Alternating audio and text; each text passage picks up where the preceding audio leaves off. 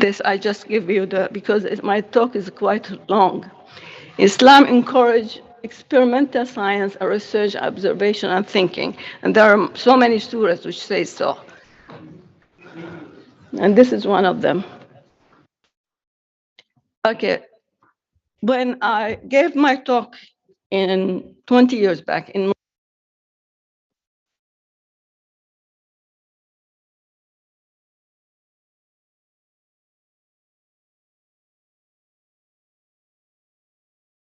we have first women, which is the Prophet's wife, which is Aisha bint Abu Bakr. She was the first scientist in religion. Hafsa bint Umar, the same. And then there's al-Hassan bint al-Qadi, which is the first physician. Nasiba, which is also, she is an expert in neuroscience. And Faraz Daqwai, it was a scientist in arts. If we look to Muslim scientists, this is 1400 years back, not now, I'm talking. The first was Ibn Nafis, who is a first astronomist, Abu al-Qasim al-Zahawi, which is master for surgery, and Razi. Razi is a very well-known medical scientist, and we have a very important book for Razi, and this is, that's Zahawi, and this is from Razi. If you read this, he was the first to introduce diabetes. When I read this, he mentioned about sugar and having a sweet sugar in urine and all these things. He's the first to introduce diabetes.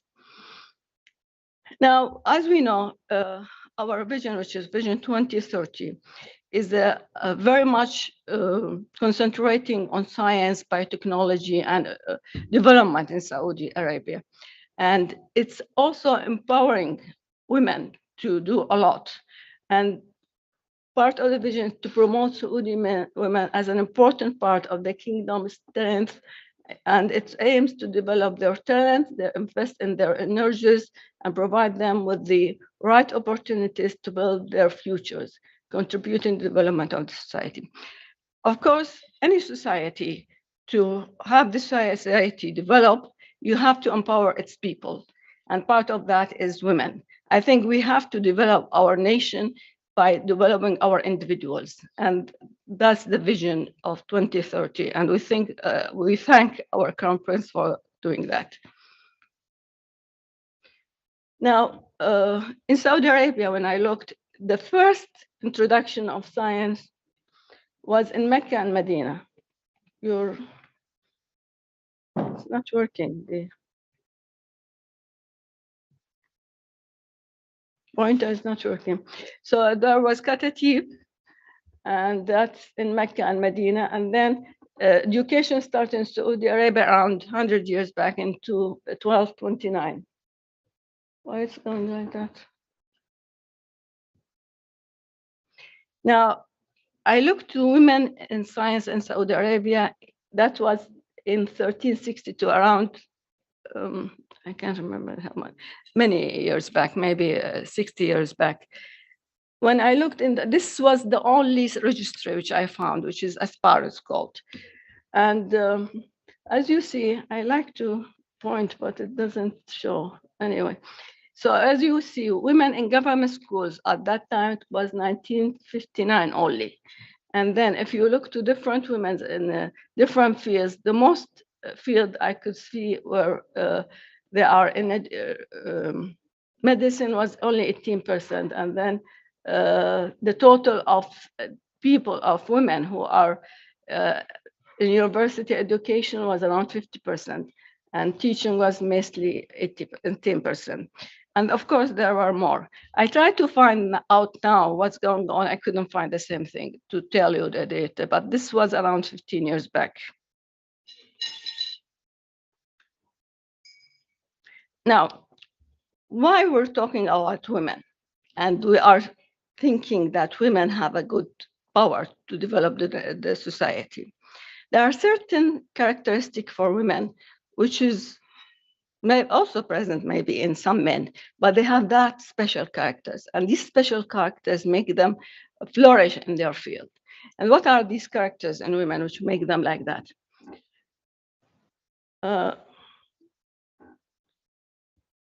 I think there was a slide before that, isn't it? No.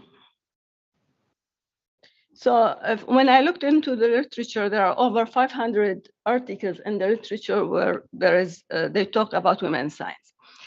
What are the feminine approaches to anything they do? Women, when they look to something, they look to holistic. They look to the whole thing versus reductionistic, where you look to parts. And that's important. When you look to anything, you have to look to it from everything. And another approach that they do is mentoring. Women, as we know, most of us are mothers. And they take care of their children, they take care of their family. That's why when they are at work, they do this mentoring approach. They are good in mentoring.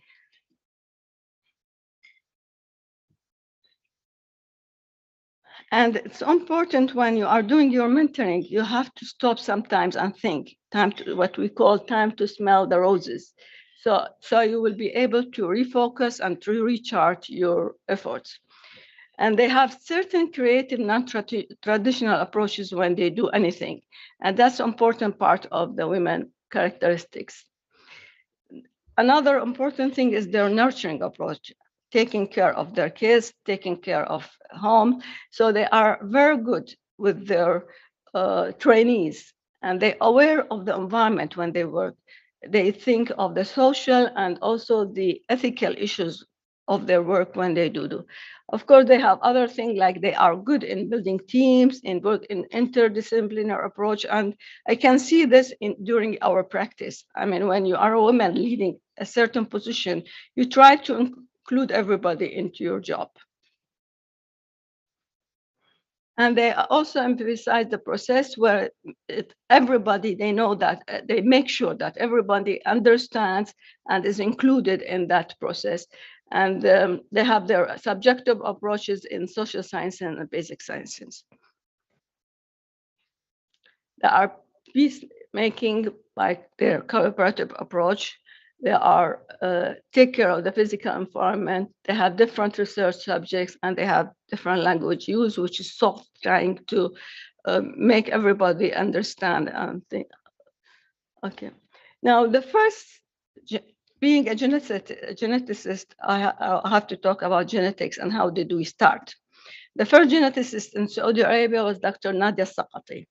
Here she is, or we are at the Saudi Society of Medical Genetics, embracing her for her efforts. She started genetics around 40 years back in Saudi Arabia, and she's really a mentoring to everybody of us. Since she started till this moment, everybody loves Dr. Nadia. The second one is Dr. Pinar Ozan. He's my real mentor because Dr. Ozan is a genetic metabolic, and my field is genetic metabolic. And Allah yarhamu, he did a lot to help me, and he really established a very good thing in Saudi Arabia. Now, the third to come is me. I was the first Saudi geneticist who started around 30 years back. And these are my two books, Genomic and Health Development Work, and Atlas of Inherited Metabolic Diseases. The Atlas is a reference textbook. Actually, when I sat to the American board, I had to read from this atlas, and now I'm the writer of it. We have the fourth edition just a year ago or 2 years ago. Actually, you can see here it's written that I did a lot about ethics, akhlaqiyat, because when I started my field, there was not much really about ethics in Islam and how to deal with patients in the taking care of them, doing research, doing anything. So I did a lot on, and I'll come to that later.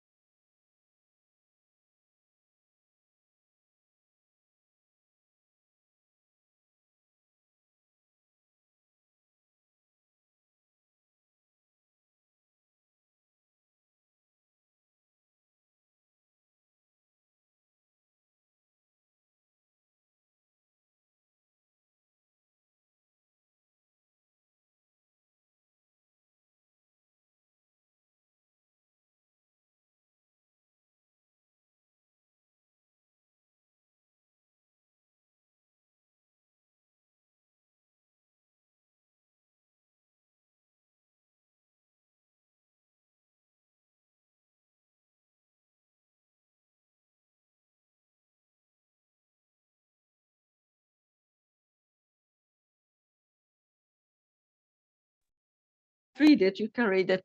But when we order any of the tests, like whole genome, whole exome, I know it's easy to order, but not easy to work, to read and to understand.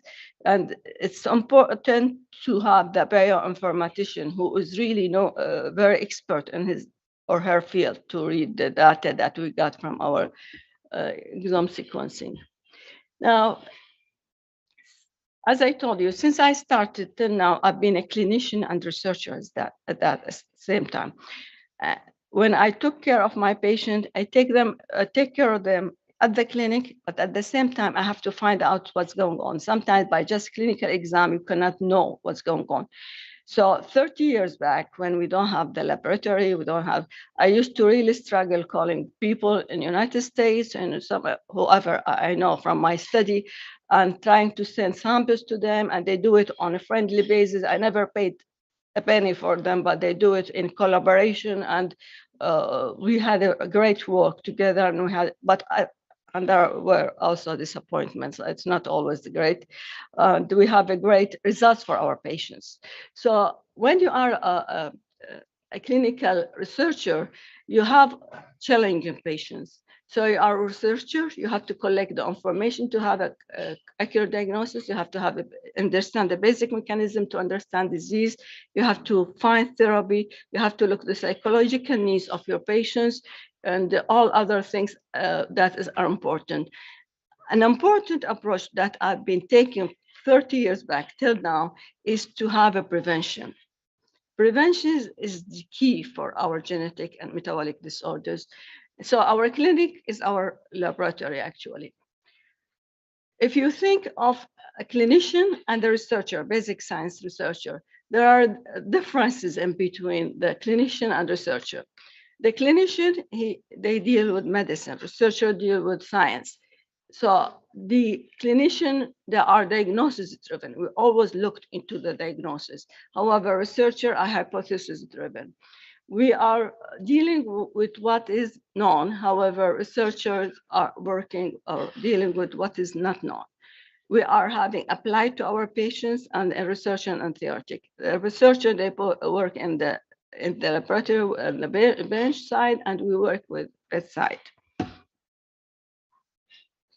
So being clinical scientist, we have to find an accurate diagnosis. We have to know what's next about this. Here I give you an example of a syndrome which I have described, which is Al-Agis-Weir syndrome. This is a syndrome which is for only two patients who came to me from Taif. And these patients, they've been traveling all over the world for 15 years, and nobody could. They went to United States, they went to England, they couldn't find out what's going on with them. Then they came to my clinic, and I have to find out what's going on. From the clinical diagnosis that I made, we found out later what's there on. Actually, when I looked into the patient, the pointer is not, oh, here it is. These two patients only are my clinic. And then when I looked, there were other patients at King Faisal, so we worked together to find out what's going on. And this is the patient has certain clinical characteristics. And actually, he's very intelligent. However, he has certain features which will, and it affects his bone. And this is his sister, the other picture, when she's 15 years old, her bone is completely eaten and she was bedridden. So I described that thing in American Journal of Medical Genetics as a new syndrome, which we couldn't know what is it. So we said it is osteolysis and arthritis. And then we tried to find out what's going on. We worked together with the King Faisal scientist, and we could map the gene. And you can see here the mapping. And then in all these patients, and then I worked with the Mount Sinai Hospital, and we found the gene itself, and we find what's going on with the protein. And here is the protein with the changes that we find. So we found a protein which is called MMP2. As you see in our patients, it's absent here. There is no protein, and this is the diagnosis and the actual thing. So we published that in Nature Genetics. That was in 2001. And then Actually, it was the first time to be described in the literature, this protein, which is MMP2. And that's why in Nature, they put a review on our paper saying that this is the first protein which was discovered, which affect the cell growth and cell synthesis. And that's an important protein which works in so many things. I will not go into the details. So when we published it in Nature, I got an invitation by the American Federation of Medical Research to present that syndrome. And they asked me to give a plenary talk and to give as well as genomic talk. So I gave it twice in the same conference, which is the American Federation of Medical Research. And I was given for that the Outstanding Investigator Award. So Alhamdulillah, yani, I was young at that time, still in my beginning, but we could achieve something big. So that's the protein. I will not go to this because I just giving you an example. Even we looked into the mouse model of that protein, and this is the patient. This is the mouse model there, minus, which is similar to our patients when we look to it with astrolysis and other things. So we published that in another journal. I cannot remember now. Now, in our field, our conference is really stressing the importance of biotechnology, of science. So in 2018, he launched 5 nuclear projects. Part of them is the Saudi human genome. I am part of the Saudi human genome and have been working on it for the last 15 years, maybe. But at the moment, I think we are establishing something big, and that's important. Even we are planning to do the premarital screening as a part of the genomic screening. So what's going on with the human genetics at the information age? Because now, as I mentioned earlier, we have a lot of information, and we have to understand this information, and we have to apply it to our patients. And to do this, we have to understand how this information is coming and how we can apply it. So we used to do, for example, research repertoire from the bench and the microscope to the computer now. It's no more like before. And there, in the clinic, from the procedure-based information to information-based medicine. So the things are changing. But as I told you, it's important to have a fine clinician to find out what's going on, to look to the patient very well and to find out. Actually, when I came from United States, it was in 1990 something, Professor Nahem, with whom I did training, once I was in the meeting and I told him, Professor Nahan, I couldn't establish a laboratory. I'm struggling. I couldn't establish a laboratory in our hospital. He told me, don't worry, Aida, you are a fine clinician and you could find out whatever going on with your patients. So it's important for the clinicians. I hope, there are young scientists in between us to try to work hard to find out what's going on with their work, whether it's in the laboratory, whether it's in the clinic. Being a fine scientist or a fine clinician, finding out what's going on is the key to go over and over again. So we will understand with more and more the genetic basis of diseases, because genetics is really the basis of most diseases that we are dealing with, and the genetic basis of behavior as well. But how can we get there? How we will translate a huge amount of raw material into meaningful functional data? This will happen by knowing the natural occurring phenotype variation delineated by syndromes, as I described to you.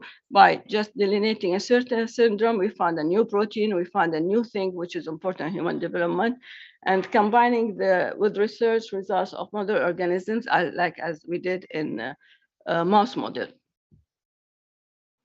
So the essential elements of success is the formation of interdisciplinary approach and the cross-training of established investigators and dissemination of research results by establishing database, by having websites and all these things.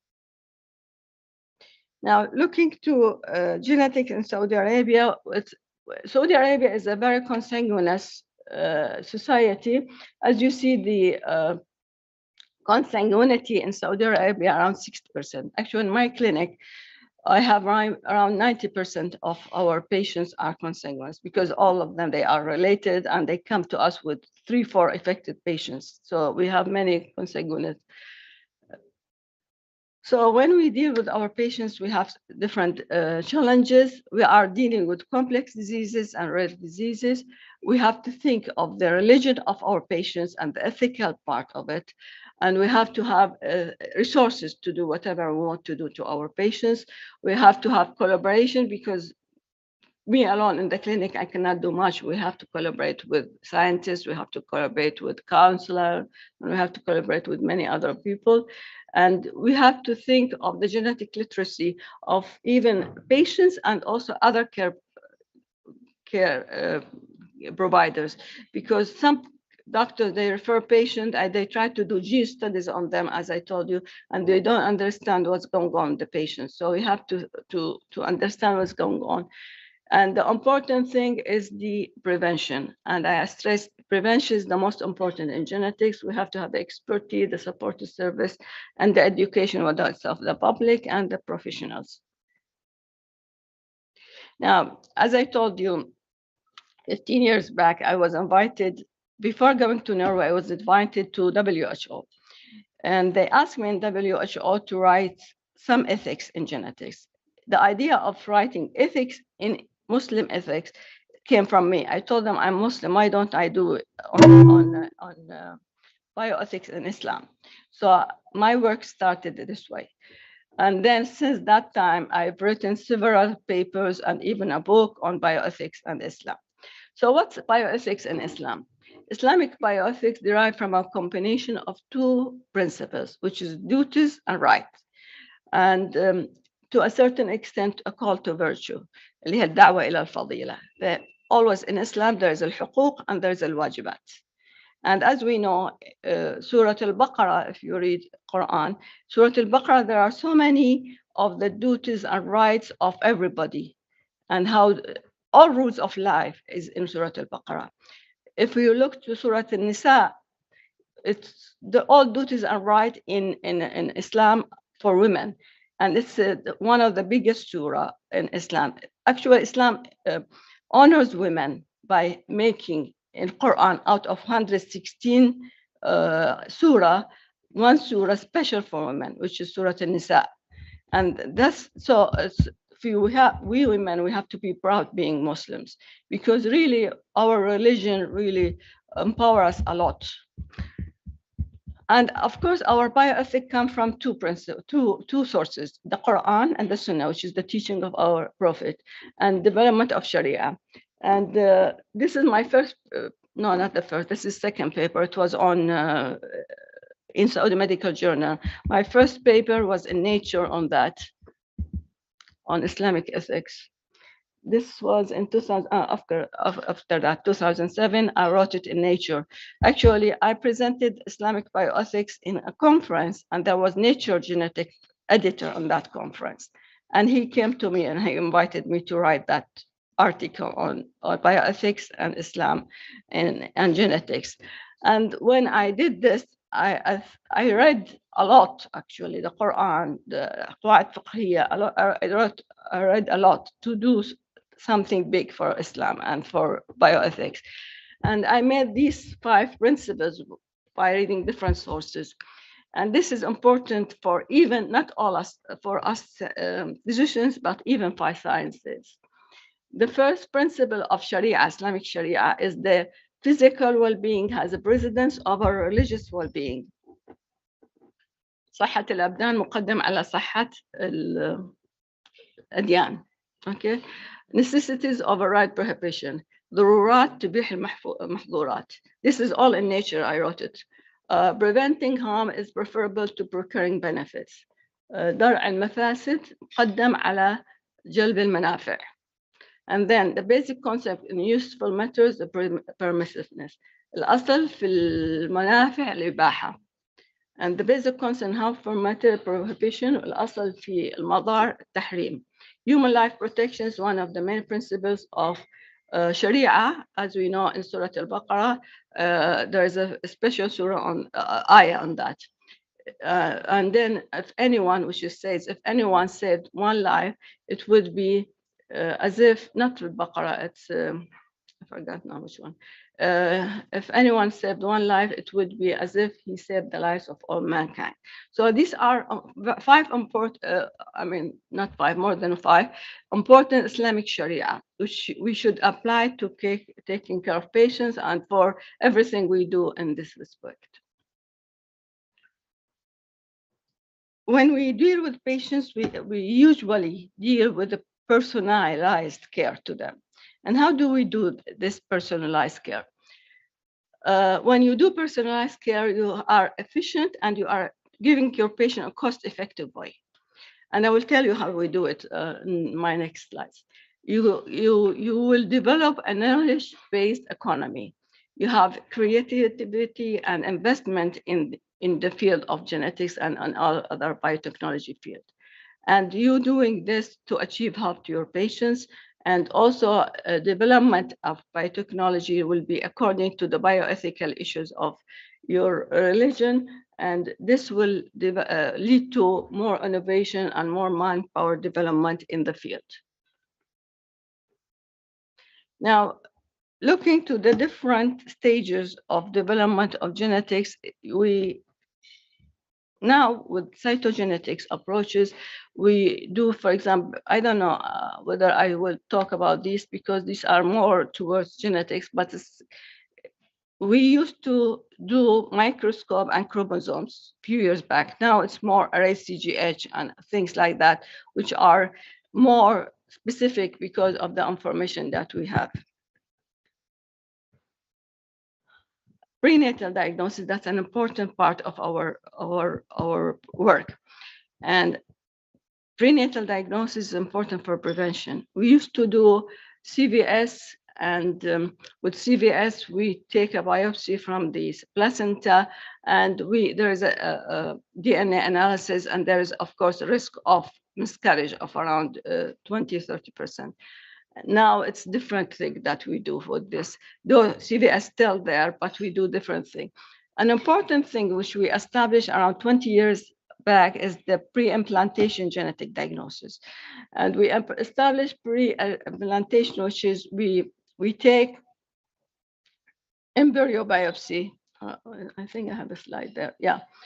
The pre-implantation is we have the ova and we first we have to make the women ovulate, and then we take the ova and the sperms, we get them fertilized, then we take let them cleave, and then at 3 days stage, the morula, we take one sample and we examine for the genetic defect. And we established that maybe 15 years back by a research project, which was we had only 1 million from that time Prince Salman, now it's King Salman Handicapped Children Research. And we started with this first case, which is ataxia telangiectasia. This is a case which we used to see at King Faisal. It has 5 affected patients with the same disease. However, with the pre-implantation genetic diagnosis, all the other children are normal. And this is my first slide of pre-implantation genetic diagnosis. And now we have hundreds of patients, which is doing for them the same thing, which is a very important preventive measure, and very important to have these patients healthy. Now, another important prevention measure that we established is the newborn screening. Here is the Prince Sultan bin Salman launching our Saudi newborn screening program. And it's also was launched as a research project by the Prince Salman, now King Salman, Handicapped Children Research. And we now have it as a service for all over the kingdom. We're doing metabolic screening for 60 metabolic disorders, and these are the disorders. And this is what, it's a very simple thing. And I actually, when I was at Yale University, part of my fellowship, in addition to clinical, I did biochemical, where I understood this, and also molecular, where I understood the molecular. So this is an important thing for prevention of our patients. And I wrote an article in 2017 about the expanding newborn screening and what are the challenges for Saudi Arabia. I will not go through that, but it's important to know that though this is an important prevention measure, but we're still having challenges to it. I'm dealing with patients. Actually, when I presented that in Pan-Arab Human Genetic Meeting in Dubai, I was given the Sheikh Hamdan bin Rashid Award for the work for medical sciences. Now, in the next 5 years, as we know, we are doing more of next generation sequences and parallel sequencing. And the parallel sequencing, though it is an important thing, but as I said, it's the reading of the information is difficult. So we are using it for many of our patients. I will skip this. Many of our patients. To start with, this is one I'm proud to talk about this patient. This is a disease which we have described as well in 1990 in Saudi Arabia. It's called biopterin-dependent PKU. This disease was never described in Saudi Arabia. Every PKU, which is phenylketonuria, they thought it is a PKU. It's a classical. And then with late Dr. Azan, Allah yarhamu, I was his fellow. We worked very hard on these patients and we found out what's going on with these patients, which is a very special kind of PKU where you just treat these patients with a couple of drugs. They don't need any diet restriction or any of these things, and they become completely normal. So this is a patient who you can't see. She's a blonde and she's very spastic. However, her sister, this is her sister, which we detected because we diagnosed the other one earlier. We detected later. She's a very normal child, even she has colored hair. And this is the same disease in the same family, actually. And how did we find out what's going on with the patients? We tried to have fibroblast culture at that time. We looked into biopterin and all these things. So when we wrote 3 papers in the 90s about this, and because of these papers, I was invited to Japan to give about, because we were the first to describe this disease, how to treat and how to prevent. In Japan, I was given a talk at the National Institute of Health in the United States. I was invited to give a talk, and I was the youngest to be there to giving such a talk.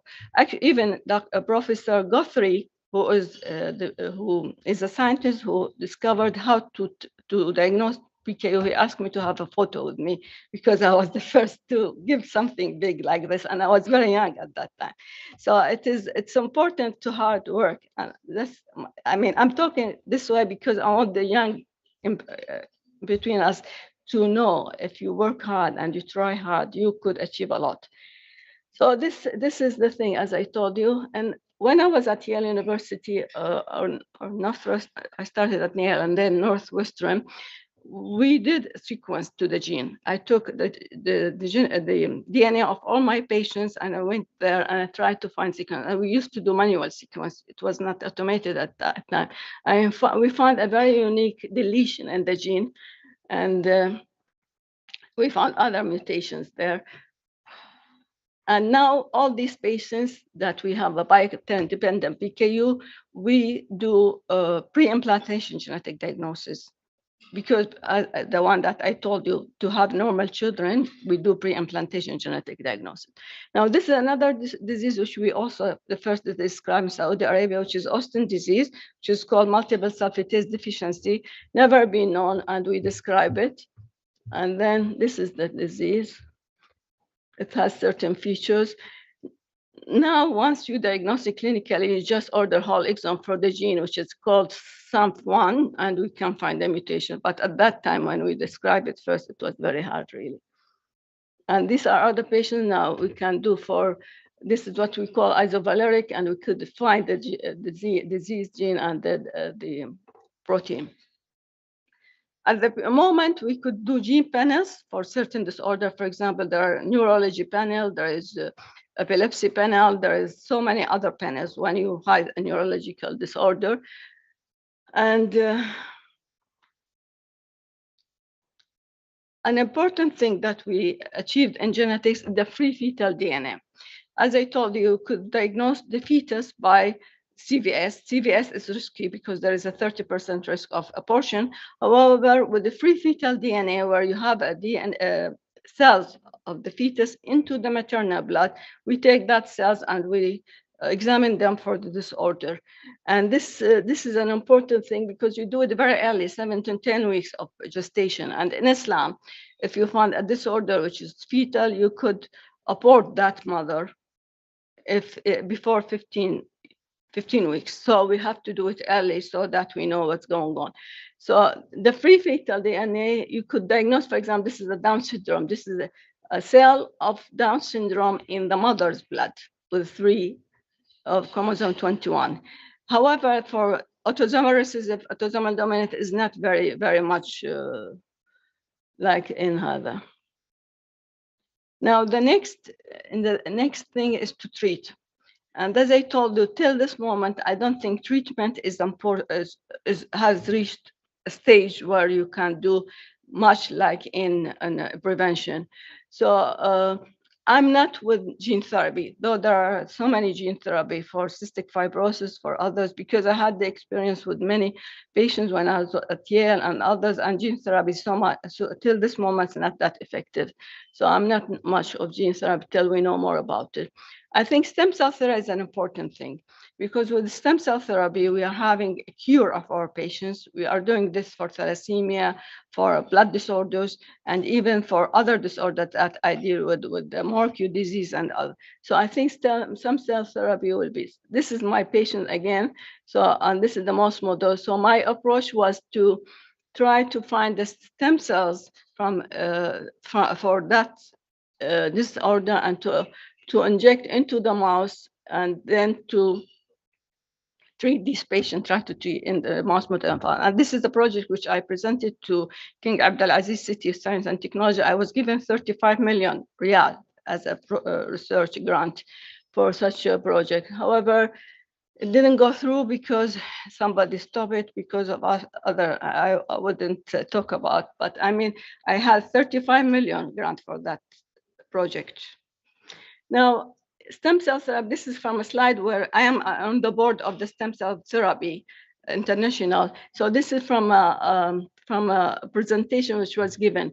We had a disease which is called multiple leukodystrophy, and this is a very fatal disease. However, they treated these patients with the stem cells into the spinal cord, and they did well. You can see here, this is the same patient who's Egyptian. He's walking. He used not to walk, and even looking to his IQ, he's improving. So I think stem cell therapy is a promise, really, for the treatment of disorders. Now, what about full genomic screening? Do we have to go to full genomic screening? I think it is the future because, as I told you, part of our Saudi Human Genome Project is to premarital genomic screening. Since we have so many mutations in our society, which we have the data for it, so we are planning, inshallah, for the future, in addition to newborn screening, as to do full genomic screening. Microbiomic is an important part as well of field. Microbiomic is, we have many bacteria in our body, and this bacteria contribute to a lot to even to prevent disease or to do disease. And I think it's another future thing to go for. We, as I said, we are encouraging science in our community and in our society. One of the things is the King Faisal International Prize, which has been there for the last 30 years. I am on the board for the King Faisal Prize in Medicine, and this is in 2017, where we have so many of other guests which came from internationally, and we've been giving awards for many people in the world for their work. So it's important to have praising the people who are in science and in medicine. Actually, this is another one in Princess Noura University, where they are about women in science as well. And I was there, and I was also given an award for that. Okay, so what's our conclusion? I hope I am in time. Our conclusion, we have to understand that different countries go differently about their business and science. We have the responsibility to address the research needs of our communities and our countries, although our values are not necessarily the values of the rest of the world. We have many opportunities to contribute and make positive impact. Reaffirming our emphasis on research and education that our strength comes from diversity of different kinds of scientists in the world. And our future goals is to increase the communication among all the members of the scientific society, to empower women in the field, and to find ways to involve young scientists and trainees in the future original research. And we have to think of our ethical issues, and especially being Muslim, our Islamic issues. And we have to emphasize that the public knows enough science and understands the concerns and choices that we need. Now, my last message is to the youngest among us. You are the flowers of the future, and we want you to flourish for the future, for our community to go further in advance. So the youngest among us have to know that science and especially genetics is exciting and challenging and stimulating. Not every profession is at the cutting edge of understanding and application. Each one of us has to have a positive and creative change in both our personal and professional lives. Okay, thank you very much. And this is my book. It is the last edition, as I told you last year.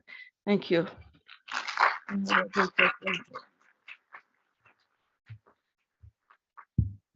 If you have, yeah, if you have any question, or I could just. Yes, actually, questions. Well, first of all, I want to thank you for starting us off with all the technical problems. Mhm. But I've talked to all our visitors, right? And everybody told me that everything was good, no problems. The hotel was good, the transportation was good, airplanes were good. Something needed to give out. This is, but we have over 300 people online now, so it's getting better. So we passed through it, and thank you so much, Dr. Akil. Okay, so can we have? I know we're trying to be on schedule, but we have a little bit shifts in the agenda, so we are okay. Any questions? So we have our visitors from Jeddah. They could not sit, so please, our visitors, please, you can come in and take your seats from the back. Yes, thank you. Okay, so questions. Actually, just maybe I have a quick one, and then we'll see about the attendees. So, Professor Adil, you said something that caught my attention. You were talking about, gene therapy, right? And in an era where we have Nobel Prize winners in CRISPR-Cas9 technology, it seems like genetic therapy is coming. So you talked about ethics, and I think both of these are very, very related. How do you envision in the kingdom, especially that one of Vision 2030, or the KPIs of the kingdom is health and wellness? How do you think in your, if you were asked to give an advice, how should the kingdom look into the field of genetic engineering or CRISPR-Cas9 technology? Okay, as I mentioned, I went so much into Islamic ethics and how we apply it to our patients and to our research. I looked into gene therapy. There are two kinds of gene therapy. You have either somatic gene therapy or germline therapy. And even there is recently, when I was in England, they introduced mitochondrial manipulation, trying to take the ova and then manipulate the mitochondria and then give it back to the women or whatever. And from Islamic point of view, somatic gene therapy is okay because you are dealing with somatic cells. You are not changing generations. So doing the somatic cell, like in cystic fibrosis and others, it's okay to do it. But from me, technically, I wouldn't do anything to my patients unless I'm 100% sure this is not going to harm the patients. That's why I'm not really much with it till we are 100% sure about the somatic. Now, the other one is the germline therapy. Germline, where you manipulate either the ova or the sperms and try to change the gene. Of course, when you do this, from Islamic point of view, you are changing generations. So no one should do it. Even the mitochondrial manipulation, they gave it in England maybe a few years back. I can't remember. I was in a conference, and somebody presented it from Cambridge, I think, and I stand up. I told him, please don't do this to any of our Muslim patients, because our Muslim patients, they don't understand. They think there is therapy and they will do it. And from Islamic point of view, this is not allowed. Like, for example, the ataxia telangiectasia patient where we do PGD, this patient went to France, and they told them there is no treatment for the disorders. But there's another way of treatment, is that we give you sperms. And they thought it is okay. They didn't understand that this is not allowed in Islam. They came to us in the clinic that's at King Faisal, saying they found treatment for us in France. And then we explained it to them, and we told them shouldn't be done. But Dr. Aqil, you said one of your resolutions was physical wellness takes over religious. Yeah, but this is, yeah, of course, but not, you shouldn't do any religious, something which affect the religion. Physical wellness, for example, if you're giving medicine, well, this medicine can, for that person would be good. For example, alcohol in certain medicines, alcohol is not allowed in Islam. But if there's alcohol in a medicine, small portion of alcohol, which is part of that medicine, it's okay around. But not to do gene therapy or change Genetic generations, makeup, yes. a big thing. We Yeah. shouldn't do this. Okay, excellent. Thank you so much. And it would be great. Actually, we have people from Smart Health here today. So we're trying to establish a biobank I don't know if Fedwa is here. I saw her a minute ago. Fedwa, she's in the back. She cannot hear me. But we are establishing a biobank, and I think this connection is very important, especially when it comes to genetic diseases in the kingdom. Yeah. So this is part of the networking. So I hope you get a chance to talk to the people of the biobank here. Okay. And let's see if we have any other questions. Thank you.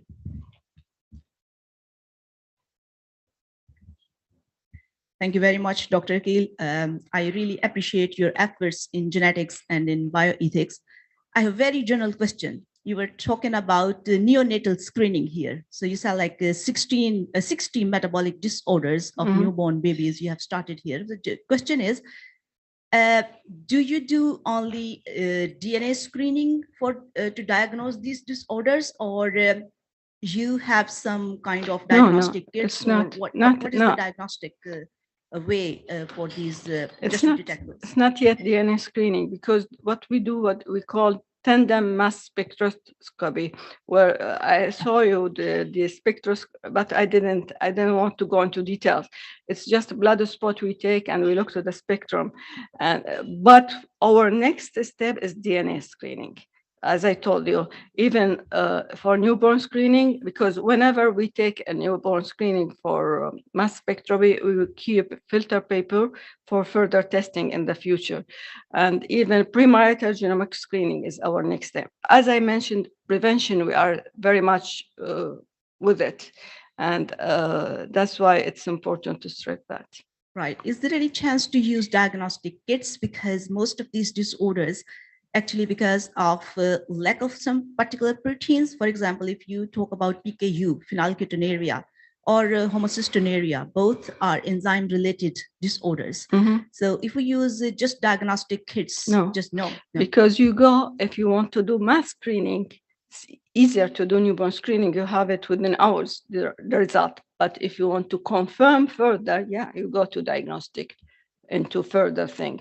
Actually, now we don't go into diagnostic kits for the protein or the enzyme. We go for DNA. And it's easier. So another very general question is, you mentioned microbiomics project here. So is there any plan to have a genome of microbiome? There would be a data and it would be related to the human genetics, because this microbiome is related to all microorganisms present in our system, right? I cannot answer this because I'm not into this field. Oh, okay. Thank you so much. Good day. So last question.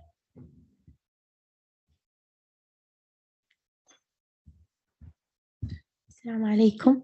Alaikum Thank you salam. for the nice presentation. We learned a lot. I have a question. Jazakallah khair.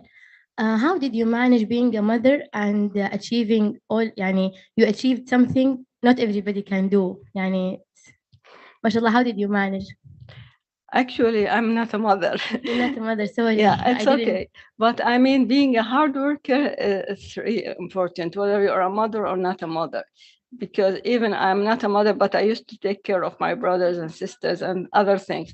So, but it's important to divide your time in between your responsibilities at work and your responsibilities at home. Mm. Well, I just want to say, Dr. Akil, to kind of support your point. I Mhm. always tell it to everybody, and especially for the younger audiences. You don't need to be married and have a husband. You don't need to be a mother and have kids. Being a female by nature, you care about your neighbor, Yes, essentially. yes, You care about your mom, your dad, yeah, your all your family's kids and yeah. all their birthdays, and so it's nurturing by nature. Professor Akil said that Yeah. it's our nature It's our to nature. be nurturing. So to answer your question, it is hard as a female to have a career and be a female, Mhm. Yeah. but this is why the networking is important, because when you see other people, passing through hard stuff, we kind of stick together, right? So, we can do it together. This is one thing. Time management is another thing. And also you have to be hard worker. Yes. Because Professor Judith, a very close friend of mine, she was the chairman of pediatrics and genetics, University of British Columbia, and she was the president of the American Society of Human Genetics several years. And once we were talking, she told me, Ida, to reach what I'm reaching, I have to work 10 times harder than my male colleagues. Female have to work harder to Yes. establish a position, and of course, support of the family. Allah yarham al-walid wal-walida, they support me a lot. I was very young when I was to do my studies at Yale, and they support me a lot, and they never Very say no. Yes. That's important as well. Thank you so much, Dr. Agil, and to be on time. So we have more questions. Dr. Salam, can we take one or more? Because it's informal. We have a lot of technical. So the ladies, yes.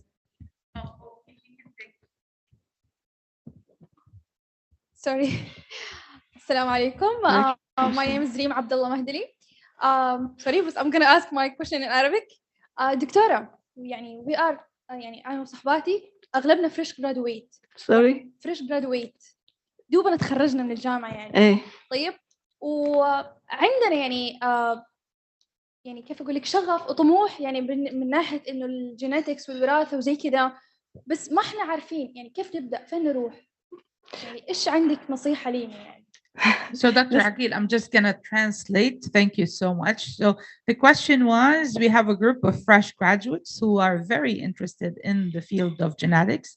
And they were asking Dr. Akil if she can give them an advice on where to go or who to contact next. Okay, please. Okay. Genetics has so many subspecialties. Clinical genetics, you have the molecular, you have the biochemical, you have the genetic counseling, and you have the ethical part of it. So think where your shagaf, your passion, where is it exactly, which field? And then you go to the field where you have the passion, so you will excel in that. And at the moment, we have so many programs, in Saudi Arabia. The clinical genetic program, if you are a clinician, it's almost all over Saudi Arabia with the fellowship program. The molecular genetics, not yet very well established, but at King Faisal, I think at National Guard Hospital, they have very good genomic centers where they do molecular.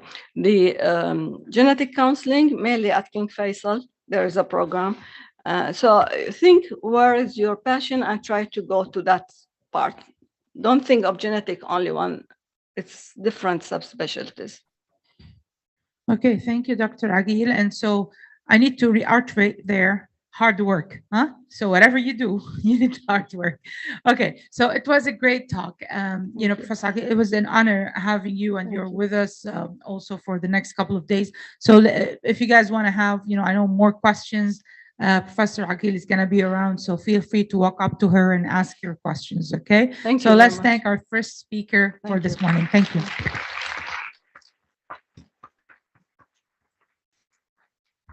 Okay, so for our second talk for this morning, it's also a very informal talk, you know, quite from the heart. I met Professor Salam Masada. She's from KMARC from Riyadh. She's doing very exciting stuff. Actually, we started collaborating together. So it was really an honor to have her in KAUST, you know, and to hear about her journey in the medical field as well. And hopefully the students will learn more during the day. So without further ado, Salam, please go ahead.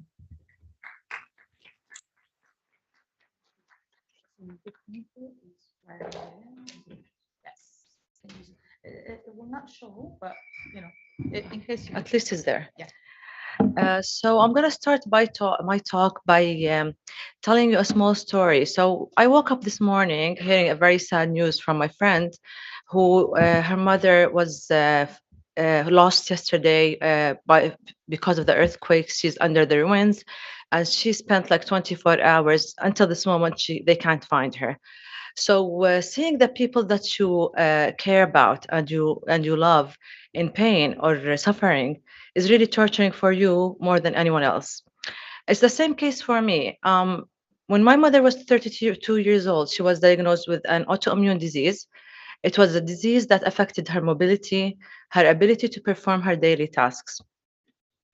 So from that moment, I felt that, you know, I need to be more closer to, and later on, she was dependent on many medications. And these medications caused so many side effects that she's still suffering from until this moment. Because, you know, autoimmune diseases are chronic and they need to be on treatment for longer times. So the motivation, and I set my goals that I need to do something, maybe related to diseases, related to medications, something to help the people that we all care about. So my name is Salam, and I'm a research scientist in KMARC, National Guard Health Affairs, and I'm also a faculty member in the Center of Excellence in Biomedicine, which is an affiliation between Saudi Arabia and Harvard Medical School. I'm going to start my, so the talk today is going to be about my journey, and I hope it will be inspiring for the younger generation who are here today to see the steps. I'm not going to say struggles, but I enjoyed every step of my journey, and I'm kind of satisfied of where I am right now. So I'm gonna start with the world map because I lived in many countries. I was born in the UK, and then I moved to the US. Then lived in Jordan for some time. Then went to France and to the UK again. So this is my photo when I was in the United Kingdom. So I was born there and spent my early childhood years. And later I moved to the US where I did my middle school. My father was a professor in University of Virginia.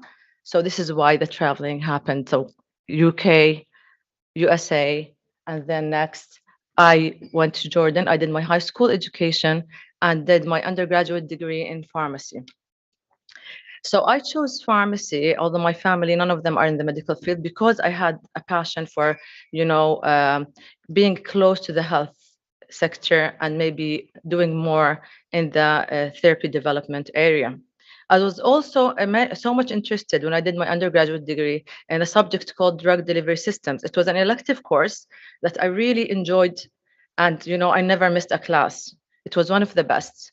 So next, I decided to go to France, and I did my master's degree. So the challenge here was I wasn't speaking French. I wasn't a native speaker of French, and my course was 100% French. So I really did study French in school, but when you're doing like science, I never knew that nitrogen is called azote, and my course was chemistry, health sciences, and a lot of these terms. And also, I had a baby at that time. He was 2 months old when I started my course. It was a crash course, one year course with a research program. So here, I would say I worked maybe 10 times harder than anyone else among my peers, because I had the language barrier. I had to do my research in another language that wasn't really competent, and then I had a small baby to take care of.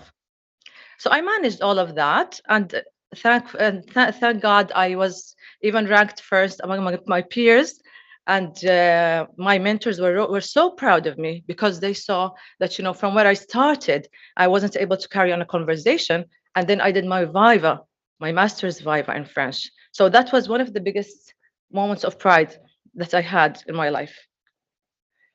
Then I did my master's degree in drug delivery systems, microparticles, and, you know, polymer microparticles.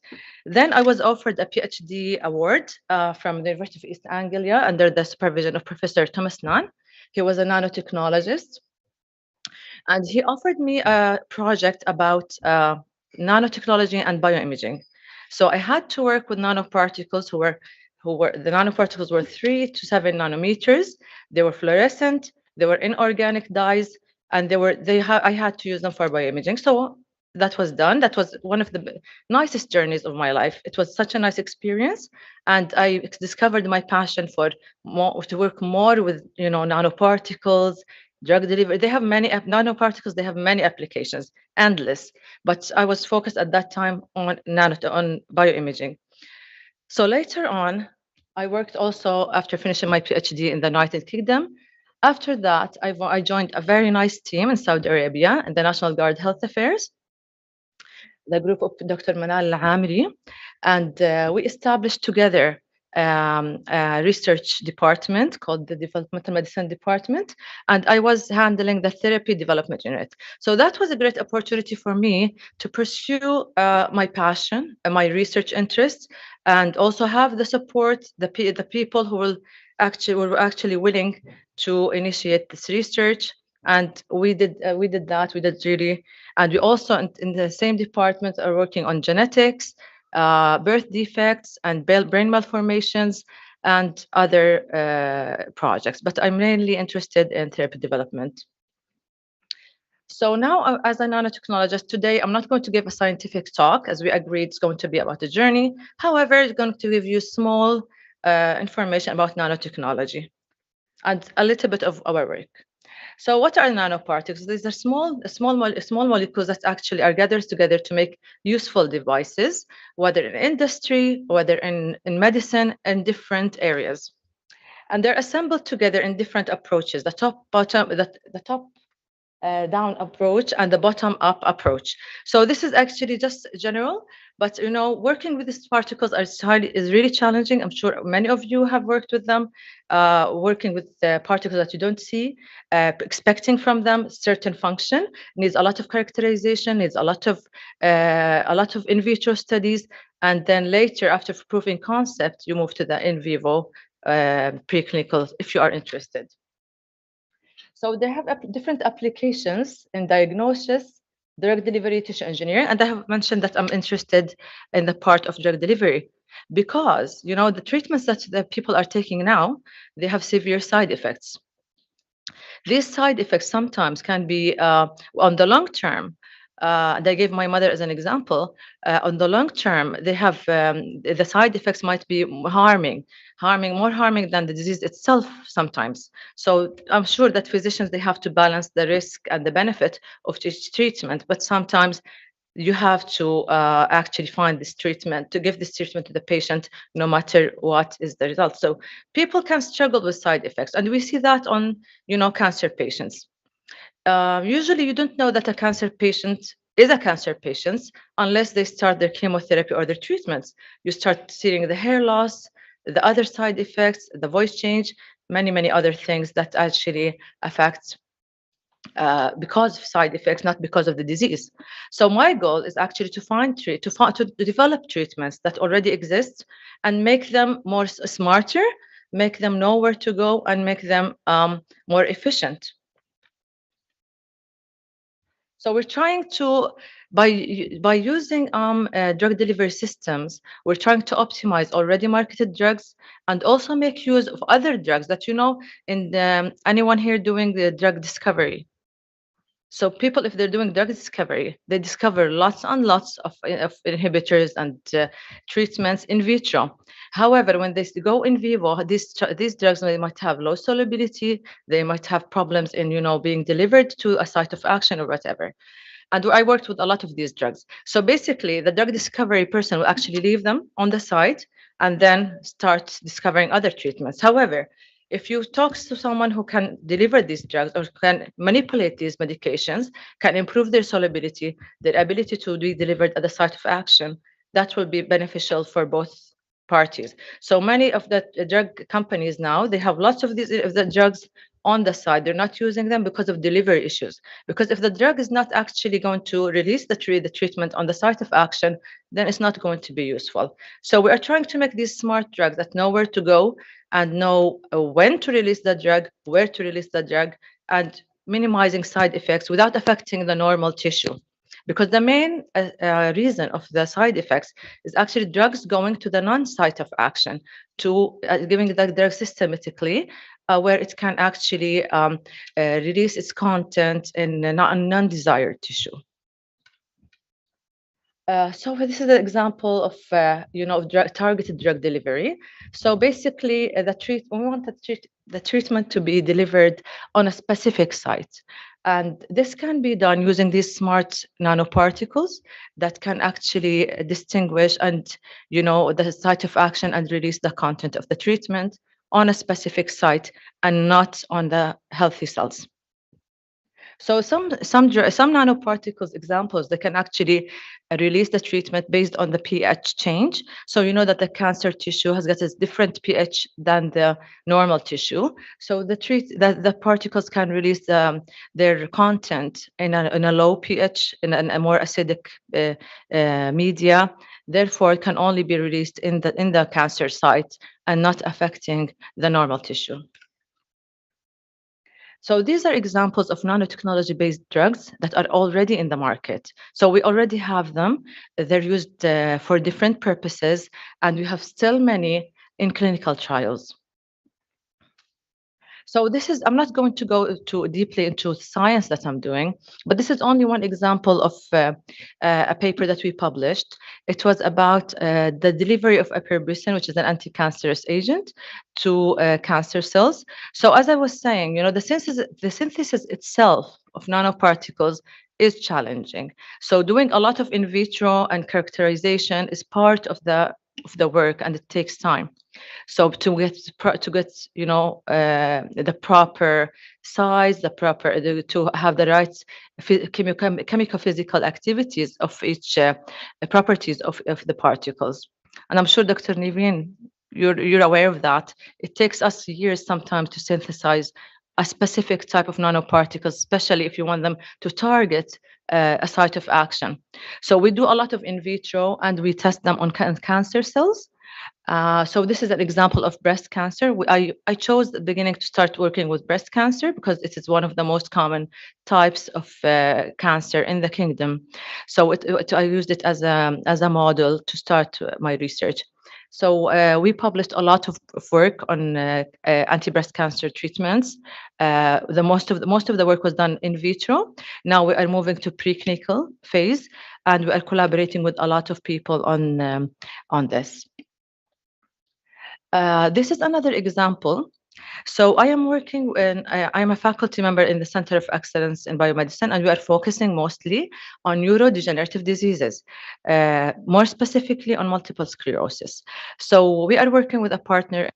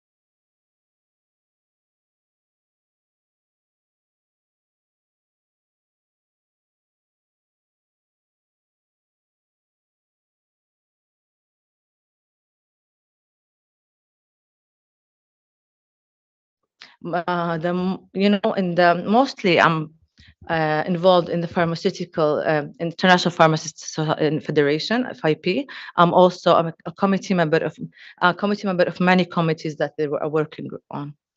These are our collaborations. Some of them non-exhaustive. We still have more.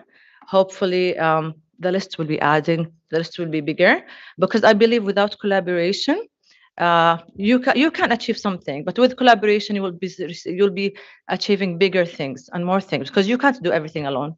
You have other people, they have other skills that yet you have. Finally, this is a photo of my of my family, not to show you that that I have a family, but just to say that I did not highlight that that was a challenge in my life. When I started my education, I was so young, and I had a baby, and my family started growing bigger during my education and my career. They were never a challenge. However, I have an advice for mothers. Take care of your kids and of your family, but don't forget yourself. If you have to put yourself first, because sometimes, as Dr. Aida said, we are perfectionists, we are caring, we are we want to give more. However, we reach to a point that you forget yourself. You focus about work, family. No, for me personally, every day I have to meet my friends after work, friends that are not from my circle, from my work circle, and I have to go and exercise. I have to do my walks, and I have to take care of them. But if if I'm not feeling good, then it will reflect on everything and everyone. Thank you so much for listening.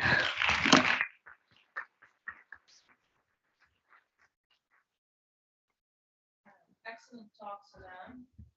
Thank you. Let's take. Thank you very much, Dr. Salam. An excellent presentation. I just want to stress one point. For us physicians, we don't measure our success only by our publications, awards, and other things. Myself, I'm talking about myself. I actually measure my success by how my work and my research is applied to the clinical care of my patients. Because I know so many physicians in other countries who are just doing research, having publication, and they don't care the patient, what will happen to the patient. And I always stand up in the conferences and tell, what did you do to this patient who has so and so? You have to. Yeah, very nice comment, Dr. Aida. Even if you don't have publication, anything out of that, you have to. The thing is, this is amazing. Not a physician, but I know what you're saying. Yes. No publications. One of the best work that I have done was actually giving back to the patients. For example, we have talked to many patients with genetic disorders, with multiple affected, and we saw, and you are very right, we saw the effect it has on them when they have the information that comes from your lab. So this is more important than publication, and giving back to the community is actually a responsibility. It's not about your degrees or about your papers. However, this is just an example of of parameter that now it's considered. But you are so right. The more that you give to the patient, the more you give to the families. This is what is important. And also to the community. True. I mean, if this applies to the community, like what we did, for example, newborn screening, pre-implantation, genetic diagnosis, all these things, they started as research, but now it's amazing. Applied. Yeah, you're right. Yeah. Another thing is that you mentioned about neurodegenerative disorders. The disease you mentioned, the multiple sclerosis, Alzheimer's, and others are adult, but we see so many neurodegenerative disorders in children, like metachromatic leukodystrophy, Krabbe, so many others. Do you have any research project on these patients? And actually not. We are working with adult, neurodegenerative disorders, but we are now starting a new project. We are going to work with the familial type of MS. So I think in this case we will be working with also pediatrics. Thank you. Thank you so much.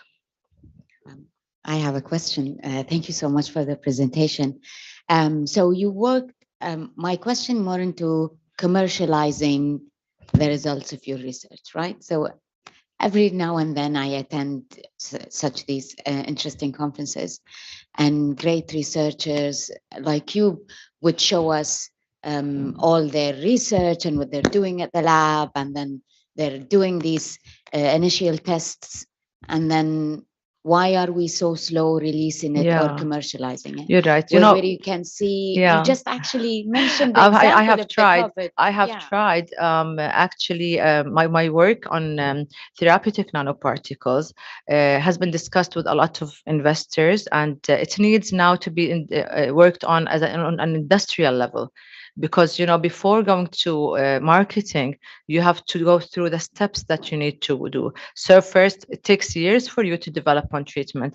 Then it takes years to do the preclinical trials, which is in animals. Then it takes years to go to phase 1, phase 2, and then phase 3, phase 4. Then you go to commercialization. Companies will not fund you at a very preliminary stage. So research should keep developing, making these products more mature. And this is what the message that I got, when we were trying to do all of this. Needs to be more mature, needs to go to higher levels of clinical practice, then later can be commercialized. And this is why, the companies, they don't release drugs every day. The pharmaceutical companies, how big they're giants, and they don't release drugs every day. Yeah, they actually take their time, because it takes years to develop one treatment.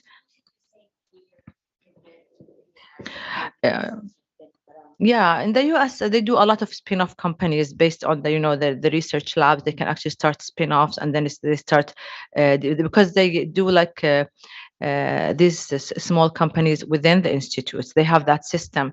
However, we still don't have that system, but I think it's going to come soon with the Vision 2030 and all of the motivation that they have for biotechnology. Okay, excellent, Salam. Do we have, yes, one more? So from Mayada, thank you. Thank you very much, Dr. Salam, for the very interesting presentation. Actually, very good efforts and great journey. My question has to do with, first of all, I'd like to also agree a lot with you, Dr. Aqil, and yourself, Dr. Salam, on the fact that, of course, publication metrics can be misleading sometimes. And so what we really care about more is the impact on the society. So an ability to influence maybe younger generations and other people. My question has to do with the nanoparticles. We hear a lot about the advantages of nanoparticles. We can sense this in our applications and different applications. But what about the downside? I mean, have you noticed any side effects for the nanoparticles you're using, or heard about some of the drawbacks of that? What do you think about this, especially the biodegradability? When we talk about biodegradability, of course, this has to do with the timeline of this biodegradation. So for example, how long would that take to leave our body and so on? So can you elaborate on this, please? Thank you.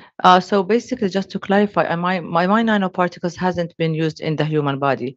We are still in the in vitro and preclinical phase. Regarding the biodegradability, the material that I'm using to make the long journey short, I'm using FDA approved material. So if they're FDA approved, then I don't have, it's like any other medication we are taking now. It's like paracetamol, anything, because they're all FDA approved. We don't check where does the drug go, or they have the all of that. All of these studies are done and approved. Regarding the other, I'm sure that the lipid nanoparticles and the others that were used in vivo in human, they're cleared. They are cleared maybe within 48 hours. I'm not 100% sure, but they are cleared from the body for sure, and they're made from material that are inert. Inert will not interact with any any biologicals, any biologics. Thank you very much. Welcome. Okay, so let's thank Dr. Salam. Thank you so much. I realize we're running behind, but not worry. It's very informal, as we said. So if you have more questions, it's very interesting to have these talks. Our next talks is by Dr. Al-Ghwanim Sharifa, I think. Sharifa, you're up. So let me tell you, I love your first slide. It's amazing. And I would write, I really like it. Very, I mean, you're going to introduce yourself. So you might as well go ahead. We're very proud of you. I saw what you've done so far, and we're very lucky to have you with us, here at KAUST. So please go ahead. Well, thank you for having me. I'm Sharifa. I'm a research scientist at the Media Lab at MIT. I'm going to talk about my journey, which will be a bit funny, if that works. Okay, so I was 10 years old. Before Windows comes out, we used to use DOS. Just to spoiler alert, I'm a computer scientist, AI specialist, so I'm going to care about your soft side, not the physical hardware side of your body. So it's 10 years old. I'm old, by the way. So we used to use DOS. So we type command lines and terminals, even to play games. But then Windows came out. And when you turn on your PC, it comes like Windows with the music. And it's like, that's insulting. It should be Sharifa. And I was thinking, I will study at MIT and I will create an operating system that speaks to the Arabic audience that's in Arabic. Talk about narcissist. But I also wanted to have a social impact to all the Arab society. At the time, terminal was not easy to use, and Windows was much, much better if you could see, but it's still not in Arabic. So, spoiler alert, I did not study at MIT, but I am now working there. Why didn't I study at MIT? Well, I am the horriblest person to take exams. I cannot memorize anything. Even to memorize my national ID, I have to make a story. I was 10 years old when I wanted to study abroad. I only went abroad when I was 28 years old, and so on. And this is how I could remember anything. And that was easy in high school, was easy in middle school, but go to university, oh my God, there's no way I'd be able to study and memorize everything as a story to be able to have good grades. I was excellent in programming. I was excellent in any hands-on activity. I am the teacher of all the people who take 5 out of 5 GPA, but I cannot do exams. Well, it did not end very well, but at that time, but now I'm much better, in a much better place. So I did study affective computing. And it's, I mean, you could see from all the speakers so far, you could see the passion. Hard work will not come unless you have a great passion to what you're doing. Someone said, choose a job that you love or you will never work a day in your life. That's me. I feel like even eating and sleeping is a distraction of what I want to do. So it's just passion. You just find what you love and you'll excel. It's not going to be a burden. It's not going to be a hard work. So I was 13 years old or so when people always know what I'm doing in my face. Oh, you're lying. Stop lying. Oh my God, how did they know? Or you're embarrassed and they would laugh at me, or you're happy, or what are they seeing in my face that tells them how to identify what I'm feeling? What if I want to hide my feeling? It's impossible. So I started reading psychology. How, if they can read my face, how can I at least have the same thing of reading their faces, identify what they're feeling, and at least we will be in the same page. It's not me being totally transparent and I don't know anything what they're feeling. It's just was frustrating. So I started reading psychology books. At 13 years old, they're very difficult terminologies. I had no idea what I was reading. At the time, I was thinking, well, computers are here, and I'm going to create a system that will understand other people's faces, and it will tell me in my ear what they're feeling, so I would know what they're feeling as well. So I did not do that. But when I went to study in Australia, I found the lab affective computing. They were doing like understanding emotions. It's like, oh my God, this is happening. So I did join that to do my PhD. So my PhD was on diagnosing depression from facial expressions, voice, body movement, head movement, and so on. So that was, I found my passion. I could not stop till now. Oh, wrong. So since then, it was 2008, 2010 when I started my master's, all the way until now, I'm just playing. I am in my playground. I cannot stop playing.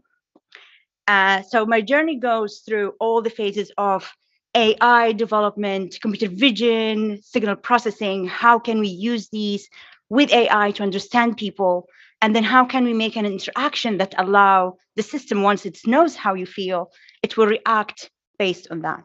So when I did my PhD on diagnosing depression from facial expressions and body movement and so on, I was telling my supervisors, like, no, we could do this in Skype and we could allow people to just, we know how they feel. And if they're not feeling well, we could just contact their mothers. And he said, no, privacy issues.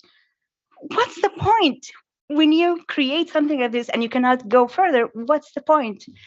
Anyway, so I graduated, went to teaching as a professor in Princeton University. But there, it's a bit difficult to dive into affective computing because it's new. No one's like, using AI to face facial expressions and emotions. What's the point? Can you use AI in cybersecurity or finance? It's like, no, that's the point. We want to care about the individual, not the company. So it becomes a bit difficult to even encourage or motivate my students to do research in there or play there. So 3 years later, I was like, I need to play. So I went to do a postdoc in Australia again, and then I get to the fellowship at Ibn Khaldun with at MIT. And when I get there to MIT, it's like, told my supervisor 2 months later, it's like, I am not going anywhere. You have to keep me. She was so generous to keep me until now. So I am now as a research scientist there. I love the work. I love the passion that the students have. And I love that I could use the AI we create into deploying into systems that actually people could use. And we use them with social robots. If you ever heard of Jibo or all these social robots that understand your emotions, care about you, and actually interact based on that. So let's say it detects that you're depressed. It's like, oh, you look depressed, Sharifa. What's wrong? Are you feeling well? And then I will have a conversation with this agent. And then I would just like, but yesterday you were feeling great. What happened? It's like, what triggered this? Or so you could have a conversation with an agent that allows you to feel good about yourself and not to disclose too much to people when you feel you don't want to be vulnerable. So I started as only facial expressions, single modality, looking at just the face. What can I find there? Muscle movement in the face. What patterns that we could see? Is the smile is fake or actual smile? Because of course, different muscles create different movements. Then we looked at, because I work in depression diagnosis, and I have to work with psychologists and psychiatrists all the time. And if I tell them, hey, I create an AI that gives me 99% accuracy that doesn't exist, and they was like, what does this mean? How can I trust AI to give the diagnosis that I would give as a human? And I've heard someone being skeptical about AI, so not very nice for me being biased. So during all my work, I had to, because I need to speak to the psychologist, I need to make AI as simplified or as explainable as possible.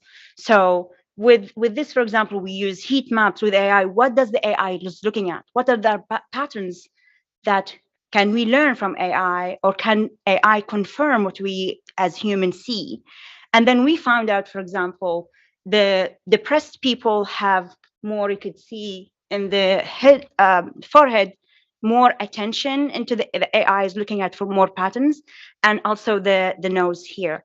And when we aligned it with the research, depressed people always have anger and disgust of themselves. And that's why the attention of the patterns are here with AI. And that confirms that AI is not just black box that's looking at the background or looking at something not related, but actually looking at what we want it to look at. So I think it's also very important always even when we use AI to dissect it, make it transparent, so people would trust it. And by the time it gets more advanced, we will be able to use it without questioning or without being afraid of other things that it might do.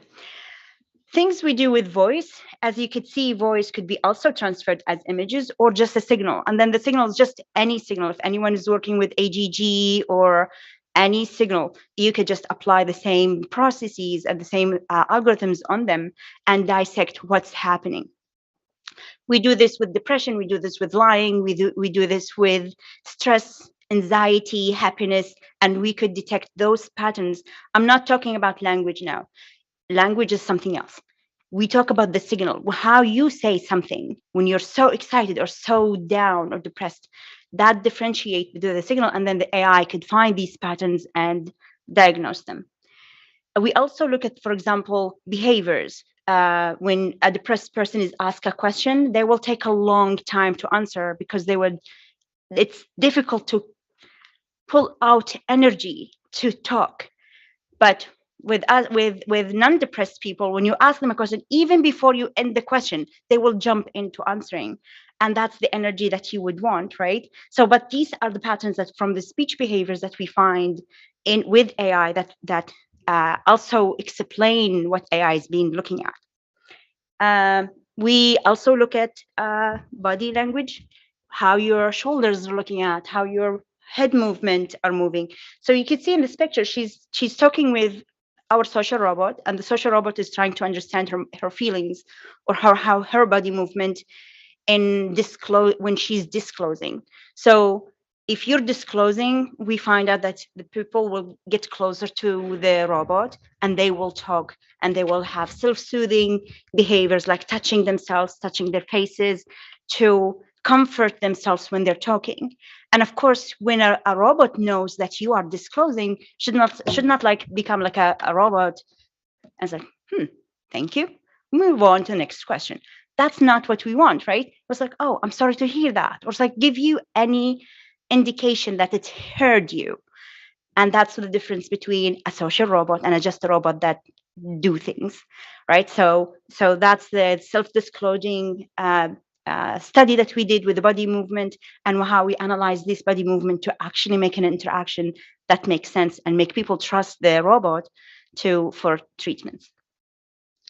We also worked on suicide. With the pandemic, a lot of depression, a lot of suicide had happened. And we thought, is there a way that we could detect it? If someone has their phone or a laptop on or a robot or something, and then we detect the risk level of their suicide, can we prevent that? Can we make an intervention right now? Because suicidal ideation, it's not something that I will talk about my mother, hey, I am thinking of making suicide today. This is something that you will never talk about. So how can we make like at least a mediation with the robot to make that less effective to the society, so we could have people have second thoughts of their suicide ideation. So we analyzed the behaviors using AI, and we looked at their eye gaze, their body, how their feet are moving, and how we don't have sensors in those studies. So because we don't want to invade people, and they will never you will never know if they're going to have their wearable all the time. So we need something that's accessible. So we did this. This is just published like a few days ago. And we analyzed everything that we could do to identify what's the difference between someone who's in low risk of suicide, medium risk, and high risk. How can we find this pattern and then forecast it before it gets crazier? Um, we did more stuff into the wearable. I'm not against them, but I don't think people, at least for now, they're not always wearing them, and therefore it's not something that you could rely on making studies. But we're doing this a new study right now when we're connecting the wearable with the social robot. So if you're not moving for 2 hours, like the robot would say, maybe a cup of tea would help. Let's make a tea, at least move. Or your heart rate is racing so much. Maybe you just need to have a deep breath. Or maybe you're stressed. Is everything okay? Do you have a deadline? Or something that just makes you feel that this robot is a companion, is an assistant, that without invading anyone's privacy is allowing you to live better, or at least be aware of your own feelings. I'll skip this because, or not. We did a study here in Saudi Arabia. We wanted to see, is there a difference in emotion recognition models, and if there's anything that we could look at different behaviors from different cultures. We found that we of course, we express emotions the same, but the triggers for those emotions are going to be different. So different culture, you show them, there was like a movie, like a clip of someone was making jokes about their parents. And with the Saudi culture, it's like, oh my God, disrespectful, it's not funny to insult your parents. So we could see these things like different culture perception to those triggers that allows them to, it's like, no, that's not accepted. It's like become things that we were thought it's going to be funny and make them happy. It actually made them disgust and did not accept it. So we're talking about how can we make, or how can we understand the cultural context for the triggers, so that we allow the robot to, once it knows the culture and the context that it's in, it will give a better responses compared to just being neglected to all the emotion of the cultural aspect. Now, when we look at each one modality alone, that doesn't give you enough. So we're thinking, what if we fuse them together? What if we use the face and the voice? What if you use the voice and the body movement, or with the heart rate or something? So we did the multimodal fusion, and here it was interesting. So I graduated, but my brain was so still passionate about my depression work. There are a few things that I needed to graduate because I want to go home, but I still want to do them. So I did this research after I graduated, and using my data. I was looking, I had 3 different data sets. I had the Australian data set, I have the American data set, I have a German data set, and we did a lot of studies, cultural, cross-cultural, cross data set AI development. But then I was thinking, maybe if AI can get to 80% accuracy, what does it see? Does it see something else? Can I learn something from this? So I used Fusion as well as feature selection to just see what is the overlap and what's the difference and the similarities between American, Australian, and German in depression behaviors.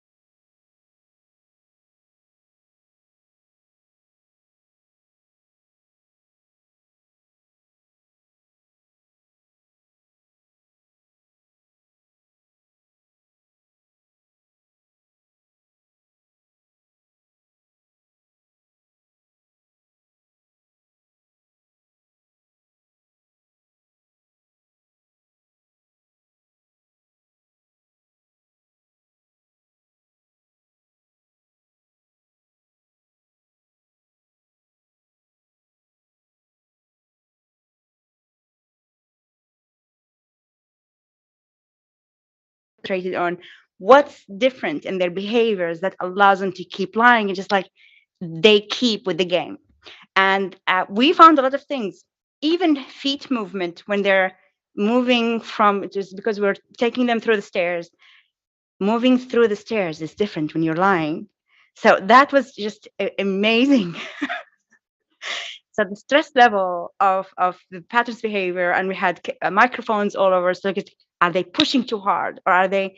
And there's like, it's the behaviors pattern is amazingly different, even if their face doesn't say anything.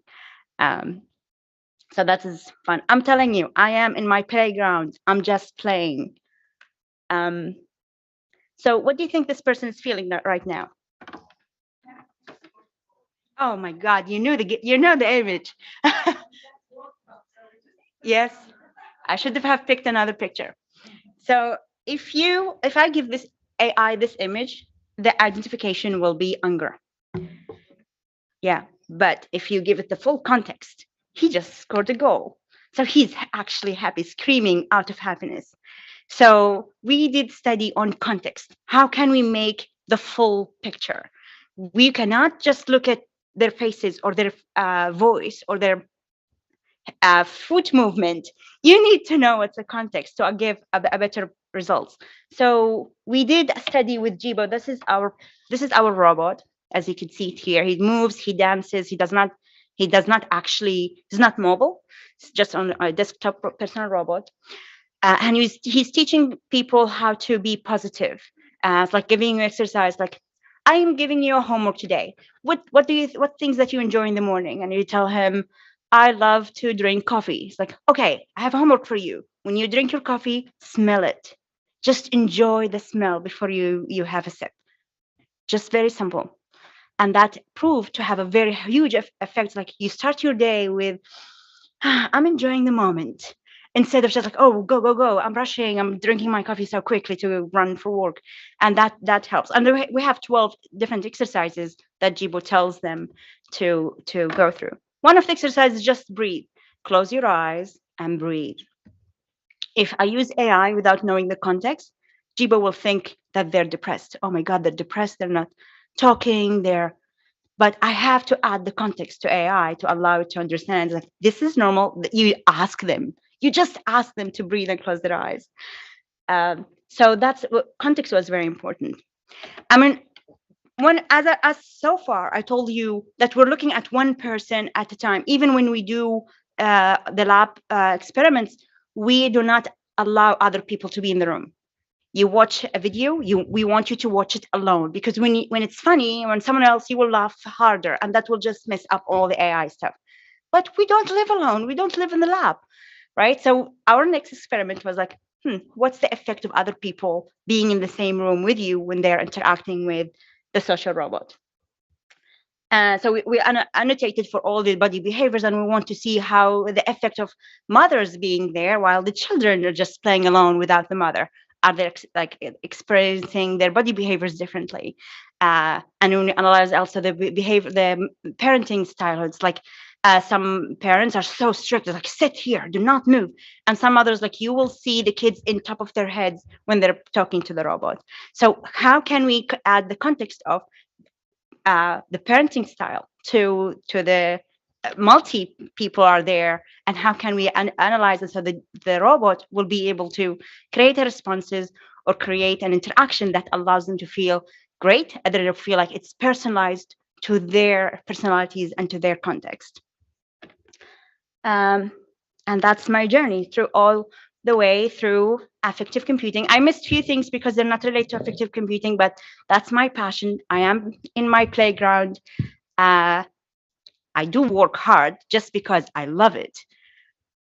And I feel like I'm playing. So my advice, find your passion, and your hard work will just come as a symptoms to the fact. Thank you so much.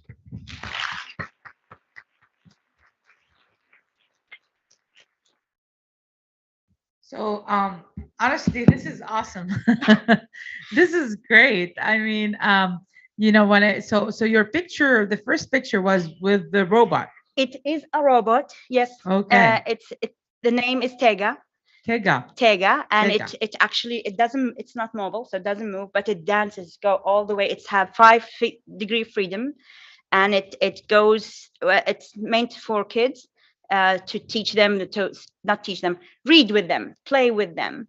And of course we love him, but he's not commercialized, so it breaks every 5 seconds. Oh, well, it looks it looks to me that this is something that definitely could address the mental wellness thing.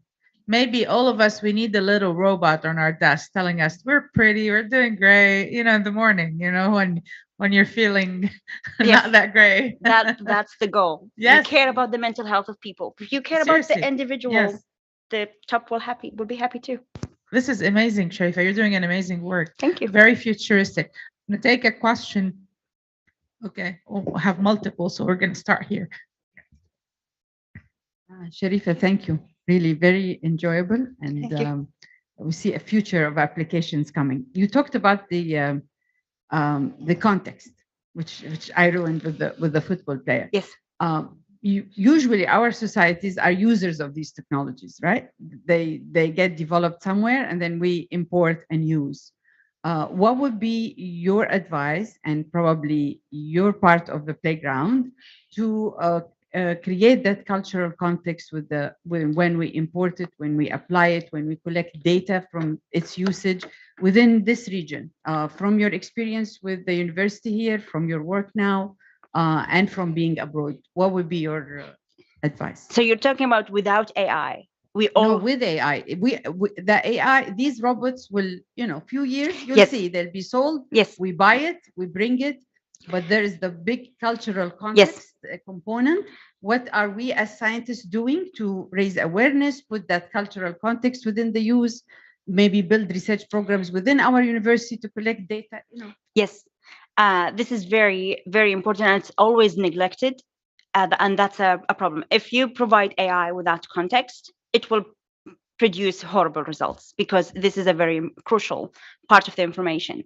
And now in my group, in my research group, we're also doing personalization in general, and also specifically in the ethical aspect of you have to have context, otherwise you create a biased technology. So if it takes us 400 years to get rid of racism, and now we're not adding that to the context in the AI, now we create AI that is 400 years old, that still have these concepts of racism and like favorism of a specific part of people, and it's not ethical. So part of my group studies specifically ethics in AI, and how can we make it equalized and make it specific and personalized to people, so we don't create AI that is 400 years old thinking.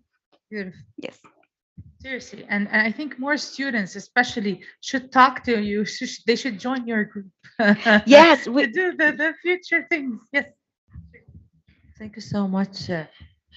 My dear, and thank you so much, Sharifa. It was a great presentation. Enjoyed it so much, and we hope to have this robot, accessible for all of us. I think you're right. It's more comfortable talking to the robot, and if it replies to you, to have more interaction with a non-human. I want to ask you a question. Did you compare the accuracy? Because as I understood, it's able to diagnose depression and anxiety, other disorders. Did you compare the robot's results compared to the psychologist, the physician? How accurate? Did you do a study that shows favorable results to your robot? Well, because the labels come from the psychologists. So the psychologist or the psychiatrist referred the patient to us, and the patient was like, this is their severity level of depression is 7, or their severity level is 9, or so on. So those are the labels that we're using to measure our accuracy. So if the human are 100%, our accuracy is 80% lower. It's like 20% lower than the human. However, we also had 2 psychologists diagnosing the same person. So because we also see diversity between human diagnosis. That's like a psychologist would say this person is depressed. The other one say no, that's a ADHD, and that's just a huge discrepancy. So when we picked our patient, we picked the patient that both psychologists have the same diagnosis. And that's when we built the AI based on their labels. We did not like do a human studies, like just a naive person looking at this video, how much they would rate this person, because anyway, they're talking in English, and then the raters will be listening, and they will know from the content, that from the language, even without looking any behaviors, that they're depressed. So we did not do the study of just naive human, but we did it with the psychologist. Amazing. Thank you. Thank you.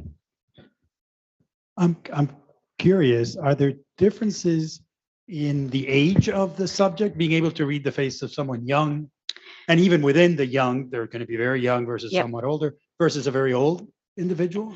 And the AI itself, because we cannot, well, in depression and all the mental illnesses, we're only focusing on adults, because with children, it's going to be ethical approval will take 500 years.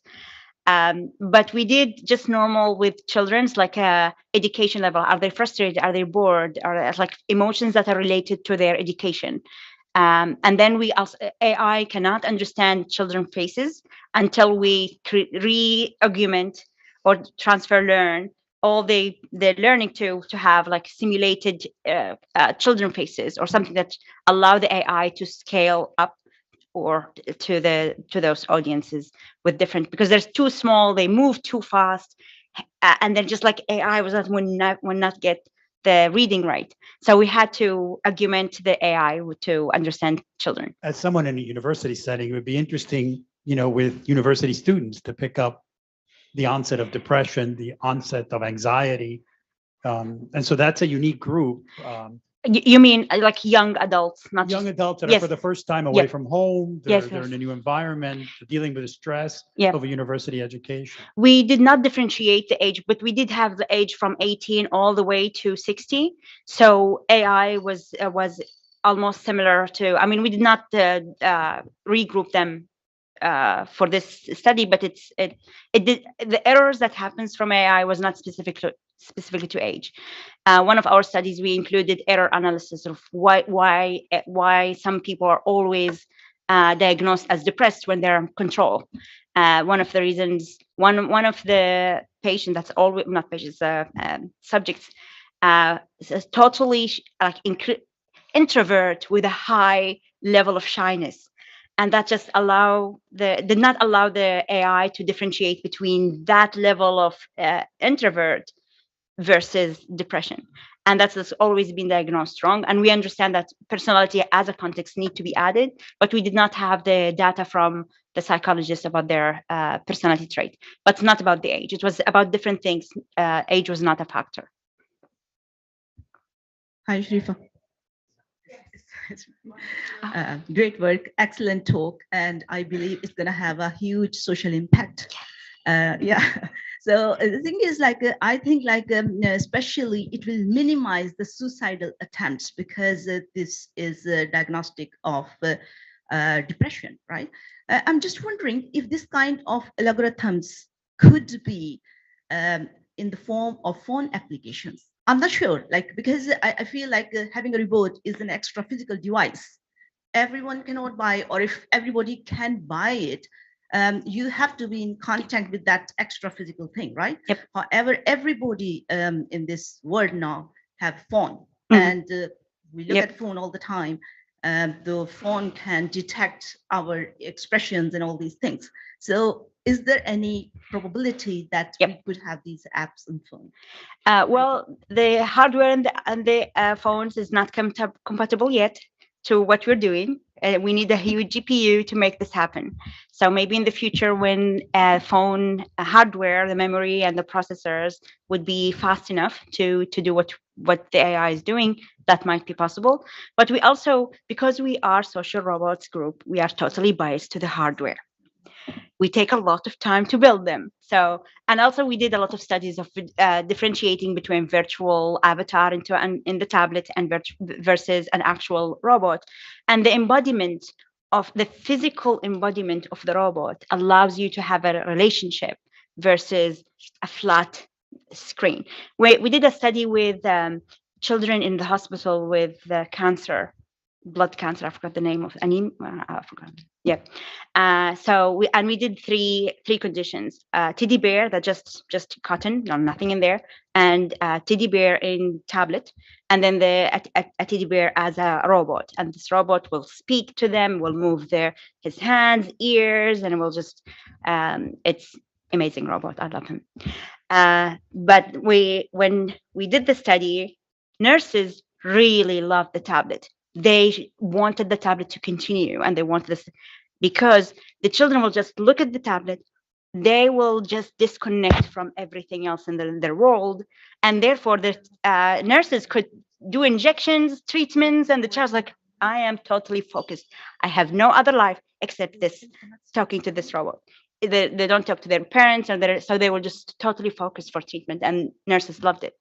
The other side, when we have the physical robot, the robot becomes a physical embodiment in the room, and then the child is like, "Hey, mom, look at him. He's doing this." It's like they're including their parents, and they have a lot of energy from the robots. Like they're so excited, they're so happy, they're interested about the interaction, about even when they're treated by injections, like the robots like become more empathetic. Oh my God, that must hurt. It's like, you see, he's feeling me or something. It's like makes the parent so happy that their child has more energy than before, and they're including them into the interaction. It's like that's our third party of the same group versus a tablet that I am totally focused on, no energy and nothing. So that's the difference between those things. I know that is more accessible. You would have it just like an app, just send it to everybody and you have accessibility.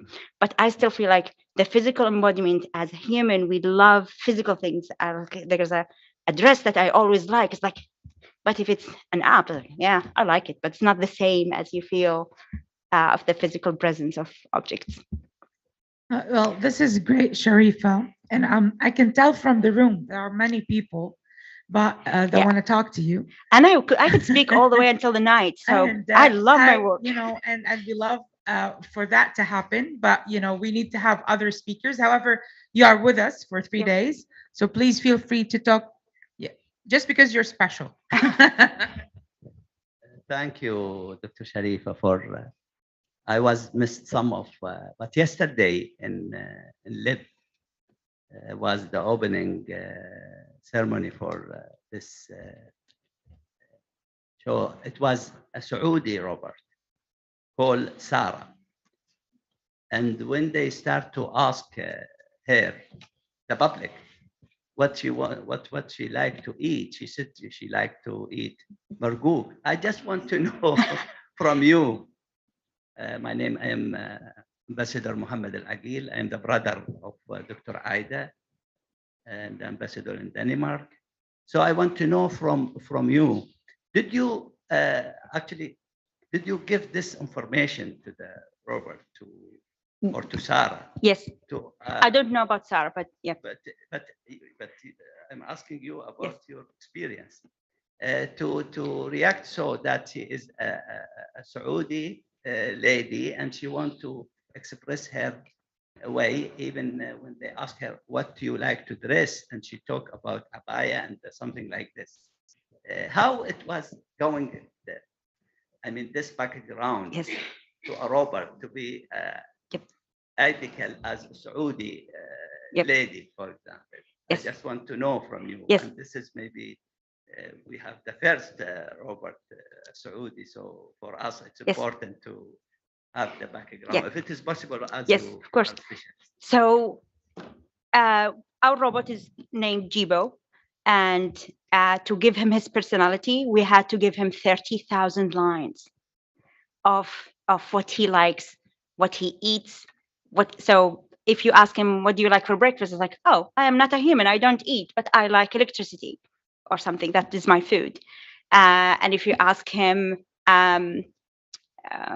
what are you, a boy or a girl? It's like, I am a boy and I'm very proud. I don't have boys' parts, but it's different in robots. So just that 30,000 lines allow him to have his own personality. And in his personality, we wanted him to be fun, engaging, but it's not totally away from reality because people know that he's a robot and therefore it's difficult. Even for example, when we teach people how to be to the gratitude exercise, people say, I am grateful for Wi-Fi. It allows me to go and find articles. What are you grateful for? So it just like we attach to the reality that because people will always know that it's a robot. So we have these. So 30,000 lines of personality speech. So I think that's what they did with Sarah. And that will allow her to be able to any question. I mean, of course, this is NLP research. It's like you create an AI that finds out what do you mean by this question, what's your intent, and then find from the list of generate a text that is based on what you train it to be. So if she's like a very prestigious woman, that's the personality they gave her, so that she will answer like a prestigiously. But if she's fun young woman, she will also respond in the same way if they provided her with that context. So I'm telling you, it's like a huge effort to be put into the what personality you want the robot to be. So it's not that transcripted. It's just like you teach it, you give it a lot of context that allows it to generate the next. Yes. Yeah. So it's amazing. We have dialogue designers to create those 30,000 lines. So it's not just arbitrary. Going from this note, I feel that you probably should, you're doing a great job in MIT, but I think Ustaz Muhammad would agree with me. Maybe you should be here doing not Sarah, but maybe Mish'al, like another Saudi robot. I don't know who made Sarah, but I think we have an excellent scientist who can do a robot as well. So, but this is a discussion we're going to take offline. Actually, one of the things that I wanted after the pandemic, I thought I'll come here so that I would not come back home without allowing Jibo to speak Arabic. So I did make him speak Arabic and just canned Arabic, speaks Arabic, not with the full personality traits, but it's something that I really feel passionate about to have an impact to great job, my society. Sharifa. I'm sure we're going to have more talks today. Thank you so much. Pleasure. Thank you. And for the ladies in the back, Sharifa's around. I see many hands, Sharifa. So you're going to be, kind of bombarded over lunch. Yeah, you should have. Thank you so much. Okay, so now, you guys, a very interesting talk. And Lita, I just want to say that this is something I thought about, having a time capsule. If I could go back, what would I tell myself, my younger self? So I think it's an excellent, title to a talk. Advice to my younger self. Professor Lida Lunardi, she's, currently at North Carolina State, and she's a professor in electrical and computer engineering. She has some advice for you, and maybe you can tell your younger selves at one point, or your students, if that makes any sense. Lida, go ahead. Thank you very much. And it's not a technical talk intentionally because, after all the scientists before me, I decided that I would like to actually be able to reach all of you with, you can see that I am a little older than all of you, a little how I would see myself going forward. So actually, my daughter revised this. She doesn't have anything to do with what I am. It's on this way that I go. Hang on. The top one? The middle one? Yeah.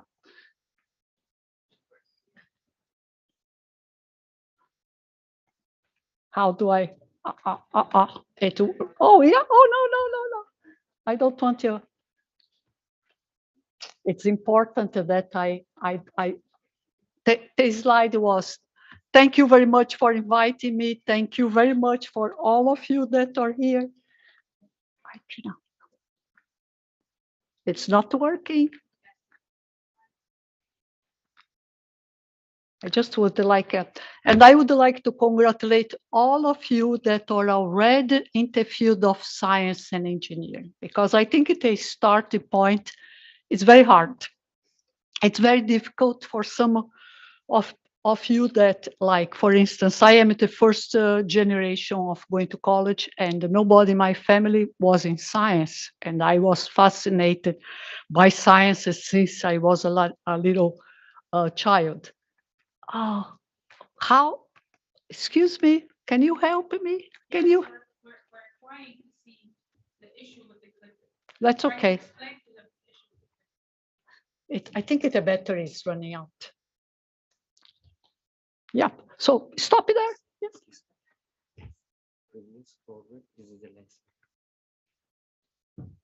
So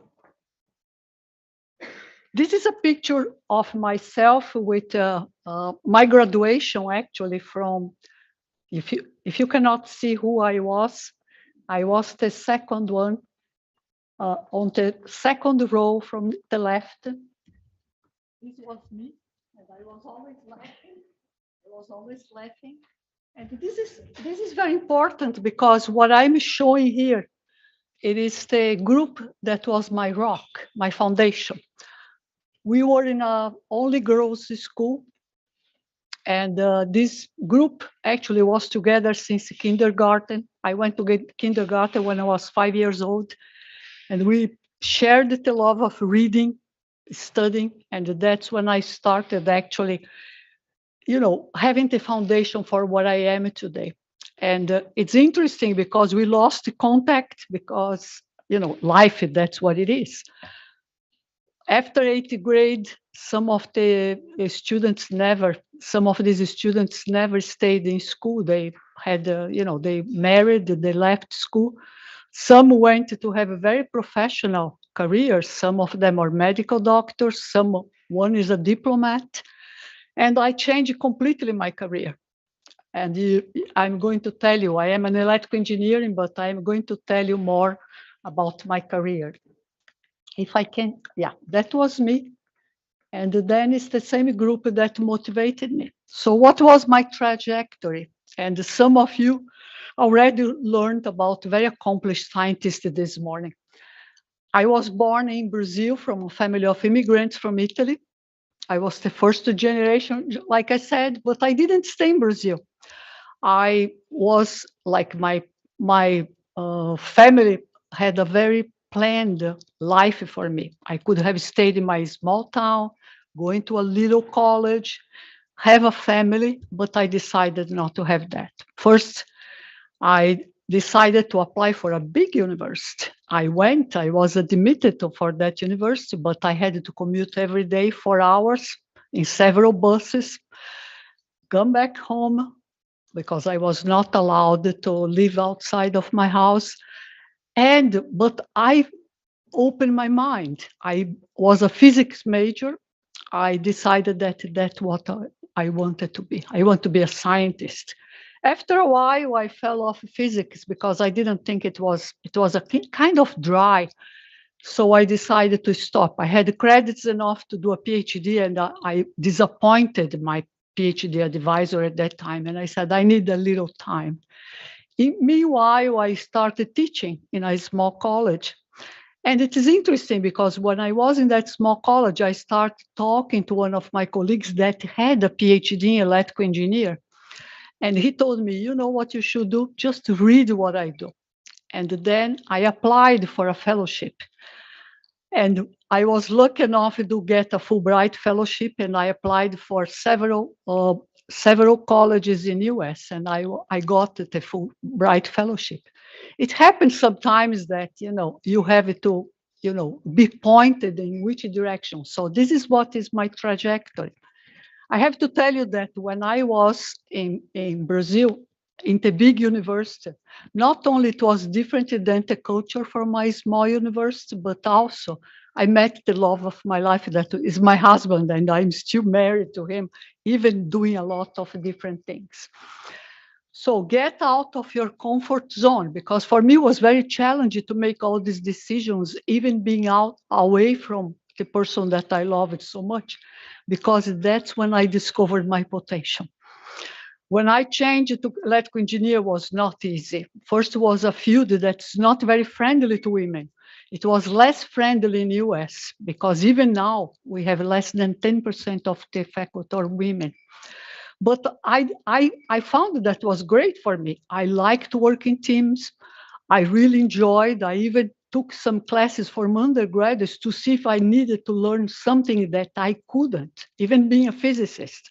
And I found out that I was better than them. But I didn't tell them because, you have to know what are your limits. And I love to be an electrical engineer. And that's where I discovered my potential. I said, I should have been an engineer from the start. Why they didn't tell me? Why they didn't tell me that we can do it? So this is the time of my graduation. This is one of my best friends. This is Professor April Brown. She had a completely different background from me. She actually was a rock star when I was in graduate school. She went to PhD when she was 19 years old. She got her PhD when she was 24. And she came from a family that everybody was an engineer. And I look at her and I said, wow, I didn't have the same things than her, but we are one of the best friends. And we are still, actually. She's a professor at Duke University that is just down the road.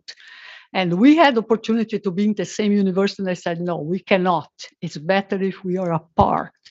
And it's very interesting because she actually pointed out, you can do whatever you want. And I did. I got my PhD.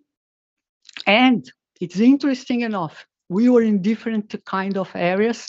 My area was at that time semiconductor devices. I was actually the first topic in this thesis in the US, and a woman. It was very interesting because my professor asked me, do you want to hang around, don't go back to your country? I said, yeah, do you think I can do something? He said, yeah, I can, just tell me where do you want to work? Because you can work whatever you want. And I told him, I don't just want to make weapons, because at that time we could make rockets. And I said, no, I don't. I just wanted to do something. He said, you want to go to university? I said, yeah, maybe one day, but not right now. So I started interviewing for academic type of research, but they were paid industries. At that time was what I did. So if I had to do my trajectory, that's what I would have done all this time. It is not, it's kind of, because you can see that I'm not young as you, but that's what it is till I got to what I am today. Oh, yeah, I forgot to tell you, but there are some milestones in between that they kind of, I had my first child when I was still right after I had my PhD. And then some other things happened. That I don't know if I'm going to be able to show this, but I had a set of triplets that I don't think there are too many electrical engineers that happened that. And I never went part-time because every time someone of my managers, when I was in industry, they would ask me, and I said, I don't think so. We doubled the family in 1 year. I need the salary. And they would tell me, just to hang in there. Whatever you can work. So I managed to work odd hours, even when the children were small, get help, import my mother-in-law from Brazil for a while. She came just for 6 months because we really had a mad house at that time. So that's what was my trajectory, and that's what Niven said. If you had to look back and say, what did I do right? What did I do wrong? I think I more or less managed to put this talk together, looking what were the absences. What I had that made me successful in my own words, or people think I am successful because I am still working, or what I think we should have had. That's the way that I think. So right now, yes, it's always like that. I wanted to tell you that, yeah, there is opportunity in the unexpected. Sometimes, happens something that you didn't, or by chance, by luck. You meet someone and you don't know that this person is going to make a big difference in your life. Sometimes it's not even technical. All the moments that happen in my life, sometimes it was the network of acquaintances that happened. And not that I needed help, but some people, like today, we are here, and some of you are going to be together in moments, and you're going to see that some things are going to keep that check, because it's really important. And it happened that once with me, because the industry had a lot of changes. And I didn't expect actually that I was going to terminate my industrial career. I liked my industrial career. I didn't want to be a manager. I could make as much money as I could, because that was the idea, if you are productive. But there was a time that I had to look for a job, because I would leave my technicians in the company and say, okay, I'll go because it's fine for me. It's easier for me to find a job, and my technicians not. So stepping away from your original plans is an opportunity for more achievements. There was a time I was consulting for the government, and then someone told me, why are you doing this? You can be in academia. We need people like you. I said, really? Right now, we are in a bad economical situation. They said, yeah, we are looking for faculty. So I started interviewing, and that's what I ended up at NC State. First, I could have gone to other places, but as soon as I went there, first of all, it was warm. It's like here, the weather is really nice. So 1 point up. Second, they had a very big college of engineering. They have like 11 departments. It's very productive in terms of collaborations. I had my friend April close by, so it was like you start summing up and say, what I am gaining here. I am in the midlife, not midlife, but I already have seen what it is to work in the industry. Am I gaining something? So it's like some things that you can achieve that it is giving to you, and you start considering what you wanted from life. And I think this is something that I couldn't see before. And now I was considering more often. Not that I was not ambitious. Oh, you don't know how ambitious I am, okay? But that's what they offered me. They offered me to be, I was, the second full tenure professor in this university. And I had the power to do what?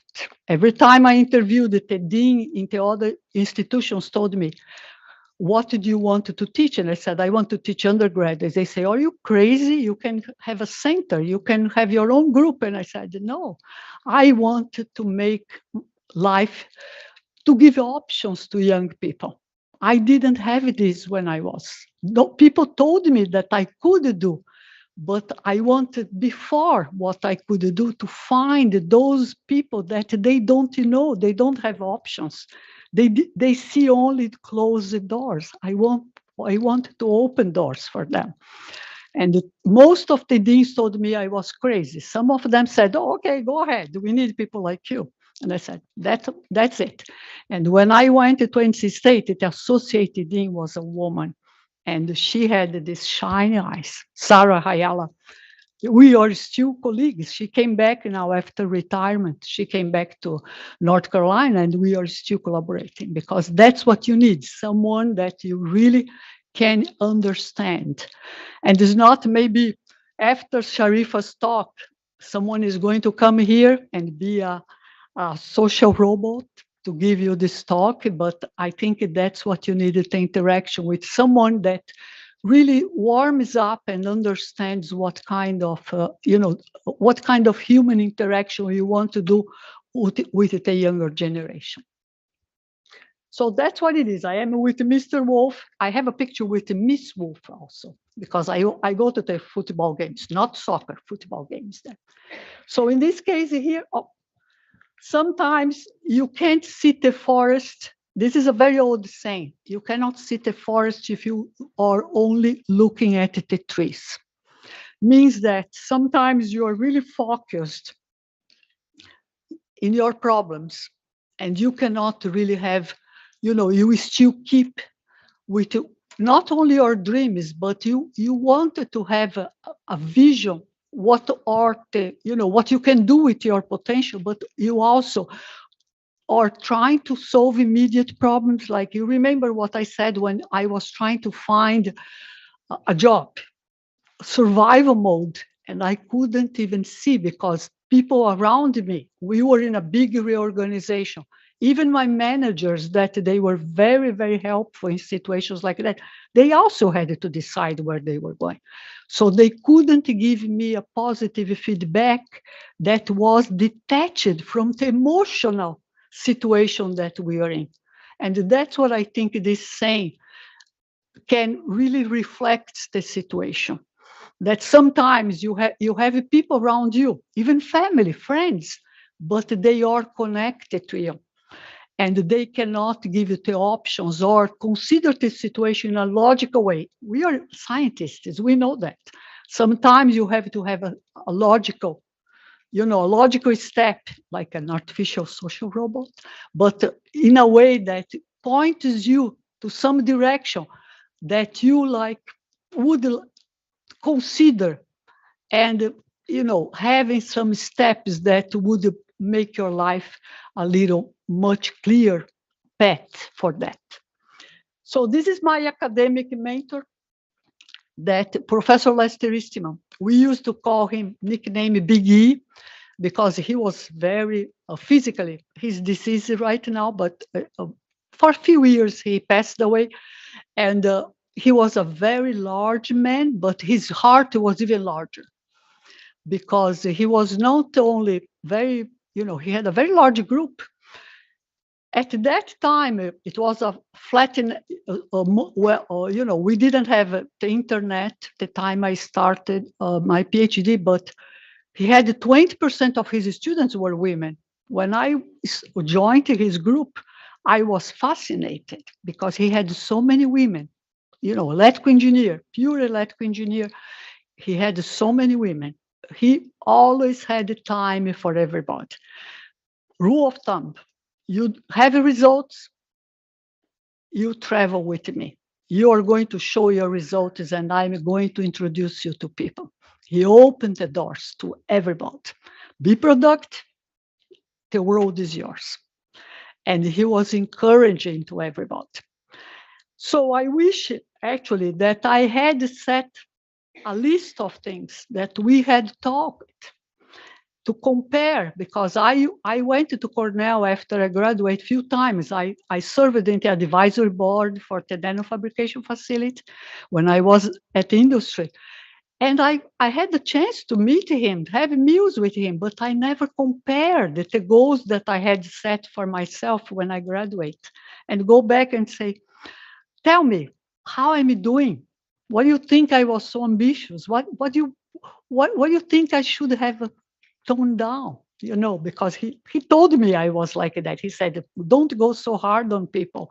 Don't be so, try to lower your level of expectations. But I never really had that to read down. So for you that are students, graduate students maybe, write it down what you would like to do right now when you graduate, because you have immediate goals. And would you like it, what you would like. So write it down, put the date there. You can revisit. I didn't do that. And I wish I had done, because you are going to see how much you change and what the feedback you can get from people that are following you. And your thesis advisor is a good one to give you that feedback, because they know you. We go to that process in love and hate. I tell my graduate students the love and hate situation, because you start and then you become very close. And the moment that they hate you, they are ready to graduate. I always tell my students, I know you're going to hate me, because as soon as you hate me, I know you're ready to graduate. And they look at me and laugh, say, oh, Dr. Leonard, I wouldn't do that. They call me Dr. Leonard. I know, no. And I say, yes, I know. Because all of them go to this phase that they hated the advisor. Everything is wrong. The lab, the samples got, they have this, but that's there. Because you're going to see that it is going to change. So this is the first thing for the graduate students that are here. Keep just a list. It's going to be fun for you. It's going to be really fun. And I always had fun when I met Professor Eastman all the times. And I wish I still had him around, because he was such a wise man to tell me things. And what I wanted to talk is what I have been dedicating myself in the last few years about mentoring. I injured my finger and I know why I cannot do it. So I wanted to show you something here. Oh, I'm sorry, it doesn't go back. Oh, yes, I wish I had showed this, yeah.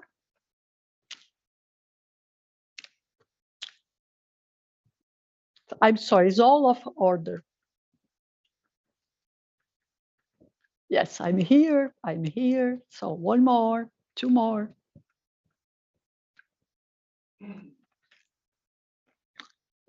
Yeah, one, and the next one I want to show. Yes, yes. Oh no, it really is.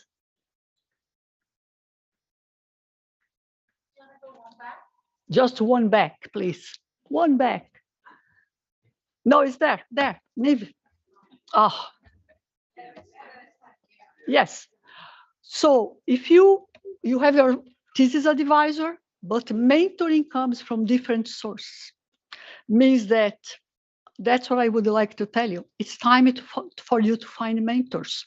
I didn't have formal mentors. They always would pop up, trying to not like give opinions or considerations about my career. So that's what I actually do. I like to tell my undergraduates or people that ask me for advice. That's what I tell them. Get a mentor, official mentor. Tell them, I want you to mentor me, because I think that's what is important right now. It is important for everybody, every age, every step of your age. I can see that I am a little older than most of you here. So mentoring is going to give you different perspectives, and you should consider, this perspective, because maybe you're not going to consider them or not. Choose someone that you admire. Of course, you're not going to get, someone that is not even going to answer your email, but someone that you know that is going to answer you. Don't be shy to ask, because mentors, they get a lot of the relationship with you. It's an investment for them, because they actually want you to succeed, and they like to do that. The technical area is very important, because you want someone that understands what are the issues with your technical area. It doesn't have to be really your technical field, but related to your field can be good. And different stages of your career, because like when I was in industry, I wish I had one in academia. We do actually have sometimes we have training for people that wanted to go from industry to academia, academia to industry. I have actually mentored people from academia to industry. That is not easy. It's all the way around, like I did, is much easier. But that's what is important, because, it's happening all the time. And this is from one of the Beatles. I know some of you maybe don't even know who the Beatles were. But meanwhile, you're having all this transition in your life. Life is happened to me. I had my children while I was, fast track in my career. And most of the time I worked with people that didn't have a life. They didn't even know life was work for them full time. But I had family. I had, immediate family, I mean, my children. I had family that were the relatives, parents, brothers, sisters. I have a very big family, actually. And you wanted to make sure that you have a different life. So enjoy your life. Don't, some people just work, but some people, the work is their life. But there are other people, you have to know what do you get from that? That's what is important. So that's what I think is remember the forest and the trees. So you would like sometimes to go up on the forest, on the canopies, take a look and then go back and do your investigation on the roots of the trees, because that's what really is the enjoyment that you can have, because you're smart enough to consider what is important or not. But you wanted to have this perspective from different angles there. So the next one, it's going to be, yeah. It's related to your professional growth, because while you're getting all these different, you're going to get your mentoring. You want it because you're developing professional development. You're confronting the changes. Sometimes these changes, you're not causing them. Maybe you're having, children like I had, but you're shifting your career focus. Some people are, you're offering different positions. I was offered when I started at university. I couldn't believe how many things they offered me. I became a director of graduate programs. Someone was going to take a sabbatical. They look at me and said, "Oh, you can do it." And some things are challenging and you wanted to do it because you wanted to see if you like administration or you don't like. We were putting a proposal together and then suddenly we got that proposal. Someone had to jump to be a director of education. I was there. And then someone told me, why don't you go work for the government for a while? We wanted to see the other side of awards. So I went to work in Washington, D.C. for 2 years, and it was fascinating. So you have all this, life is circumstances working on, and you wanted to have someone to guide you. And you can see how, messy can be because you leave graduate students behind, you take the plane to go to some place. So you wanted to make sure that your professional development is going on. That's what I said is a non-technical talk here, because I think it's very important that you confront this change and starting now putting together a list and say, yes, I would like to have a mentoring, because people don't have usually mentors or official mentors. That's what I think is important. One important part of a mentor, actually, when I said it, I think it's very important. One way to fulfill this personal growth is by technical volunteer. I am a technical volunteer for my professional society since I was a graduate student. And then when I went to industry, we had a lot of technical volunteers. And, it was something that I got involved first. Of course, everybody reviews papers. And then you get to be an editor, associate editor, editor of journals. And that was fascinating for me because it was something that when I had little children at home, I could do when they were taking naps, I could do on my time off, but also I kept with my technical knowledge. I being involved with technical conferences. I actually broke what they call this glass of silly. I became like chair of conferences that they never had women, because electrical engineer, I told you, there are very few women. So this is the kind of thing that you start nurturing other colleagues, women, junior women faculty that they didn't have a choice.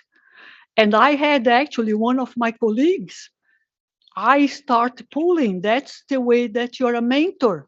You open the door or you put a step ladder and start bringing the younger ones on the same steps that you took. Because I am showing here a person, he was a postdoc when I was a graduate student. And now he was a provost or something. He was a dean in Illinois, and he's now a provost in Kazakhstan. But we were together in a lot of events in technical conference. He was president of a society. Extend my personal interests. I had fun working with former colleagues. I met colleagues from the technical field in other universities. I traveled internationally. This while garnering knowledge, reviewing technical work. I got awards for his work. I was one of the first few fellow reviewers for my society. I was just the past chair of the IEEE society, IEEE organization. I was the chair for 2 years. So this is, you do a lot of work and then you keep bringing other women for this. And you work on a flexible schedule. When you cannot travel, you don't, but you keep this increasing your network. That's what is important to be a technical volunteer. You engage your graduate students, you go to conferences, you start engaging graduate students, undergraduates, and that's what is very important, that you keep, meeting your former colleagues there also. And other ways to learning from, you engage with collaborators. I skipped one of my collaborators, Lisa Grable, that she is a physicist, but we work together in pre-college education. So several summers we had pre-college teachers on campus. We wrote proposals together, and I start something that I never had done before, working with high school teachers. I work in the Museum of Science in Boston. I worked as a volunteer talking to public about my work. So it's very interesting that you start knowing the potential that you have inside you and say, what can I do that I haven't done that was fun? Talking to the public, you always do. If you're at the university, you have open houses, so you're recruited to do that. But you don't do for general public that you don't know, and you're not selling your ideas for grant money or something like that. So another information that I changed with two of my colleagues, Tony Mitchell was the Dean for Diversity, and Cherry Cass. She actually is just a few years older than my children. We were working together in a grant. I didn't even know when we started working this grant, but I became her mentor when she wanted to transition out of academia. And I didn't know that I could do that. And this is what I'm telling you. It's serendipity. She saw me there and she said, you came from industry. I wanted to get out of academia. And now she's in industry for the last 5 years. It was a transition that I helped. And I feel so proud of this. Can you see? When you ask someone to be a mentor, we are investing in successful people. Because I know all of them can be successful. All of you can be successful. So that was one of our, I like the picture because it's like we are always like it is, always laughing, always having fun with our students there. So my last comment is have an open mind. And that's what I wanted to leave with you. Give a try. Any experience that comes with around you, maybe you don't have a chance to experiment in the moment. Write it down. Like when we had Sharifa's talk about the artificial intelligence, I love it because there is so much that we have in our we do some artificial intelligence in our department. So now I have something to experiment myself in the, with the robots. But, something that can enrich your life. It's like when I had this on the back of my mind, I was teaching in a transition between should I continue for a PhD or not, teaching undergraduates in a small engineering college. I said, this is something I like to do, but I don't think I want to stay here. But it was on the back of my mind. I wanted to go back to academia. I love it to be in a university environment. But then I went to a PhD. I got my PhD, went to a successful industrial career, but I had on back of my mind. I wanted to later in my life dip my toes in academia. And when I had a chance, okay, it was not right at that time, but I went to it. Do you understand it? Keep it on the back of your mind what is nice for you. Everybody here works and enjoy their work, but sometimes life presents itself that you have to make a difference. A different choice, a different opportunity, but you are giving a different option to make that opportunity. So that's what I would like to end my talk. And thank you very much for listening to me.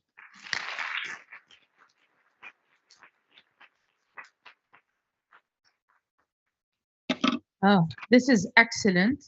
I kind of took a note a couple of notes, especially when it comes to mentorship. It can be very, very tricky. So let's take one quick question from the audience. Yes.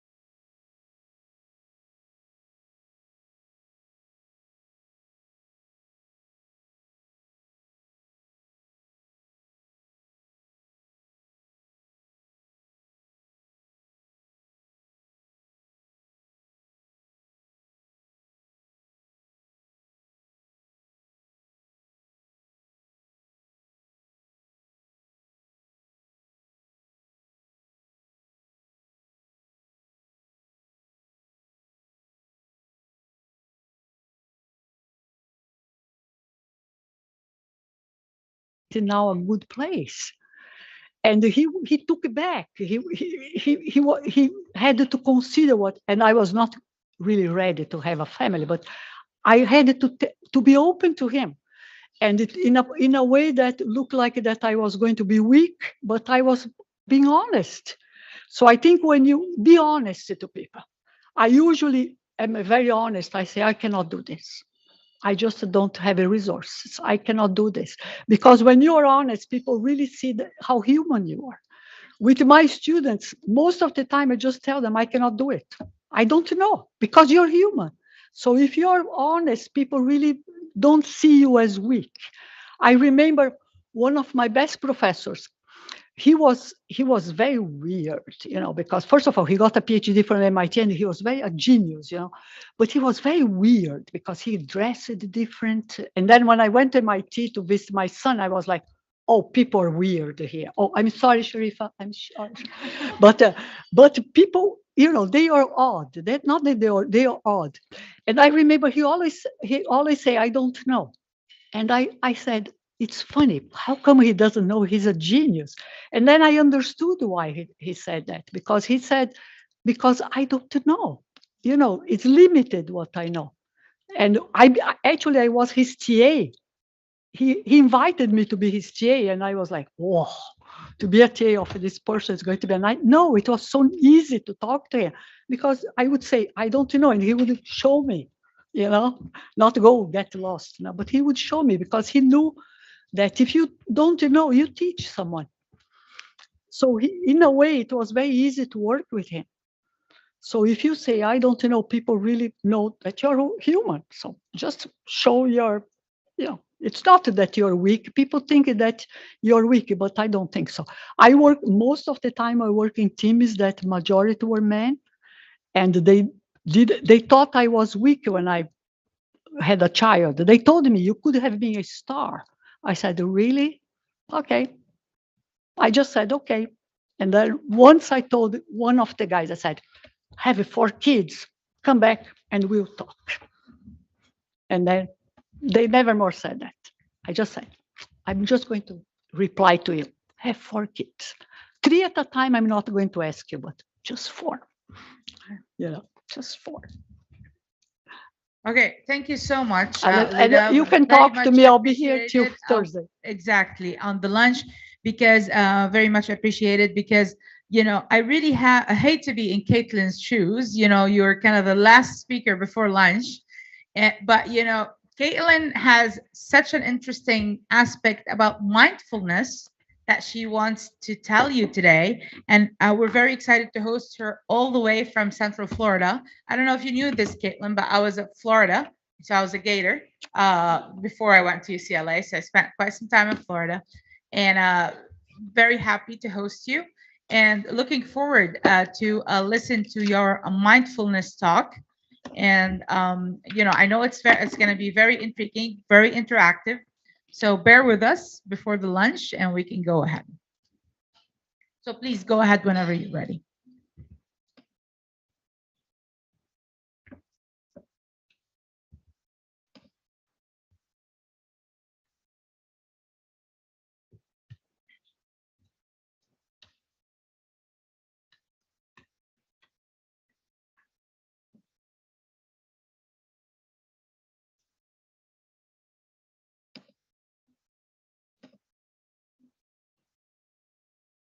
You guys can see all the work that I'm working on. Let me open just my slides. And to go along with the technology, my slides were open and ready, and I came up here and it closed right before my eyes.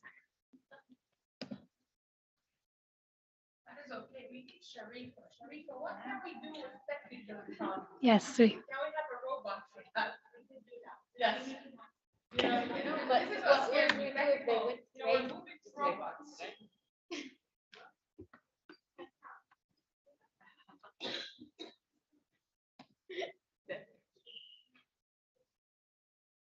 Excellent. All right. I do realize I stand between you and food. I ran through my slides earlier and it took me about 20 minutes, so bear with me a little bit here. This is where I am from, the University of Central Florida, not quite a gator, a little bit south of that. It's next to Disney World and the Kennedy Space Center. Our university at the University of Central Florida has 70,000 students. We are the largest, if not the second largest university in the United States. And somehow my slides are advancing without me. So I guess I know how long it's changing it for me. My research lab, I'm not talking about research this morning, but I did want to introduce to you that my research lab works on polymer materials for human sustainability. And this is our research lab. We're focused on living healthier and doing this with flexible electronics and doing it sustainably. I'm going to pause for just a moment while I modify my slides. Yeah, it's going to play it on a slideshow for some reason. And we don't want that. I don't.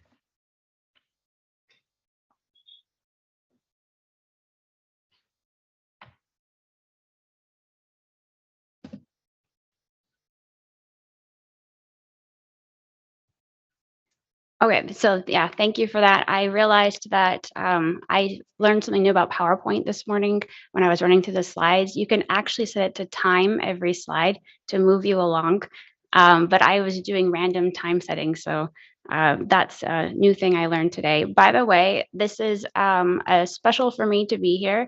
I could think about so many different things to say and just spew advice unsolicited for hours. But I wanted to give you guys some tools. So between now and lunchtime, I hope that you walk away with some tools that you can use in your everyday.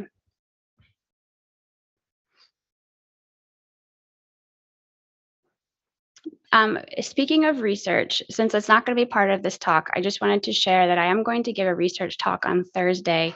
I highlighted building 9 in red because I need to confirm that that's the correct location.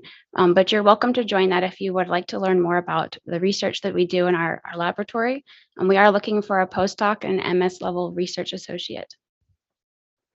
So what I want to share with you over this next few minutes is my motivation for what I'm talking to you about today.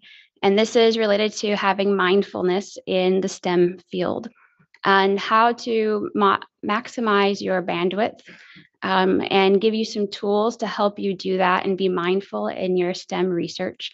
And then we'll conclude with an activity that you guys can participate in that will lead us into our lunch.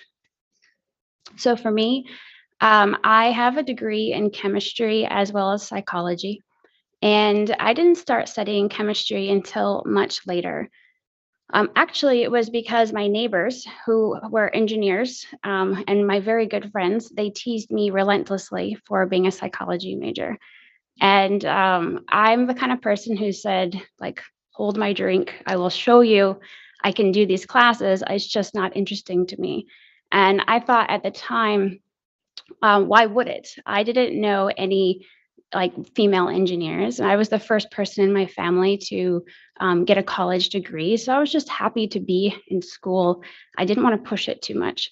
But nevertheless, I did enroll in a chemistry for engineering course.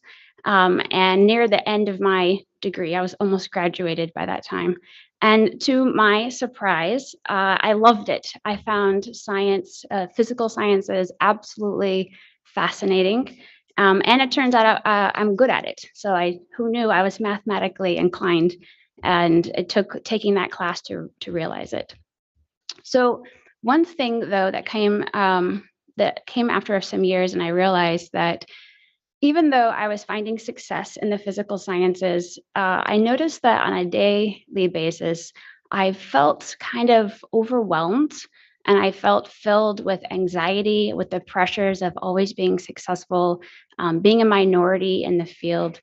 And I felt that there has to be a better way, because essentially I would wake up in the morning already in a fight or flight mode. I wake up, I take one breath, and then all of a sudden my heart is racing and I'm already thinking like something terrible can happen, even though I'm in a completely safe place. And I figured there has to be a better way. So I went on a journey over the last few years to figure out ways that I can live stress and anxiety free. And I want to share some of those tools with you today. Stress and anxiety free most of the time. First and foremost, mindfulness is being present in this moment. So we're sitting here in this room right now, be present in the moment. And when you do this, you open yourself up to be able to have improved overall well-being. You can have a heightened emotional intelligence and reduce feeling of stress, because after all, stress is a feeling and feelings are transient, just as in happiness is a feeling and it's transient as well. But through some techniques, you can increase your length of time in a happy feeling and reduce the feeling you have of stress and anxiety through some techniques that I would like to share with you. So here's the thing. First of all, the fight or flight response is in your amygdala. It's your sympathetic nervous system, and you don't have control over it. We call it the lizard brain because it does automatically put you in a fight or flight response. And this causes internal conflict sometimes because of our thoughtful brain or our prefrontal cortex. What's magical about this is that we can think really complex thoughts. We can even imagine things that don't exist. The problem is that our lizard brain does not understand that those things aren't real. So when we have projections or rethinking about potentially stressful situations, our body automatically gets into that fight or flight mode because we're ready to fight that imaginary thing that we've thought about. Let's take a simple example of folding laundry, which we all love to do. And think about when you're folding laundry, are you thinking only about the laundry that's in front of you? I mean, no, you're not, of course. You're thinking about so many different things. I need to, take out the trash. I need to fix dinner. I have to submit that report. I need to, talk to my advisor. I have to text my friend back from like a week ago. So many things that we're thinking about. We have tasks. And as it turns out, studies show that at any given point in time today, we have about 150 tasks at any given point in time that require action from us. This is a lot. We've gone tens of thousands of years, mostly being hunters and gatherers. We didn't have to worry about 150 different tasks, and our brains haven't evolved to handle that yet, although we have very complex thoughts and we can develop things in a complex way. This is a lot of tasks. There's some trouble with this, despite the advanced state of our minds, is that at any given point in time, our working memory, which is part of the prefrontal cortex, it can handle about 7 bits of information at a time. So we're trying to handle 150, all in the working memory. So when you say, oh, I forgot to do this, why did I forget to do it? It's just a natural part of how your brain works, and that's okay.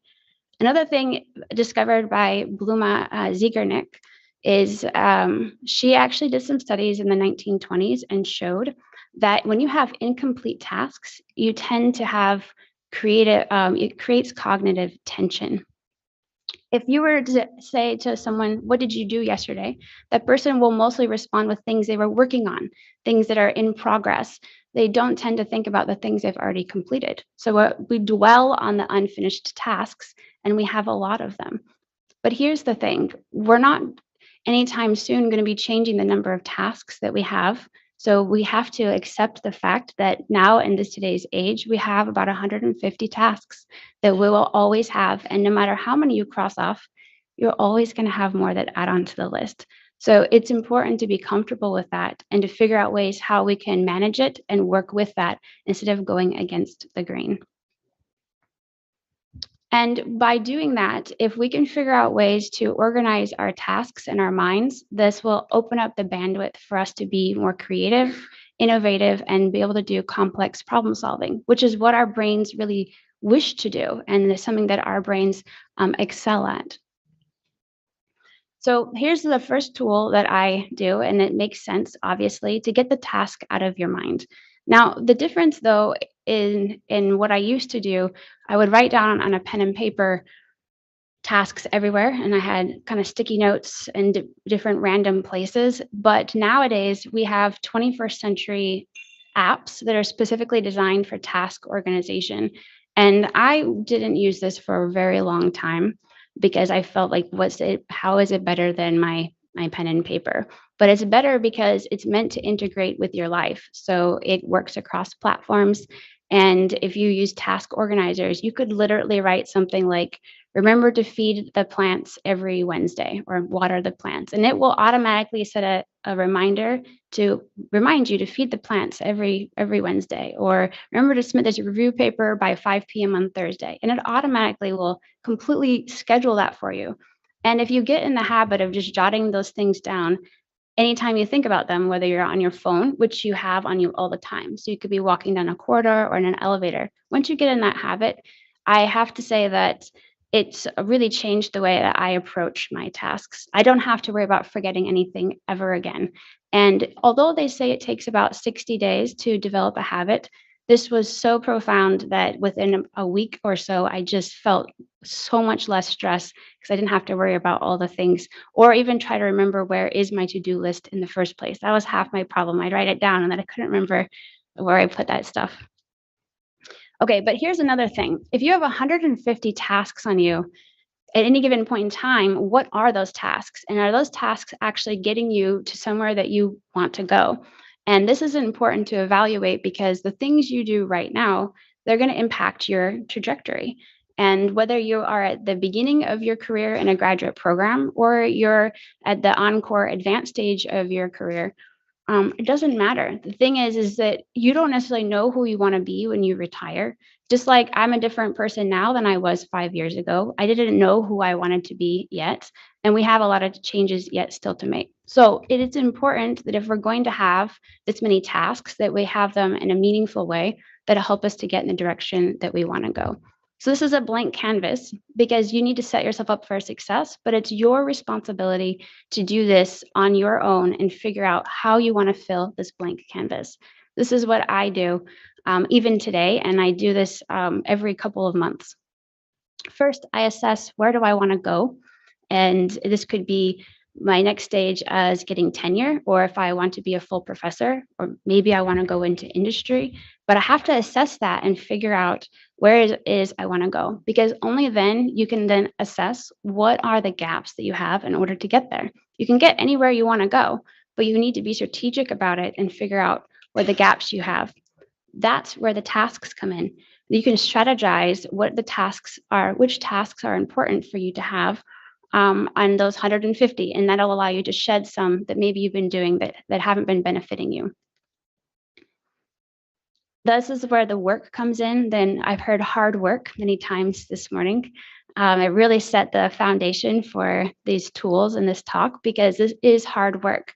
But when you do that in an organized way and with a sort of concept map way, you have a direction that you're headed in. But like I said, we change often. And in this case, you need to reassess because what I want today might be different than what I want tomorrow or in 3 months. So I redo this about every 3 months. And the other thing is to acknowledge your progress. For a long time, I was very hard on myself. If I like tripped on the way, down the stage, and I would think, oh, this is the stupidest thing. How could I possibly do that? But if I were to see a friend stumble, I would say, it's okay. Like, you're an amazing person. It's all right. So, they say treat others the way that you want to be treated, but it's important to remember to treat yourself the way that you would treat other people too. So be kind to yourself and acknowledge your progress. So speaking of progress, this is how I made my initial map. Is I wanted to figure out where is my time going in the first place, because you think you know, but I can tell you, you really don't. What I did was I spent a whole week and I organized my time in 15-minute increments for the whole week. And I thought it would be hard, but it was actually fascinating. It was so fascinating that instead of a week, I did it for a month. And I categorized in different topics that I worked on. So for example, this is a real slice of what I had for 1 week. And you can see that I spent more time on email than I did on wellness that week. And I spent quite a bit of time on commuting as well. But the thing is a large part of my job as an assistant professor is to write. And you can see that I spent far more time on other tasks than I did on what's really important to my career. So it was eye-opening to see where my time is actually going. But once I knew that, I could make a new map and say, where do I want my time to go? And this is a template that was shared with me by a colleague, and I'm happy to share the template with you as well. I've modified it to help me, and you can modify it for yourself. So I've included my email address here. And while you're at it, you could also follow me on Twitter or check out my webpage. But the important thing for this template is to make goals that are for yourself and for your career. And then each of the goals is not like submit a paper this year. It's like maybe work on the introduction, spend a half an hour on literature review, and to make things that are actually measurable on your goal list. And notice that I put not just goals that people tend to do for their job, but also your personal goals for yourself, because that's important too. Our last speaker said something about taking care of yourself, and I can't stress how important that is. You have to do a few more steps though with this tool. It's not enough to just make a spreadsheet and then tuck it away. I actually print it out and I post it up, or I put it as the background of my computer so I can see it all the time, because you deviate from it naturally, and it's okay to deviate from it, but you have to assess and reassess if this is the direction you want to head in. But every time I do this, every 3 months, I take the deadlines I've made on my list of my Excel spreadsheet, and I actually put it directly on my calendar, because that's one of the struggles. People will come up to you and say, oh, could you do this? Like, how could you say no, right? We have a really hard time to say no. It's okay to say no, especially when you see on your calendar, it's already full because you have these things that are already filled. So actually, you don't have the time to do that. And it's not fair to yourself or the others to say yes to that. By the way, you don't always have to say no. You could say something like, this is really wonderful idea. I really like it. I have completely filled my commitments, but maybe next time, as in not no, but not right now. That's okay too. The last thing I do with the scheduling, I take it one step further, and this is really important as well, is that once you do this every 3 months and spend about 15 minutes every day and plan how you're going to organize the tasks. That's where those 150 tasks come back in. Which priority do you want to put those in for that week? Obviously, you can't do all 150, but you can fit in a certain order what will be helpful to you based on your career and your personal goals. So this, I have to say, has changed the way I operate as a professor. And actually, the next proposal that I wrote after beginning to follow this, and I do it every day, rather religiously. The next proposal I wrote was funded, and I was not only funded, but I submitted it early. It was done before time, and I had no stress while I was writing it. I found the writing process very enjoyable, and I realized that maybe I actually like to write proposals. So I really recommend you to incorporate this tool, no matter which stage of career you're at. So let's go back to this example. Now that I've cleared up all this bandwidth and I've removed all the tasks because they've been exported from my brain, and I'm thinking about how to organize things nicely, then I should have a lot of space to do things like mind wander. but actually, what am I doing now? And mind wandering is very magical because it's how we innovate and it's how we create. And our brains are designed to do that. And actually, yes, so 30 to 47% studies show of people are mind wandering at any given point in time. This also means that some of you sitting in the audience right now are also mind wandering. Yes, I see some smiles. So that's okay. It's human nature. It's all right to do that. But the thing is instead of thinking about innovations and creativity, we tend to spend a lot of time thinking about future, like the 1,001 ways that something can go wrong. So we're thinking about this, which again, remember, creates stress because our lizard brain doesn't remember that that's not actually real. And if we're not spending time in the future with projections of things that will probably never happen, then we spend a lot of time agonizing over the past and what you could have or should have or would have done, and wish I was cooler or I am an imposter. So these things are taking up our bandwidth, and it's important that we be present in this very moment. And when you do that, and you can really be present in this very moment, you will find that all of your stress will melt away because you're not making projections in the future and you're not centered on the past, which you can't change anyway. Of course, you can learn from it, but to agonize over it is going to cause your fight or flight to take action. So if you can be present here for these moments,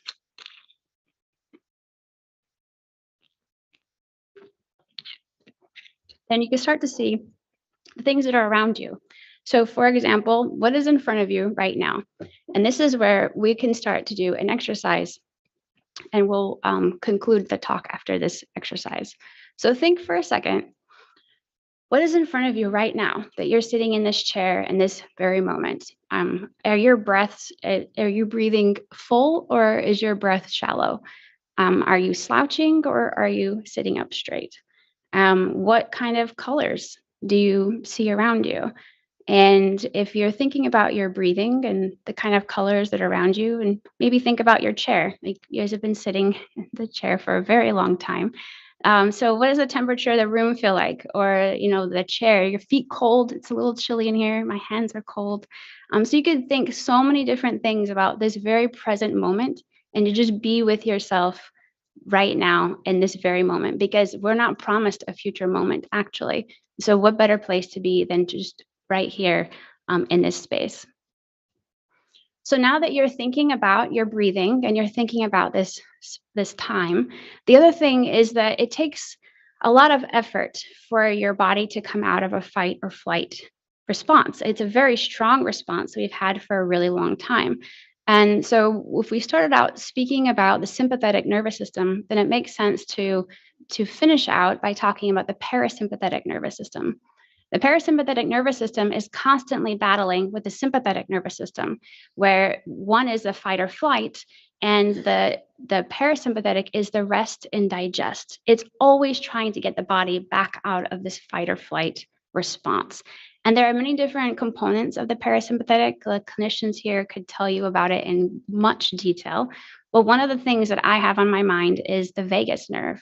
Vagus is meaning wandering. So wandering nerve that comes from the top of the neck or from the brain, and it wanders down throughout the core of your body. And it actually has a really big impact on things like taste, digestion, your speech, your breathing, and it always tries to calm you down. But when you spend so much time chronically in fight or flight and trying to be successful and thinking about all the things we discussed, it's hard for your body to get back into the rest and digest. And so just now, before we break for lunch, I'd like to invite you to try an exercise with me. And if you don't feel comfortable to do that, that's okay. You can just breathe quietly to yourself and take deep breaths while we do this exercise together. It takes about 1 minute. And there are many different exercises you can do to try to relax the vagus nerve. I'm just going to show you one of them today that you can do anywhere at any time. So I'll show you first, and then we can do it together, and then we can have lunch. So what I do is you will turn your head all the way to the right and not strain your head, but have your shoulders back and turn your head to the right But once your head is to the right, then you want to take your eyes and look all the way to the right, kind of like you want to see your other shoulder. I will say that one side effect of this is that you may yawn, and we'll hold this position for 30 seconds and then we'll relax and repeat on the other side. I have never done this exercise without yawning. In fact, it's common because it's relaxing your vagus nerve. It's doing exactly what it's supposed to do and put you in rest and digest. So I'll step to the side and we can do it together. I'll turn my head to the right and I'll count. I'll count in my head so you know when to stop. Okay, so turn your head to the right and put your shoulders back and just turn it all the way, but no straining, just a relaxed state. But the important part is to put your eyes all the way to the right. I'm trying to see my left shoulder here. So look all the way and use this time to just think about your breathing. And in thinking about your breathing, also be thinking about how far you can turn your eyes to the other side. You really, really want to see your left shoulder by looking over your right shoulder with your eyes. And just breathe in. Hold that for a moment. And breathe back out. And you're keeping your eyes all the way to your right to see your left shoulder. And we're breathing in twice more. So deep breath in. And be conscious of this as well if you are breathing in all the way.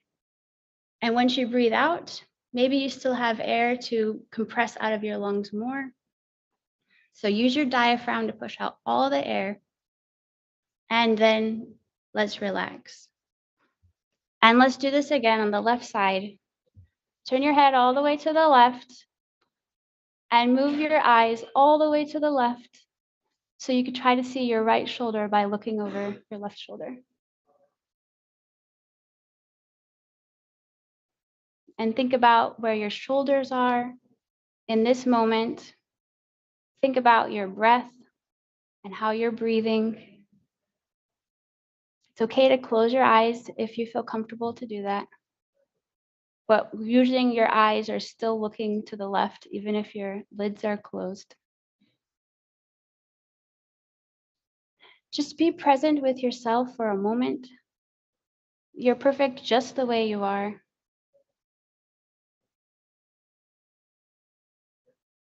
We'll take 2 more deep breaths in.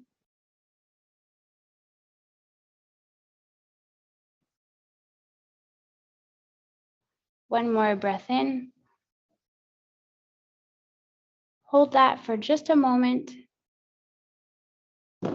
And then breathe out.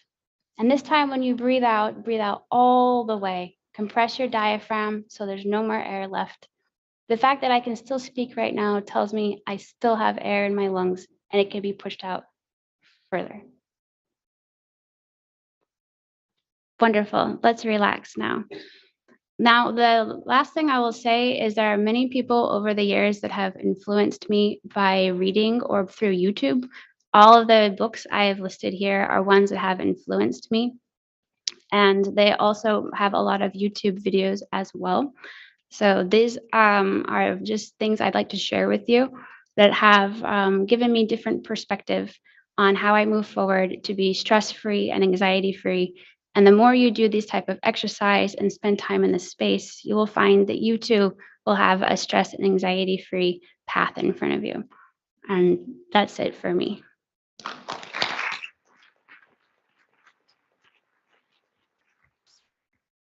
So, Caitlin, I could not have ever thought of a best way to kind of wrap up our morning session. You can speak to the heart of what I'm trying to do, especially with this conference. Everybody in this room is doing great science and great, doing great job everywhere with whatever you are doing. But yeah, we need to take a step back and relax and think about other stuff. And this picture with the laundry, oh my God, you just kind of hit it, because you'd be doing something and thinking about a trailing thing. And I'm sure everybody in the room is the same way.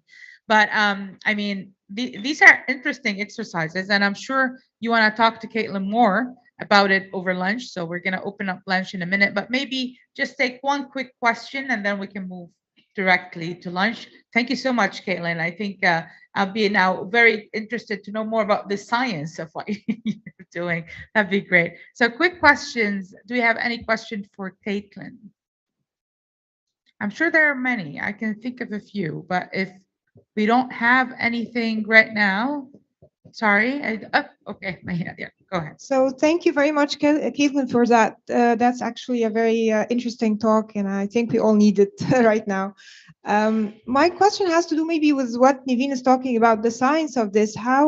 What do you think is happening to the brain at this moment when you're thinking, you're trying to do? And I think it's more like this reminds me of a book I read about, The Power of Now. So yeah, so being a chemist and a psychologist at the same time, I guess we're having a background in psychology. How does this work what does it do in the chemistry of the brain?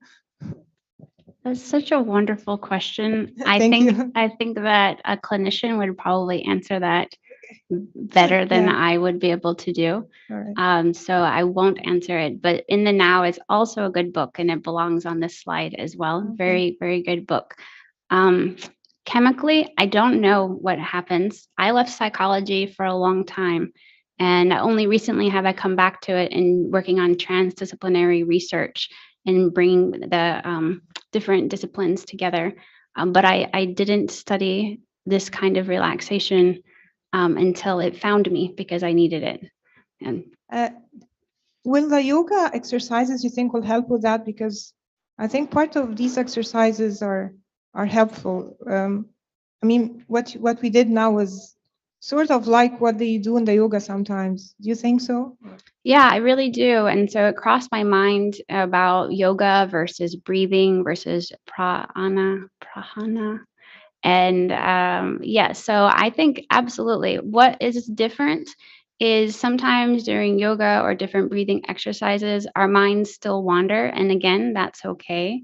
But it is really important to, while being kind to yourself, just let those thoughts go and focus on just this very moment. And I think that has a lot of the similar effect.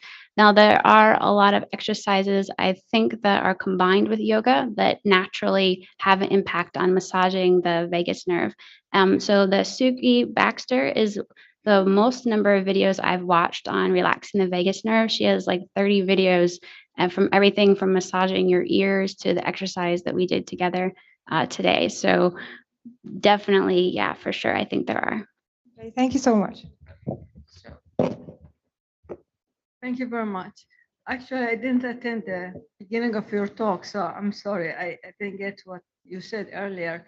But about that question about the what happens to the brain, the sympathetic and the parasympathetic nervous system, as you mentioned, are autonomic nervous system, which we have no control of.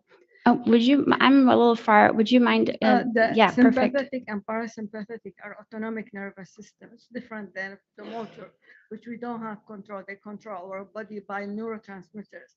And the neurotransmitters in the brain, two important neurotransmitters, which is adrenaline and noradrenaline, which is important for the brain function and things like that. I think whenever you do a relaxing exercise, it has to do with I'm not sure, but that's my speculation, with these neurotransmitters, and probably it's why we have this relaxation when we do. Yeah, so now that you said that, I will agree with you.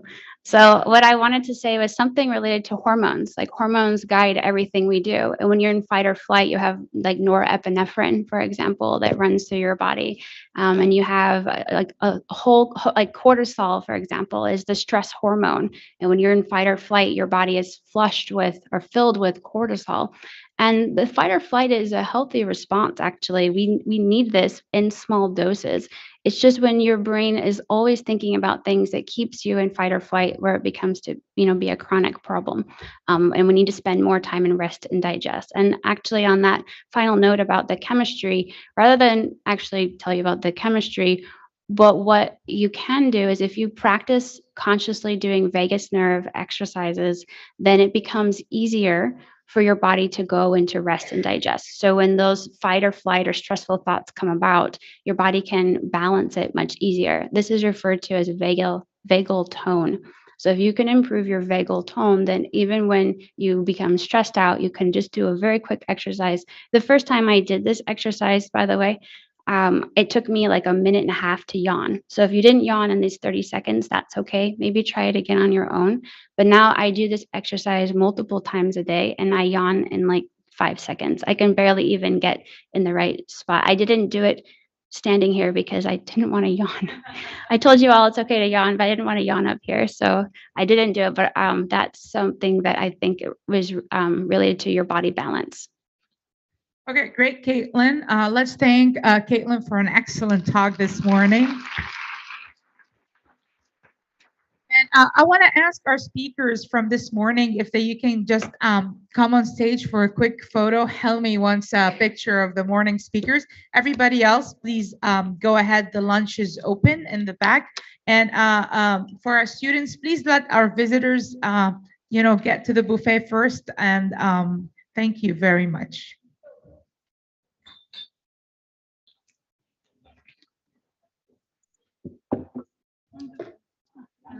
Yeah. Cortisol over hormones, because I'm endocrinologist as well. Okay. So I know different hormones. Yeah, I wanted to talk about hormones, but I know, like you, for example, you're a medical doctor, and there's other medical doctors here, and so I just decided I have no business talking about that. Yeah. But I missed it in the beginning. What part did you come in? Sorry? Which part did you come in? I am sorry. No, I meant like, when did you come in? In the last few, because we talked about the brain and how many minutes to grasp. It was important for me, but I couldn't grasp what you're saying. Oh, I see. I really enjoy your talk, Oh, Caitlin. thank you. Even though it's right before lunch, No, it's so hard it for was very everyone good. to listen to that. Congratulations. Where are the others? Oh, there comes. Hi. I like it so much. Thank you so much. I like it so much, your talk. Yeah, thank you. I really relate with what you said in exams. I have always, I even helped people study and they got A's and I couldn't do it. Yep. It was Yep. very difficult for me, but I was so good in research and everything else. I really resonate with it when Who you are said we that. awaiting? I think it's just us. It's just us. Yeah. Insurance is not there.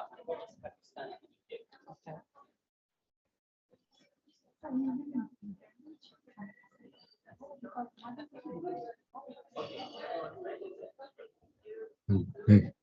So, Actually, they moved to our. With your kids, they have to. Oh,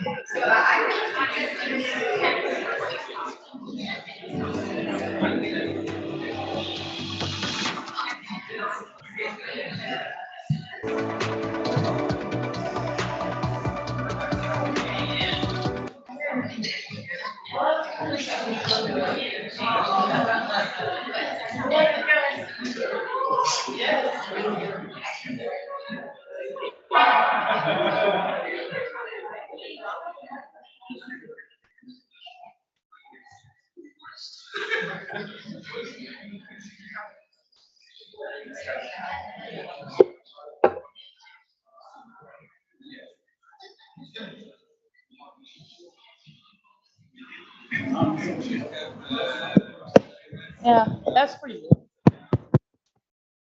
You can do whatever you want. See, when you're the chief editor of checks, you can pretty much do whatever you want.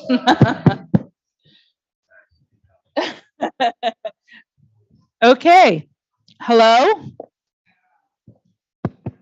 Great.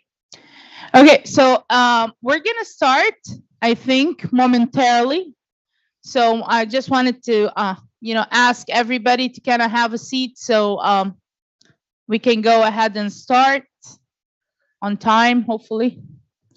We're a little bit behind. So the slides are up, right? Okay. We're gonna start this afternoon session with a very special speaker. And I think the chemists in the room are very well aware of the name. I think they're even a little bit intimidated by the name, because if you want to send your paper to JAX, guess what? It will pass by Professor Carrera over there. And so let me tell you why I chose, because some of you might be thinking, oh, Professor Khashab, loves JAX, because everybody, Eric, who took my class, I always tell them that you need to shoot for JAX, in my class. So I know the students might be thinking, okay, I invited Professor Carrera to gain some cookie points when we send KAUST paper to JAX. But the truth is, Professor Carrera, if you look at the JAX website, he's actually one of the ACS editors who have probably one of the most female associate editors under JAX. And this has not been, common before. So I knew from different sources how much Eric was supportive of, the role of women in science and from different aspects. And so I just sent him this short email, and I did not know if this great guy is gonna say I'm gonna come. I thought maybe he will tell me a hybrid. He will just dial in and say hi. To my surprise, probably a couple of hours afterwards. So that was like, he was like, "Oh, hey, Naveen." Very interestingly, that he knew some of my published work. This is how personal he is. And thank you, Eric. I didn't get to say that yesterday. So he knows what people do and actually compliment them on what they actually do. So that gives you a boost rather than, stuff being accepted, but also you get another emotional boost. And he said, "I'd be very happy to take part in something like this, and I will come in person." So I'm not gonna talk, a lot about how great of a guy he is. I'm gonna let him say that. But I'm just want to say that, for those of you, especially the graduate students, a lot of lessons that, I'm hoping, some of you will learn today, especially in the journeys that all of us will have to take, not through just science, but through life. Okay. And having great people who really achieved it in life tell us what are, some of the advices or best ways to do stuff is definitely a plus and a great way to say that we are in KAUST learning from the best. So I'm not going to say any more. Eric, thank you so much for joining us for a Women in Science event and gracing us with your presence. The stage is yours. Thank you.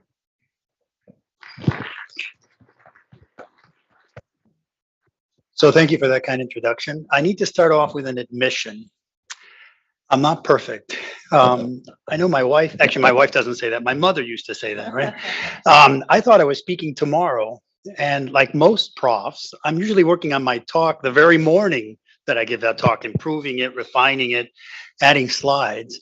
And so thankfully, someone just after the previous talk, after I was all relaxed, mentioned that I was speaking next. So I spent lunch putting this talk together. I had a template, but not quite finished. So my apologies if it's not, the perfect talk. It's tough to compete with the great talks that we've heard this morning, right? So I was never planning to compete in such respect. And what I'd share with you, so I'm usually known for my science, and I will be speaking at a symposium next week here in the area of catalysis. Actually, one of my former students, Karina Schindler, will be in attendance as well. So it'll be nice to see her again. I haven't seen her in a while. But today I'm here largely in my capacity as editor-in-chief of the Journal of the American Chemical Society, the flagship journal of the ACS. I've been in that job for the last 2 years and a month or two. So through the COVID nightmare. And we've survived, thankfully. And it's nice to be able to have these meetings back in person. Zoom has its place, or Skype as it was in the old days, but it's still great to be able to talk to people face to face, interact with them, read the facial cues, even if I know now that there are computers out there, bots out there that'll do it for you. It's nice to be a part of that, the engagement and the discussions, the disagreements and the agreements that take place throughout those random meetings and dinners. So I put together over lunch a collection of slides that I was planning to use, collection of slides from other talks, and let's see how it works out. If there's too much time at the end for questions and discussions, well, that's even better. So let me start off with my personal journey, which not many people know. So I guess I've always been an immigrant and a refugee in some respects throughout my life. I was born in Cuba, La Isla de Cuba, in La Habana, right up there, 1963. We emigrated from Cuba at the age of 7 for lots of reasons. We went to Madrid, where I lived for a year and a half. From there, as refugees, we emigrated to the United States, where I grew up in Chicago. there it was, right? Chicago. For most of my life, up until recently, I was an undergraduate at the University of Illinois at Urbana-Champaign, so the product of public education from a land grant school. I went to graduate school at Harvard University in the Department of Chemistry, postdoc at Caltech, so I've seen both sides of the continent, including the middle.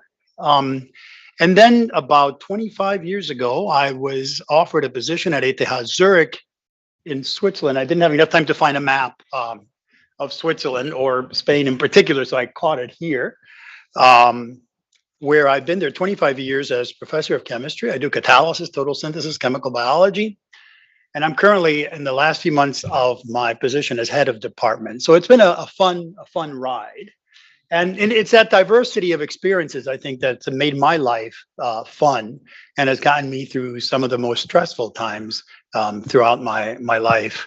And so I encourage you, as has been said throughout the day, to take those chances, to think outside the box, to travel, to meet other people, to ignore your preconceptions about other people and other places, and enjoy the world, enjoy the moment that you happen to find yourself in. To plagiarize from the talk just before lunch, it's a great advice, and live it. You only live once, you might as well enjoy it.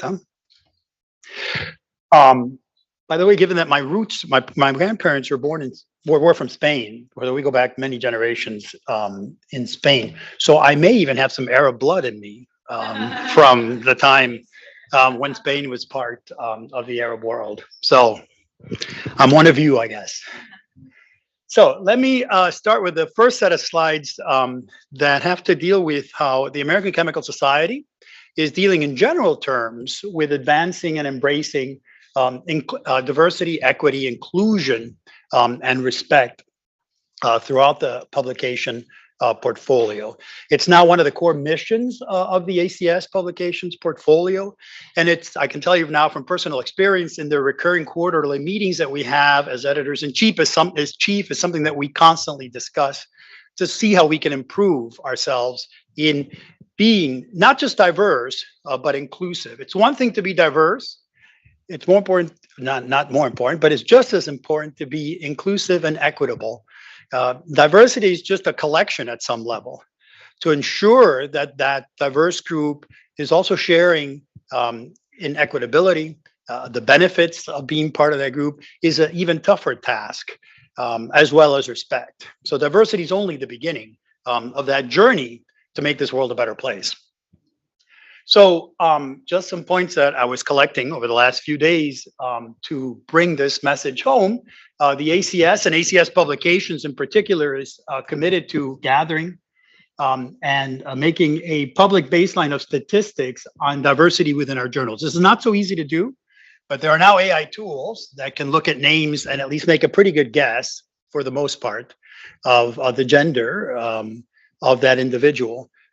So that we can collect that. And of course, there's geographic origin that comes into play.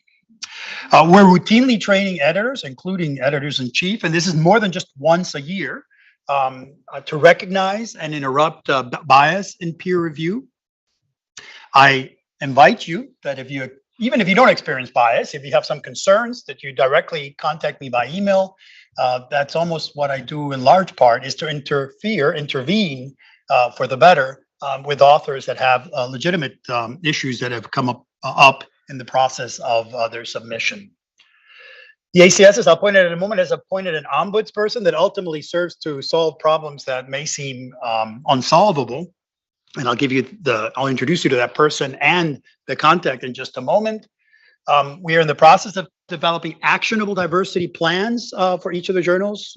For my own journal of the American Chemical Society, we have such a plan in place, and we're meeting the objectives, which I'll point out as the talk progresses.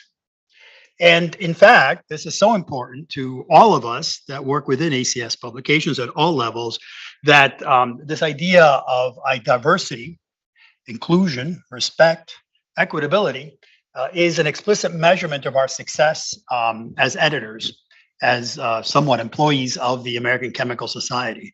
So they're taking this seriously, and I think we're all better for it.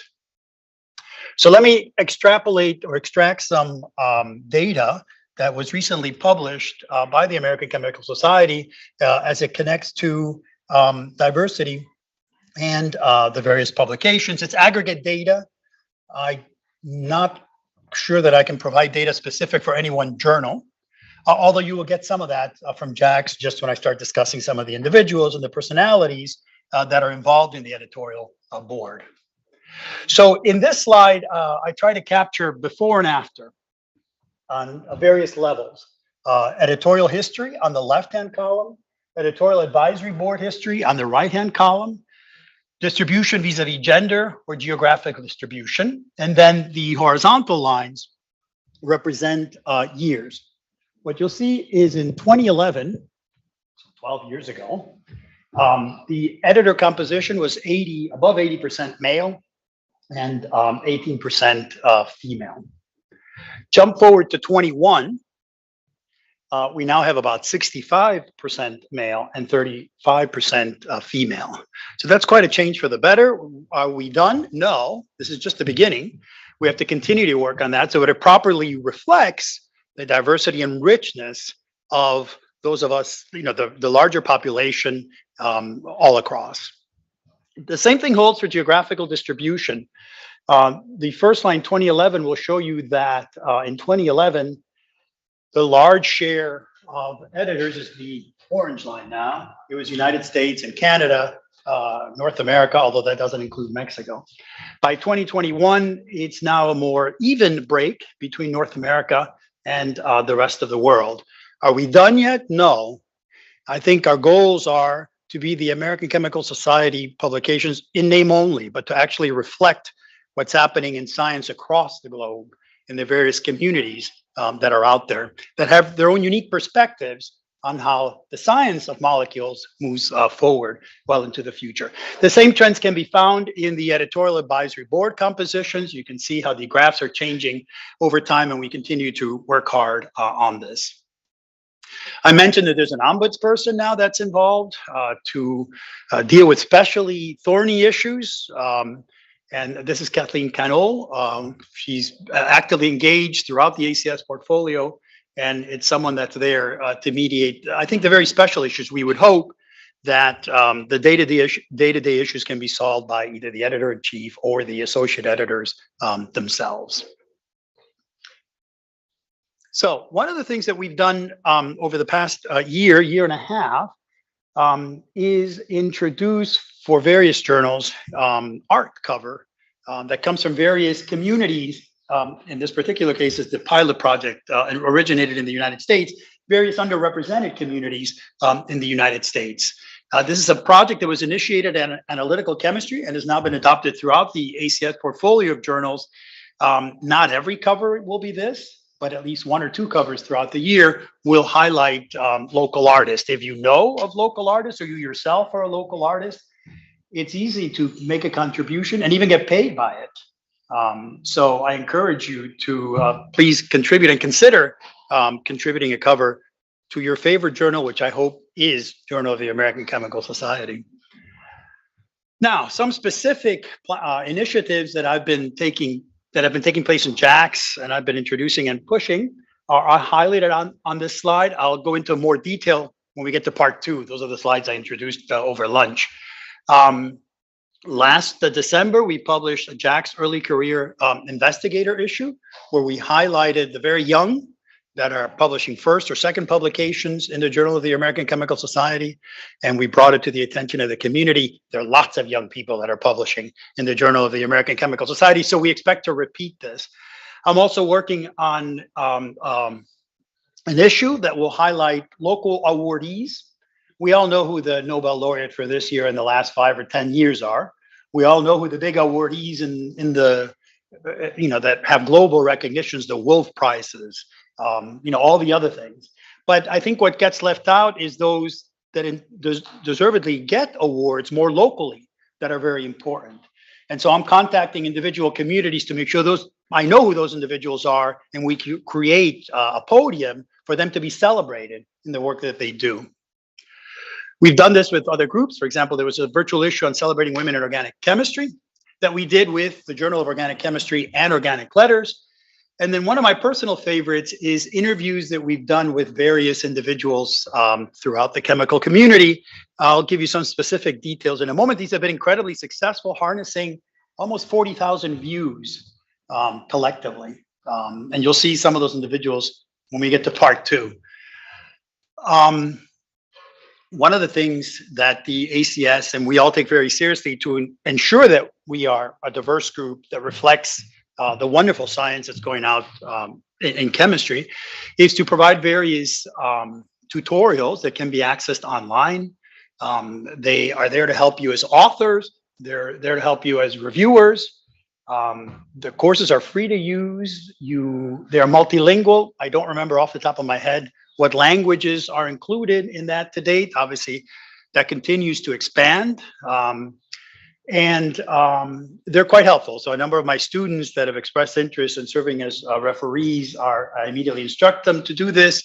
And they have found it very helpful. You get a little badge next to your name so that when the AI tools that are involved to help us selecting reviewers, suggest reviewers, their names come up with little badges. And I know that this is a person that has gone through the proper training. So now I've sort of interspersed slides from another talk that I give, but I want to use it as an opportunity to pick up on some themes that were discussed today. So this is a slide on how to write a paper. Don't worry, I'm not going to pretend to teach this audience on how to write a paper. But what I want to use it is this and the few next slides is to point out how this, as well as in general, the research experience is a wonderful opportunity to connect with others. And it's a wonderful opportunity to learn, not just the young from the old. But I learn all the time when I'm writing a paper with my coworkers. And you don't want to miss that opportunity at all levels, thinking about the title, revising the title, reconstituting the abstract or the TOC, constantly going back and forth between the experimental section, the argumentation, and the conclusions. Doing that as part of a group and making sure that everyone's on board enables you to write a better paper. And I think it makes all of us a better scientists because we learn from that experience.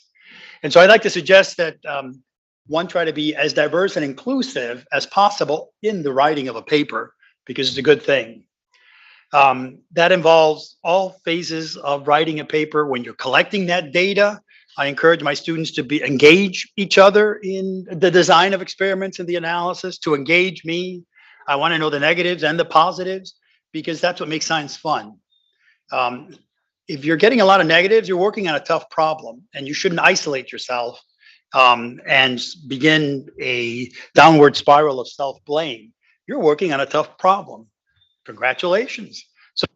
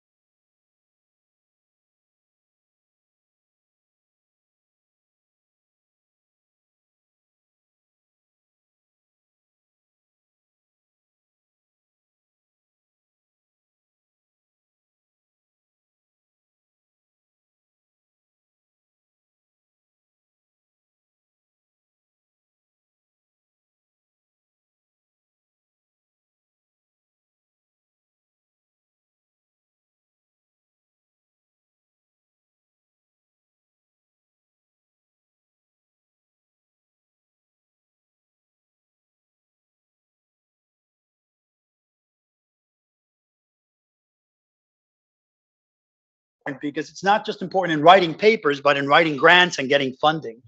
Um, to provide context to the prior literature is extremely important in writing a paper, and to properly contextualize what came before you and how you, as a researcher, are advancing that field forward in a very creative way.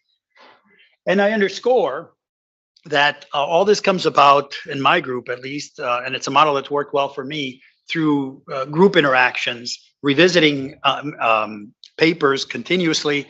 And for me, it takes about 2 months beyond writing the first draft before we're ready to tell that story. I can skip this. This is part of just, I guess the point I want to make is that everywhere along the line of writing a paper is an opportunity for you to grow, for you to learn, and for you to engage. You know, one can spend hours in a picture, but if it doesn't come, if you show it to someone who hasn't seen the paper and it doesn't convey the story that you want to tell, as beautiful a picture as it may be, it's failed. And so it's time to go back to the drawing board. Okay, let me go through this. I wanted to go to this slide next. We all know to avoid plagiarism. And in some respects, I was thinking about this on the way over. Plagiarism is not only bad because it's bad, you're taking someone else's words, but it's a form of lack of respect for yourself, right? You don't think that you're able to formulate something creatively or originally in a way that nobody else has before. And so you should avoid that because we all have unique insight into various problems, whether we've been working on it short term, right? If it's a new problem I've been working on or one that I've been working on all my life, right? We're all different in how we look at that problem. And plagiarism at some level is an admission that I can't be original or, you know, that I lack that self-respect. And so for that reason alone, and there are many other good ones, avoid at all costs plagiarism. And I would even argue self-plagiarism is a defeatist approach because it suggests that you have no new ways of thinking about something. And we're scientists. We should be excited about new ways of thinking about something, you know, outside the box.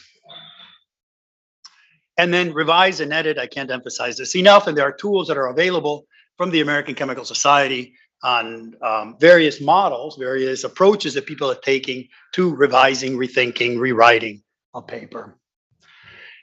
And I highlight some of these tools on this slide. Okay, now you'll see that the slide composition has changed because I now borrowed from a different talk over lunch to fill in the 40 minutes, I might add. This is from a talk I gave in a different setting on what do scientists want from a journal. And these are my thoughts exclusively. Since I'm an editor, but I'm also a research scientist, so I've submitted papers to JACS that have gotten rejected. It hurts to admit that, right? Not just to JACS, but to other journals, right? But that's a plus, at least in my job as an editor, and a plus for you as authors. I've been there. I've experienced the same kind of pain and the same kinds of frustrations. But ultimately, what we want from a journal is the evaluation of the science by experts. Experts that are editors, they're in your field, and experts who are the reviewers, sometimes more experts than others, in your field. And they're providing feedback. But it's not just about does it get in or doesn't get in. The best reviewer is an individual that's able to provide comments that makes that paper better, that suggests experiments that are missing, that support the conclusion, or suggest critical experiments that slightly alter the conclusion. And that's what we're ultimately looking for in the most idealistic sense, namely to improve the quality of the science. And then we're human, we like the validation, right? Nice paper, needs to go in. So that's part of it too.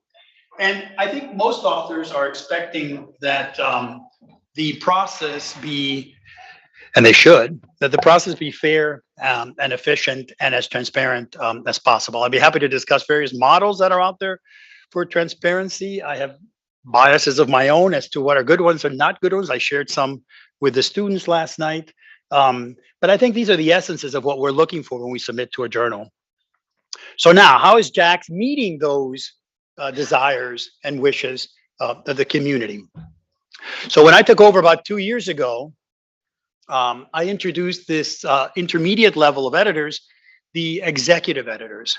Now, prior to me, Professor Peter Stang, who did a wonderful job as editor-in-chief for 20 some odd years, was the sole judge of what went forward or not.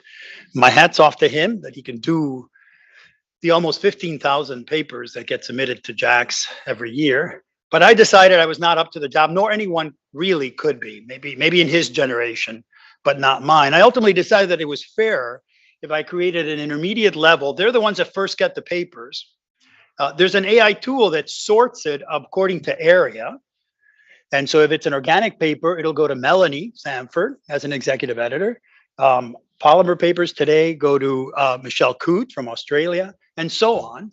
And so you have the satisfaction of knowing that if the AI tool got it right, and I'm prepared to accept that sometimes it doesn't get it right, but please contact me. Your first point of contact will be someone you recognize and someone who's an expert in your area. Now, do I have all the areas covered? No, I'm afraid not. I'm constantly reminded of that. and you know, I can only get so much of a budget from ACS publications, but every opportunity I have, I try to pick individuals that have a breadth of appreciation in a particular area and are going to be able to handle papers in more than just their immediate area. And of course, the discipline is evolving constantly. So as you'll see a few slides from now, I've recently appointed individuals in some new areas that I barely know myself. So this gives you an idea of the structure. The executive editors then interface with a group of associate editors. I should point out that the executive editors are themselves associate editors, so they can choose to keep a paper and handle it in their own right. And then these are experts in ever more narrower fields, if we will, than the executive editors. And the idea is, we're still in the first 2 years, is that there will be changes. So no one will be an executive editor for life. There'll be some rotations around that. And as people retire altogether, we'll fill it in with new blood. So this will be something that's rejuvenated and not static over the years.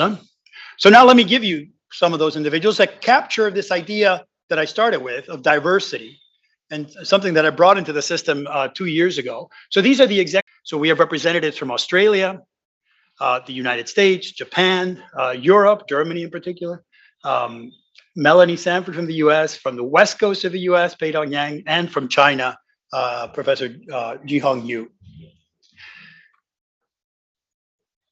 Okay, so I got ahead of myself. He's from the West Coast. She's from China.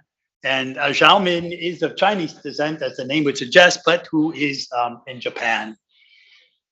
And then this is the broader group of the associate editors that are with JAX. And I think I've done the same thing. So before I get ahead of myself, so they include Europe, Bert Meyer, Omar Yagi from Berkeley in MOFS, Tanya Veal, MPI in Germany, Hanadi Slayman from Canada. Rahul Banerjee is the first Indian editor in JAX, whom I appointed about 2 years ago. Sort of has some overlap with Omar, but that's a big area. We get a lot of papers in that area. Aaron Walsh from Imperial College, physical chemist, but dabbles and has an interest and knowledge and expertise in AI. And so that's what I was hoping to bring in with Aaron. Heather, who covers the biopolymers, the connection of polymers and materials into biology. Rachel, who just came up, who I stole from another journal, proudly, and who's in the United Kingdom. And then, as I mentioned, I've recently appointed some new ones late last year and this year to try to capture some newish areas that I think are underrepresented. Dana Friedman from MIT has a diverse research group that specializes in high pressure materials, in emergent materials, and then something that I had to look up, qubits and quantum information.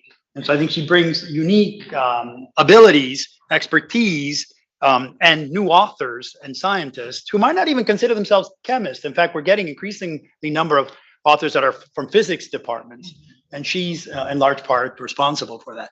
Jenny Yang from Irvine brings in additional expertise in inorganic and organometallic chemistry, and in particular, nanoscience, electrocatalysis, and the interface into polymers and material sciences. And then the most recent appointment is Mei Hong from MIT.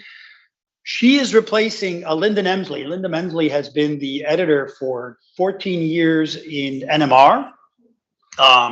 And so it was time to move on, as much as Lyndon has been wonderful contribution to JAX. And Mei Hong will cover now the spectroscopy, solid state NMR discipline. So back to this question of what researchers want. And again, these are my ideas, although they're not that original, right? You want a journal, and I think JAX meets that criteria, that disseminates your science to the widest possible audience. JAX last year alone had over 40 million downloads. That's a lot. And in fact, that is more than any of the other journals in the ACS portfolio. You want a journal that'll give you high quality manuscript production. I mean, these days it's all online, right? There's still ground rules for what makes a good, well-produced manuscript, but it'll be online primarily. And I think it is increasingly the case, based on pressure that we're getting from funding agencies, that you want a journal that will add value to your data by making it findable, accessible, interoperable, and reusable. We're still trying to figure out how to do that best. I mean, not just the journals, but me as a researcher. And we have ongoing discussions and workshops. And if you have any ideas, I'd welcome hearing them. One thing that I'm taking very seriously is author and science promotion. So I indicated that already at the beginning with some of the videos and vignettes that are increasingly being put out there of authors of JAX. And at the end of the day, what we wanted is to continue to build on a long history. JAX is almost 150 years old of excellence and innovation. And JAX is still around and doing well because it's evolved over the 150 years. All you have to do is look at an early version of JAX. I was reminded of a dinner last night where people wrote letters, right? Dear editor, we've discovered that treating lithium and benzene together gives something new. And that's the end of the letter, right? And so it's evolved as the techniques have evolved. I sort of, again, got ahead of myself. Usage continues to be high, and this is very important for you as authors, right? Impact factor is one thing, and we're doing well in that. But more importantly, is how many people are accessing your manuscript and downloading it. It's like the closest you can come to immediate impact and having a feel for the impact that your manuscript is having. And as I said, the 2022 numbers were on the order of 40 million downloads. And we're looking to creative ways of engaging social media to increase that even further. Having reached 40 million, they now want me to reach 50 million. I'm not sure how I can do that, but we'll see. Let me go through some of the initiatives that we've been taking. So one that we just started last fall is article promotion. So I look to the journal constantly, every day. If you saw me working earlier this morning back there, I was just doing that to see what came out yesterday. And then I identify articles that I think are great, that I think will be particularly worthy in that particular day or week for highlighting. And I invite authors to submit a video. So Jin Kwan Yu of the Scripps Research Institute submitted a video on the latest reaction that he's discovered that even Yin Kwan can run. He's not a young guy anymore, even though he looks young, and can run, open to the flask and stuff. It's a wonderful video. At the end, he introduces the actual students and postdocs that were responsible for the work. Complementing that, so those are usually 3-4 minute videos, is the longer interviews that I participate in with various individuals throughout the world in the chemical community. Many more to come. They take anywhere from 15 to 20 minutes. We actually film for about an hour, hour and a half, and then it's edited to 15 to 20 minutes. We've published 16 interviews though so far, and this slide's a little dated because it's about 35,000 views that they have. And when this slide was made up, Jackie Barton's interview had harnessed 6,500 views alone. She holds the record for the most views in these interviews. Here are a few others. Roald Hoffman was a wonderful interview that I did. Kelly Chibala, you may not know him, you should. He's now editor-in-chief of MedChem Letters. He runs a very successful research group with spin-offs just outside of Cape Town in South Africa. Carol Robinson, well known for her work in mass spectrometry and biomolecules. She was at Cambridge, she's now at Oxford. And Jackie Barton, my former colleague, when I used to be at the California Institute of Technology. So I'm nearing the end now. Back to these questions that I've asked myself and try to craft some questions. As you've gathered by now, it's extremely important to me, the personal touch. And actually that was a theme in the very first talk today. I can't find her right now. Obviously a leader in clinical science, but she always came back to, she wants to connect with the person And that's very important in terms of how she does her science and advances the clinical science of it. And I think that's also true for us. There's a place for Zoom. There's a place for what used to be Skype. Probably some of the more boring meetings can be done on Zoom or Skype. I'm trying to think. I don't want to offend anyone, right? But at the end of the day, we're humans. We need this exchange. We need to disagree with each other. We need to discuss and ultimately consensus building. So I see it. One of the big aspects of my job is to continue with the engagement with the community, to assure them that they're participating in a fair and unbiased selection process. I encourage you to email me. If you have concerns, if issues come up, I actually answer them fairly quickly. I was reminded of the talk just before lunch where you offload your task as fast as possible. So if I haven't answered your email in about 12 hours, you should resend it because that's how I deal with stress. I answer it and then move on, right? Or I'm traveling, maybe. That's why I haven't answered in 12 hours. I want JAX to be the journal that represents the broadest elements of chemistry. And the most high impactful, and that's a unique mission of JAX. It's not my job to pick and choose what are the hot quote unquote areas at present. My job is to ensure that all aspects of the chemical sciences, all of them which are hot, have their own hotness to them, are properly represented by the flagship journal of the American Chemical Society.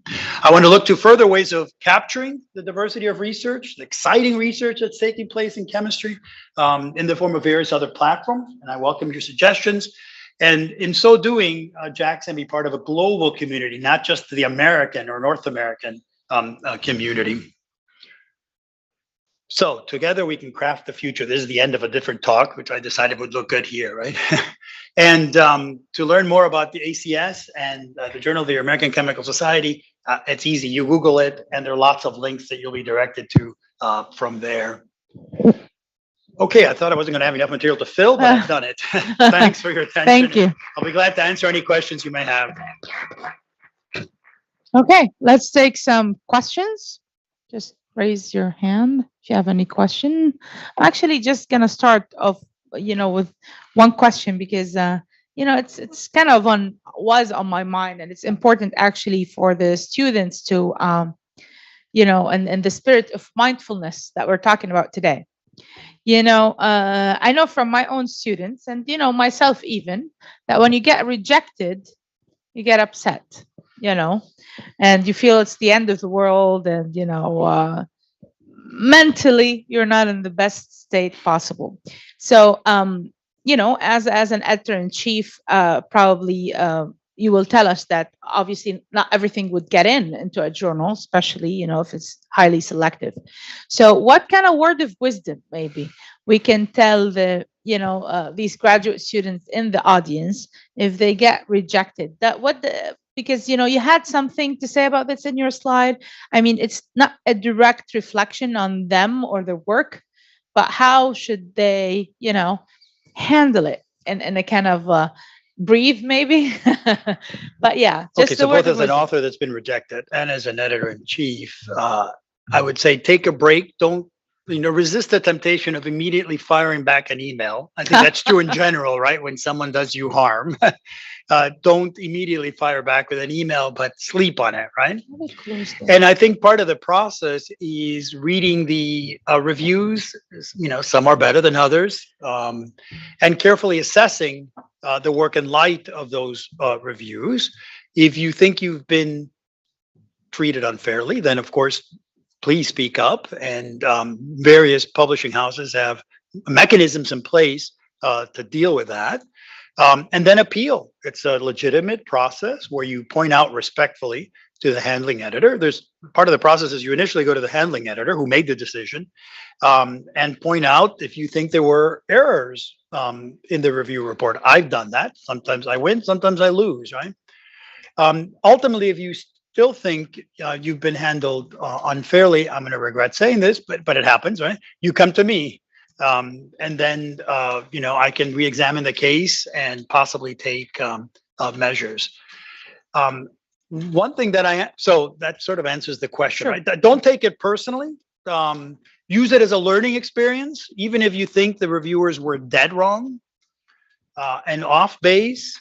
Use it as an experience. How could I have written it differently to emphasize this and de-emphasize what they're picking up on somehow, which was not my message at all, right? How can I redo the schemes?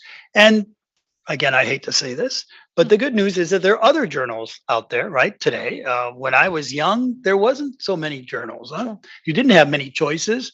And that's not the case today. There's still great journals like the Journal of the American Chemical Society, but there are other journals in the neighborhood that we're not all the same, right? There are different communities of reviewers. There are different emphasis that's placed on the research, fundamental versus applied, mechanistic versus other things.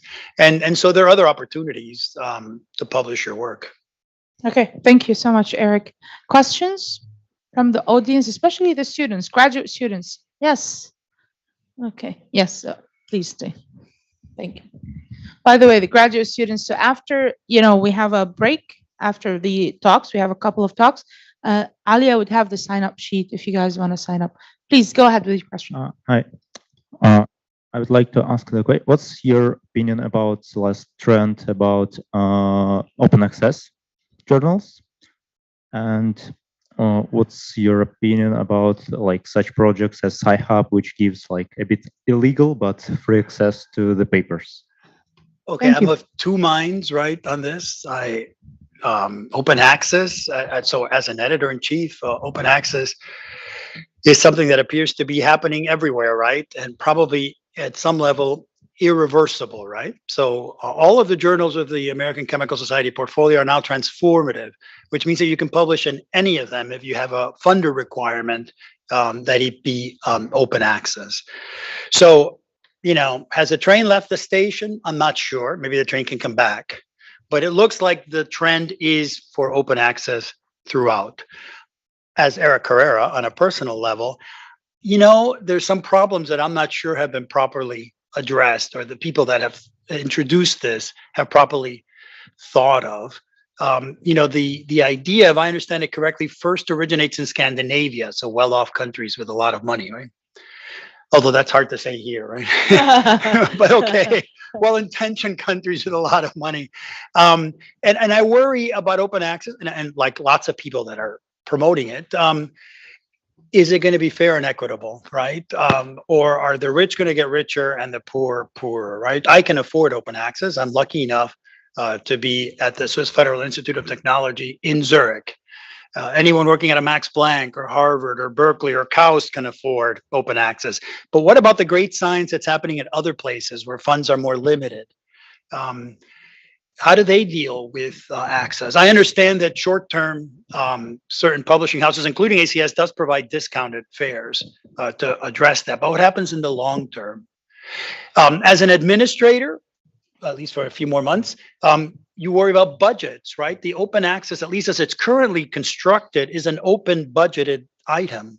When December rolls around, if you got 5 papers to publish and they're all open access, and let's say I'm as your dean supporting it, all of a sudden I got to come up with funds for 5 open access papers that weren't budgeted because I can't anticipate, nor can you, how many papers you're going to publish in December.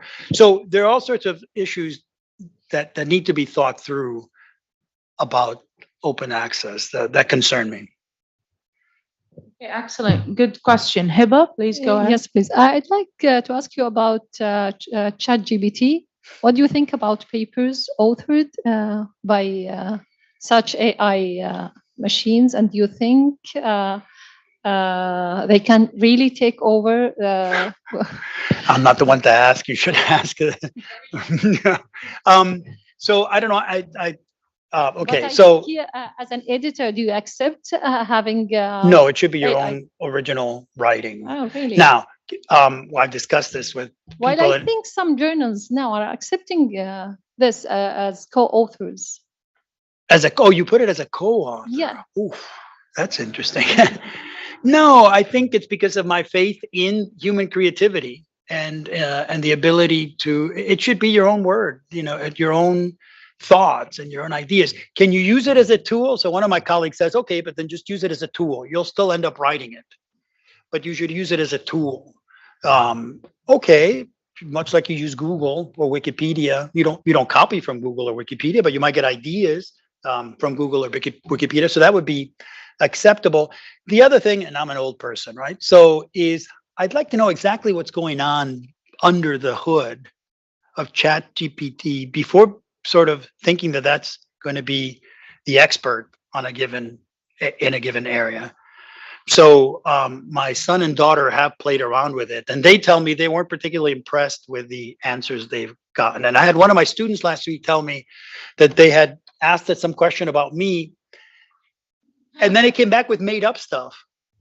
So I guess it's very human that way. It's making up stuff, right? Which is scary. But so in as much as you can't, certainly not without attribution, write something a colleague of yours wrote and call it your own, I don't think ChatGPT should be any exception to that. And moreover, I think it requires, at the very least, you need to know where it's getting that data from and how it's putting it together before you're going to call it your own, right? Because the minute you take some of that, it is yours now, whether it was a wise thing to do or not, right? So I'm skeptical, but you're young. It's your generation who will have to chart out the course as this and other exciting developments take place in artificial intelligence and machine learning, right? I mean, you can get ChatGPT to write a grant for you. And it gets funded, right? What is that? I mean, I guess you're celebrating. But is that fair? Is that fair to the community? Is that fair to yeah, I don't know. But those are difficult questions to grapple with. Okay, so last question with Caitlin. Go ahead.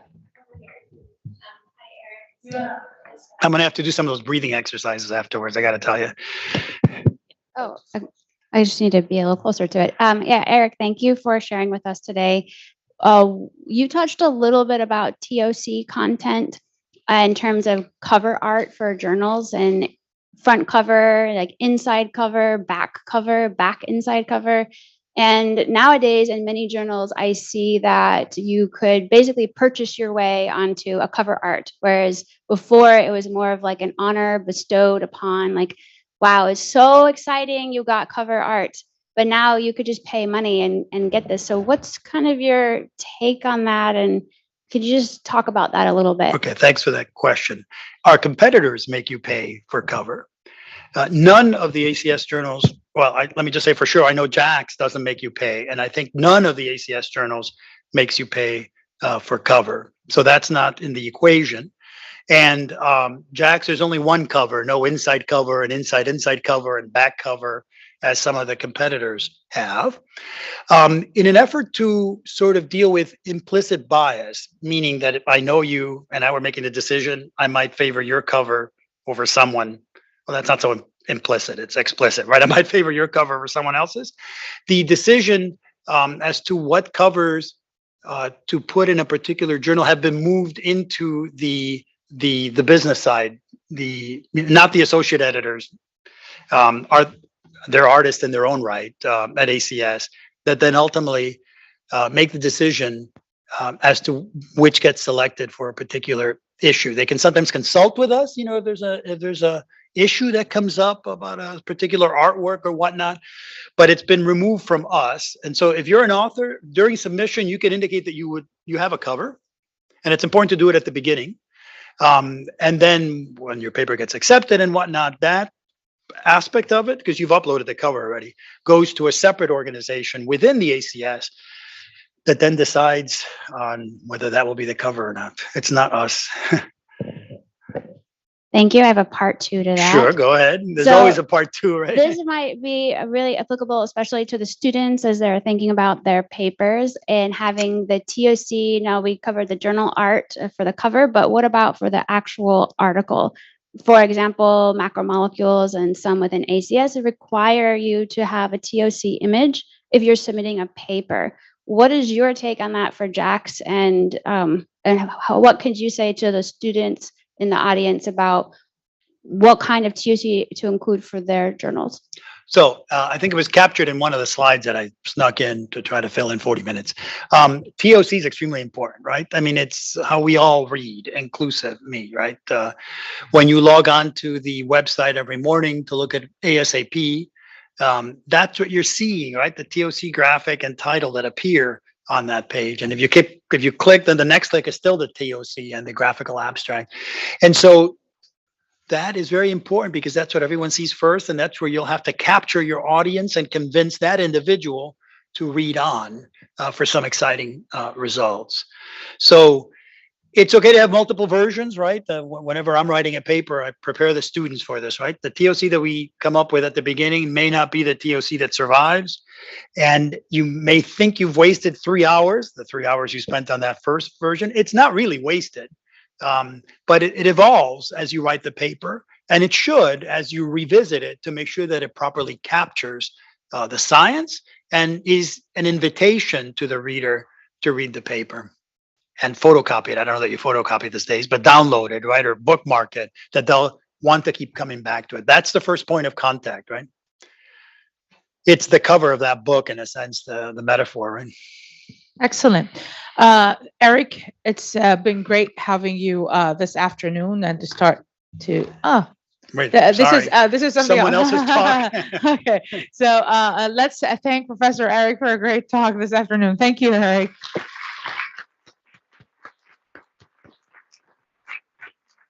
So, Dr. Mashhadi Sufana. So let's. I think they're gonna fix the slide. We're gonna go back into the beginning. So you know, it's a great pleasure to introduce Dr. Sufana Al-Mashhadi to the stage today. You know, Sufana, when I was telling my students that we need to pick up, you know, like we need to see who we want to invite and so on and so forth, I was very excited to know that we're gonna have, or it's already up and running, a Saudi national, you know, NIH, so Institute of Health.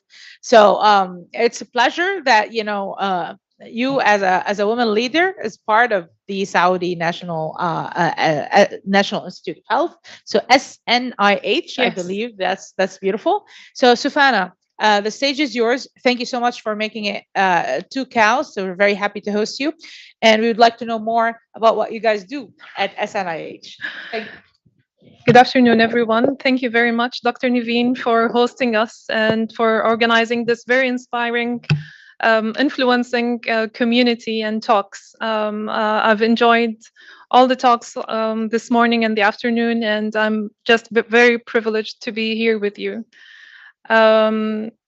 It's a kind of a mixture of personal story as well as some of our professional experiences and engagements with patients and the framework of innovation in healthcare.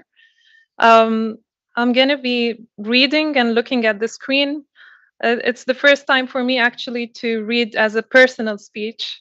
And I thought that there are so many thoughts that I've put into this.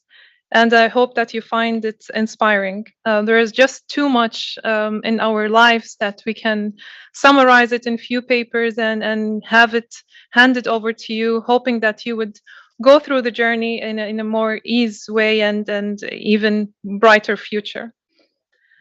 So what really motivates you? When you really understand what motivates you as a person, it becomes illuminating in all kinds of situations, not just in your career. My two eldest children taught me an important dimension of Herzberg's theory on motivation. Let's see. It was winter of 2013 in Sheffield, UK, when it started snowing heavily late at night and continuously for several days. Snow was stacked and schools were closed. Trying to control two active toddlers trapped at home was indeed a challenge. We kept entertaining them with games, candies, and lots of other stuff to keep them happy and calm, but we didn't succeed. Eventually, it stopped snowing, and we surrendered and let them out to play. Suddenly, I see a spark in my 5-year-old son, who says, "Mama, let's build an igloo so we can stay warmer and longer outside." And we devoted our hearts to this project. We spent hours allocating resources: a shovel, a mold to build the snow bricks, which was a shoebox, gloves, boots, torch, and some hot chocolate. First, we prepared the flat surface, which created the foundation of the project. Then slowly we worked our way up by handmade snow bricks. Probably it was one of the most painful experiences in my recent years, as snow was so cold I had bruises and skin cuts all over my hands. But surprisingly, those two young fellows were absolutely happy and motivated every single minute of the project. The pride I saw in their eyes, the bonding that was growing between them, and the level of enthusiasm was astonishing. It was too cold. We were forced to stop for breaks, as I also had to go back to continue writing my thesis. But whenever I stopped, the repeated question I kept getting from them was, when can we go out to continue our work? But after the igloo was finished, I rarely saw the children in it. This is the igloo. The truth is, having the igloo wasn't what really motivates them. It was the building of it and how they felt about their own contribution that they found satisfying. I thought that the destination was important, but it turned out to be the journey. Reflecting on this, I came to a realization that it is hard to overestimate the power of these motivators. The feeling of accomplishment and of learning, of being a key player on a team that is achieving something meaningful. Managing two kids while my husband and I were studying was not an easy thing to do. In 2014, I had my third born, Abdurrahman, right in the middle of my PhD thesis writing. I still remember those sleepless nights very well. What kept me going is the visualization of getting there. Sometimes I lost my sense of purpose. I cannot remember anymore the reason I am here away from my family studying, but I can assure you it was all totally worth it.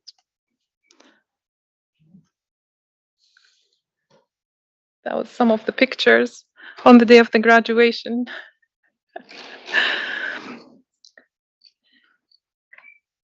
Coming back to Saudi, I had big plans for my career and the impact I want to have on my surrounding. I was assigned to be the founder and director of the Innovation Center at King Fahd Medical City, reporting directly to the CEO. Being an enthusiastic emerging leader, I had to go under a lot of stress, managing work, managing myself, my family, and managing my boss and his expectations. 10th of July 2019, it was a very hot summer day in Riyadh, yet I was shivering cold throughout meetings. Something wasn't right, and at about noon, I had a sudden sharp pain at the center of my back and started to slowly slip away from my surrounding. All what I was thinking about at that moment were my three children, and I was asking myself, could this be it? I was only 36 years old. Two massive pulmonary embolisms almost took my life away. With the speed of a hurricane, my priorities slid from a high-level pursuit of principles and career growth to basic survival. I can tell you from experience, when a crisis hits, accepting your current circumstances is not a sign of weakness. For some of us, it might mean putting big career dreams on hold. One tool that helped me then, and still helps me accept the situation at hand, no matter how challenging, is Maslow's hierarchy of needs. Let me explain. In 1943, Abraham Maslow proposed a theory of needs that states that people must fulfill their basic needs before they can pursue higher level ones, such as seeking happiness and purpose. Once basic needs are met, people are more equipped to strive to meet their full potential. Often represented in a pyramid, Maslow's hierarchy has 5 levels. At the bottom of the pyramid are our most basic psychological needs. Think food, water, clothing, and warmth. At the peak sits self-actualization, where people can pursue their life's purpose and live by their highest principles. Challenging times, such as COVID pandemic, can pull energy from higher level needs back to the basic of survival. This can make us feel like we are moving backwards. I call this feeling the priority slide. It happens as we speed down the hierarchy of needs from the top to the bottom, and it feels frustrating and a bit like a failure. But in reality, it is not a failure. No one can pursue self-actualization like getting their dream job or gaining financial freedom when their priority is making enough money to meet loan payments and pay for food and rent. The priority slide starts when a crisis unexpectedly hits. It will not always be a shared global event like the pandemic. Sometimes it's just a personal crisis, like being involved in a health issue. In moments like these, it's normal to feel disoriented and wobbly. How I dealt with the priority slide. To manage the priority slide, I thought I taught myself how to regroup, focus, and basic pose higher level aspirations. It might sound unreasonable, but posing can actually be the best way to move forward. I started an exercise of revisiting my purpose. What do I actually want to do in my life? Why and how? How can I use my career as being a leader of innovation in one of the largest referral hospitals in the region to improve people's lives? Prior to my health incidents, which happened in 2019, I was privileged to attend a summer course in 2018 at Harvard Business School, where I have met a very inspiring professor, Clayton Christensen. They call him the gentle giant of innovation. He was a very tall man, and he is thought to be one of the most influencing leaders in our modern time. Professor Christensen spoke of his theories of innovation as statements of causality, lenses to put on when trying to make better sense of the world. And one such theory is jobs to be done. Looking back at this experience, I was certain that I needed to hire something that would help me to make progress in my life, to retrieve joy and inspiration in these challenging times I was personally going through. In the course of my reflections, I came to realize that what I needed to hire was my internal compass, the one that Professor Christensen reminded me of during the time I have spent with him in Boston. Professor Clay helped me to redefine my purpose. It was there within me, but as I have mentioned earlier, in times of crisis, we as humans tend to lose motivation and switch to survival mode. I have pulled myself together and committed to always match my intentions with the impact that they have on my surrounding world, in both my personal and professional spheres. Maybe here I can just put the papers down and tell you about the experience that we had at King Fahd Medical City. That was the place that I have worked in prior to joining the Saudi NIH. So as I have mentioned, it was really difficult experience to think about that, you were standing at the edge of death. And then I even sought help from some professional mental psychologist how to go through this difficult time. And I found that there is actually a lot of research that is happening, and it will tell you actually what is the journey that will mental thinking will take you through. So it was reassuring that it's normal and it's just a matter of time and some effort. How can you re-energize yourself and redefine and shape your purpose? So I started to find out that it's very fulfilling and energizing to surround yourself with people who would share a common purpose with you. Innovation, to me, every day I learn that it is a platform where you can engage and empathize with patients' needs and their families. And then applying a certain framework, you can look at the problem together and get rid of your own assumptions and try to avoid jumping into conclusion. And I have used the positional authority that I have into empowering those people and bringing their voice up to the board of directors and to the executive tables. One of the strategic programs that we have implemented in the hospital was called the KFMC Innovation Stars, where it's mainly a design thinking program that empowers the frontliners. We equip them with this framework methodology, and they go and define the challenges in their own spaces. And with our mentorship and our guidance, we would look at the best solution and we advance it and prototype it, implement it, and scale it up. It was just amazing to see that you can see here, for instance, that was the first batch. The requirement of this joining of this initiative is so different from any other training program because it really applies the diversity. There is no pre-requirement of your seniority level or your nationality or your level of education. It's mainly about being passionate and being able to speak up and make the change. We have applied this on several projects on the hospital.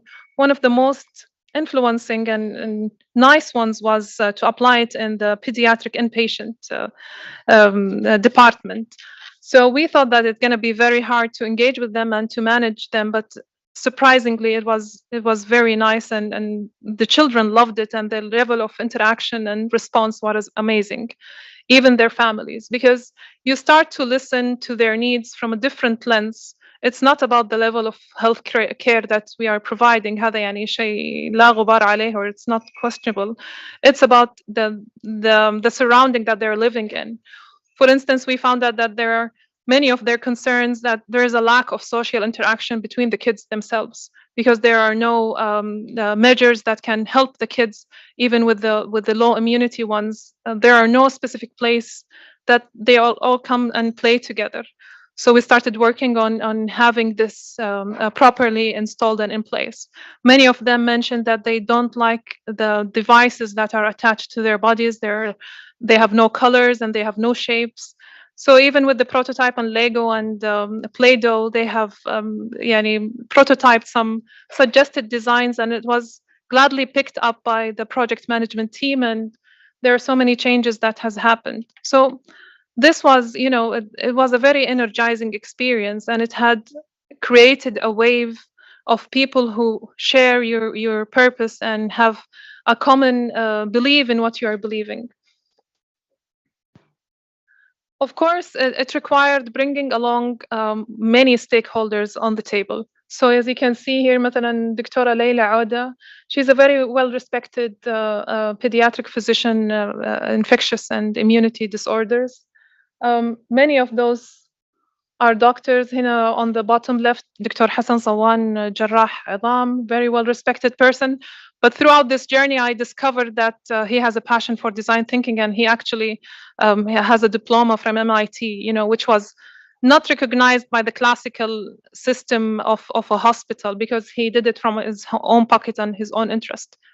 But his contribution was outstanding. هنا top left, Dr. Hamza Abu Talib, he's the executive director of the quality. So we have merged many tracks of services together, of course, the nurses and the patients themselves. So today I invite you to apply the lens of your defined purpose onto your context. Remember, you are in a position where you can touch people's lives every day, directly or indirectly. You have the opportunity to frame each task you encounter to become an added value to the system around you. There's an old saying, find a job that you love and you'll never work a day in your life. People who find true sense of purpose in what they do and who think their work is meaningful are known to be healthier, happier individuals with high levels of performance and engagement. Today, we are here to celebrate you and your creativity, your co-creation of value, your high sense of responsibility, and your bright future as graduates of this very well-respected university. The future of Saudi and the humanity as a whole lie within the dimensions of your hearts and minds. To conclude, I would like to congratulate you for all your consistency, for your ambitions, whether you were to be graduating this year or not. Congratulations for your very well-deserved achievements, for taking the effort and allocating the time and resources to bridge the gaps and unleash your potential. Thanks to all the leaders who created the space of opportunities, KAUST respected president, respected VPs and executives, faculty, all students and researchers, and of course our visionary leader, Their Royal Highness King Salman bin Abdulaziz and our Crown Prince Mohammed bin Salman. Thank you.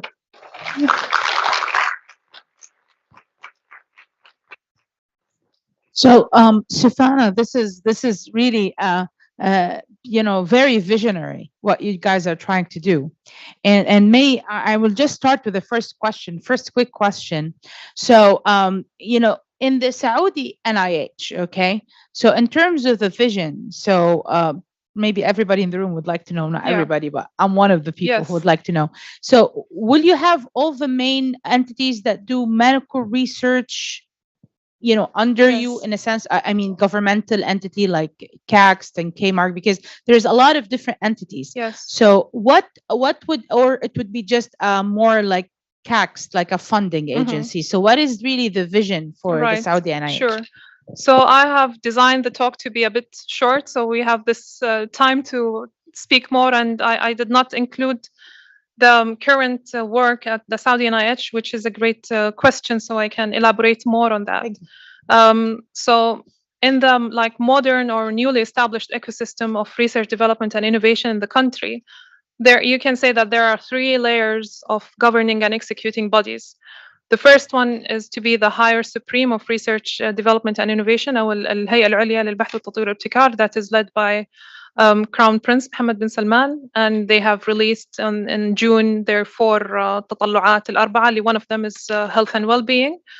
Yes, and on the second layer is the policy shapers and makers, who are basically the Saudi NIH and then the RDIA authority, or the Research Development and Innovation Authority, هيئة تنمية البحث والتطوير والابتكار, that is emerging from KAUST. The third layer are the executors, who are the hospitals, platforms, research centers, and foundation and capitals. The Saudi NIH is mainly a disease-driven funding agency. So there was a massive work that has been done over the past 18 months, engaging with all the stakeholders national-wide to define what are the health research priorities that the NIH is going to fund for. Only 2 or 3 weeks ago, we have launched our first funding and grant program. It's still on a piloting phase and low profile. But yeah, we are going to start receiving proposals, and only if they align with the national health research priorities, they're going to get funded. So we're going to encourage individuals and organizations to compete for that. From there, we are also we have this mandate of capturing any kind of innovation that might emerge from the research and development, and would help advance it and direct the innovators into what is the definition of an impactful innovation that could be commercialized and has a return of investment. The mandate of the Saudi NIH is going to be dealing with the translation research and the clinical trials. The mandate of the RDIA authority is basic science, and that's finally we came to this agreement, and it was agreed by Hayat al-Khabar. I don't know what it's called in English, but it was very important to find common areas, yet we want to avoid redundancy and repetition of work.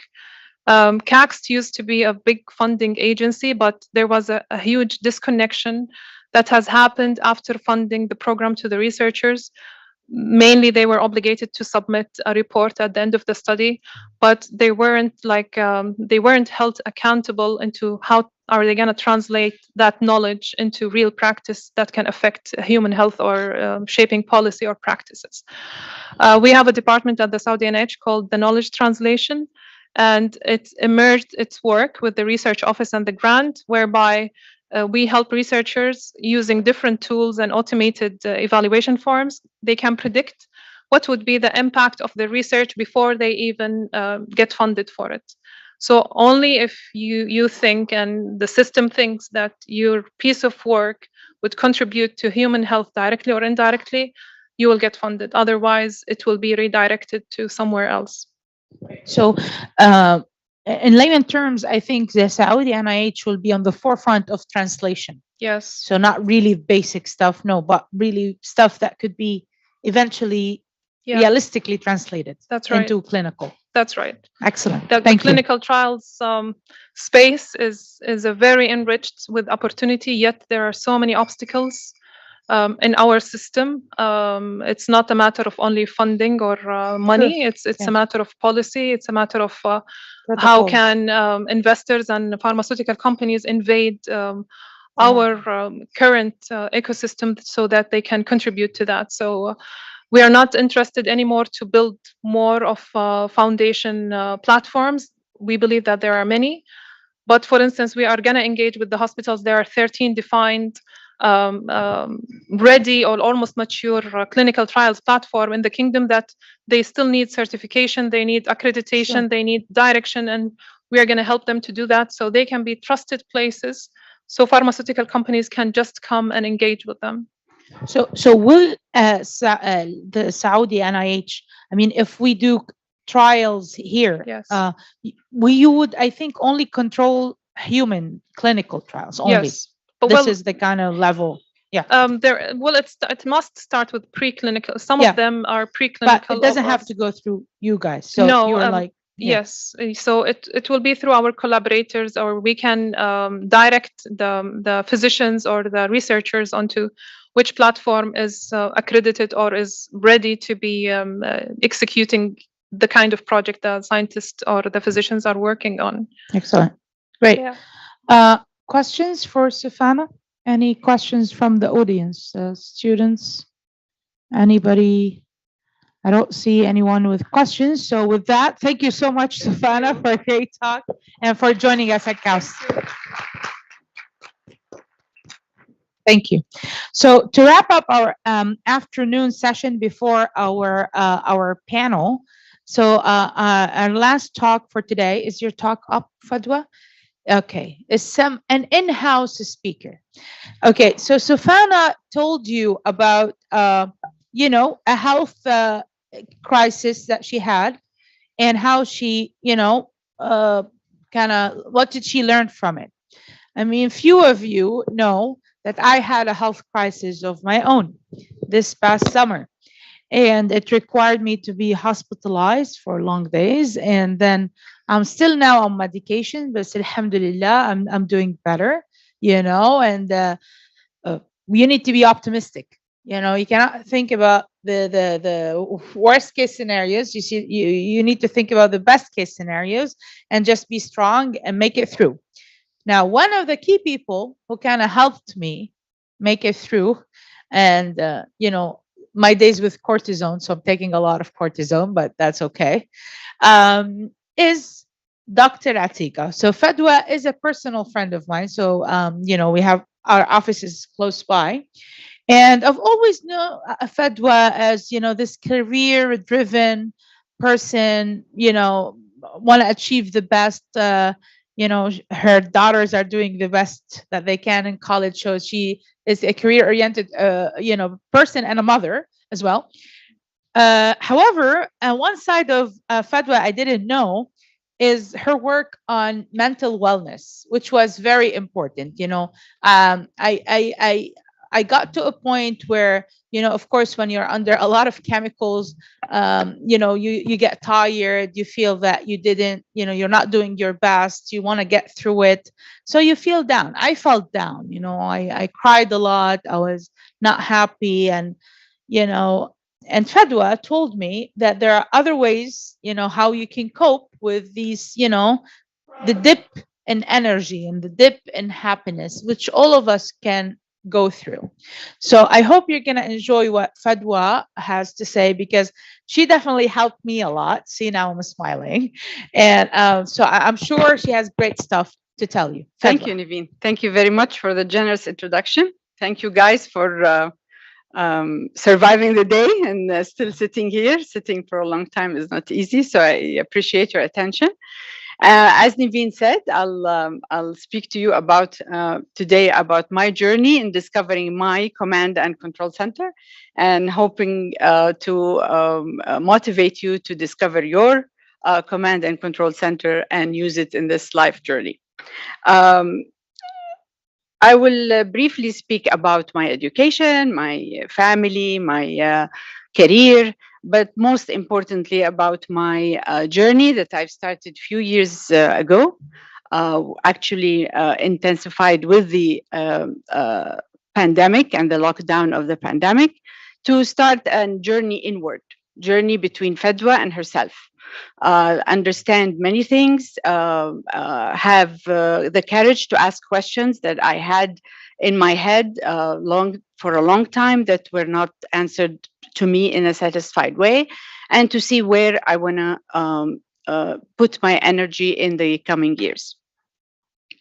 So I am Libyan, from Libya in North Africa. My father is Libyan, my mom is Palestinian, and I was born in Libya, Tripoli. A beautiful city, going through hard time right now, but hope one day you will all get to see the beauty of Libya. At 3 years old, we moved to Kuwait. Kuwait is where my dad worked for 14 years. There I studied all my school years and had a great time exploring the Gulf culture, which I greatly adore. I speak the Kuwaitian dialect, so I also enjoy using that with my Saudi friends as well. Next, after graduating from high school, we moved to Amman, Jordan. That's where I joined University of Jordan for my bachelor degree in biological sciences and my master's degree in developmental biology. There, I was intrigued by studying the spermatogenesis, the synthesis or the making of a sperm, and then how the structure function of the sperm affects fertility and how we can treat that with in vitro fertilization and tube babies. I loved that field, and I then left to the Washington, D.C., joined the George Washington University to complete my PhD. There, the dean of the school wasn't very sure how I got in because I came from University of Jordan. They were not sure, what's that. So he asked me to give a presentation on my work that I've done in my master's degree. I did that, and he kept whispering to my mentor, my advisor, who was sitting next to him. And I thought, I'm sure this guy has some kind of a problem with what I'm presenting. Then they both congratulate me on the lecture and then told me, please step into our office, into the dean's office. So I go there, I'm shaking, I'm like, new to this whole system. I'm like, what's up? He said, I am amazed. What you did in your master's degree in the University of Jordan, we would have granted you a PhD degree in George Washington University. And we don't know what we're going to do with you. We think that if you continue in developmental biology, you're going to be bored as hell. You know most of what we teach. So we advise you to look at another discipline of biology, explore it with some courses. We'll give you the flexibility to do that within the credit hours. And then when you find something that you really like, come back and we can transfer you to that PhD program. And I did that. I took multiple courses. Then I took basic oncology. And it was Oncology 101 with Dr. Stephen Paterno, who then became my mentor for my PhD. So I switched to oncology and loved every bit of it, and graduated to become a basic researcher in studying oncogenesis and the genes that drive cancer development. After that, went to postdoctoral fellows and then in translational research. And then I was recruited as part of a core team back to Jordan to establish a cancer center, King Hussein Cancer Center.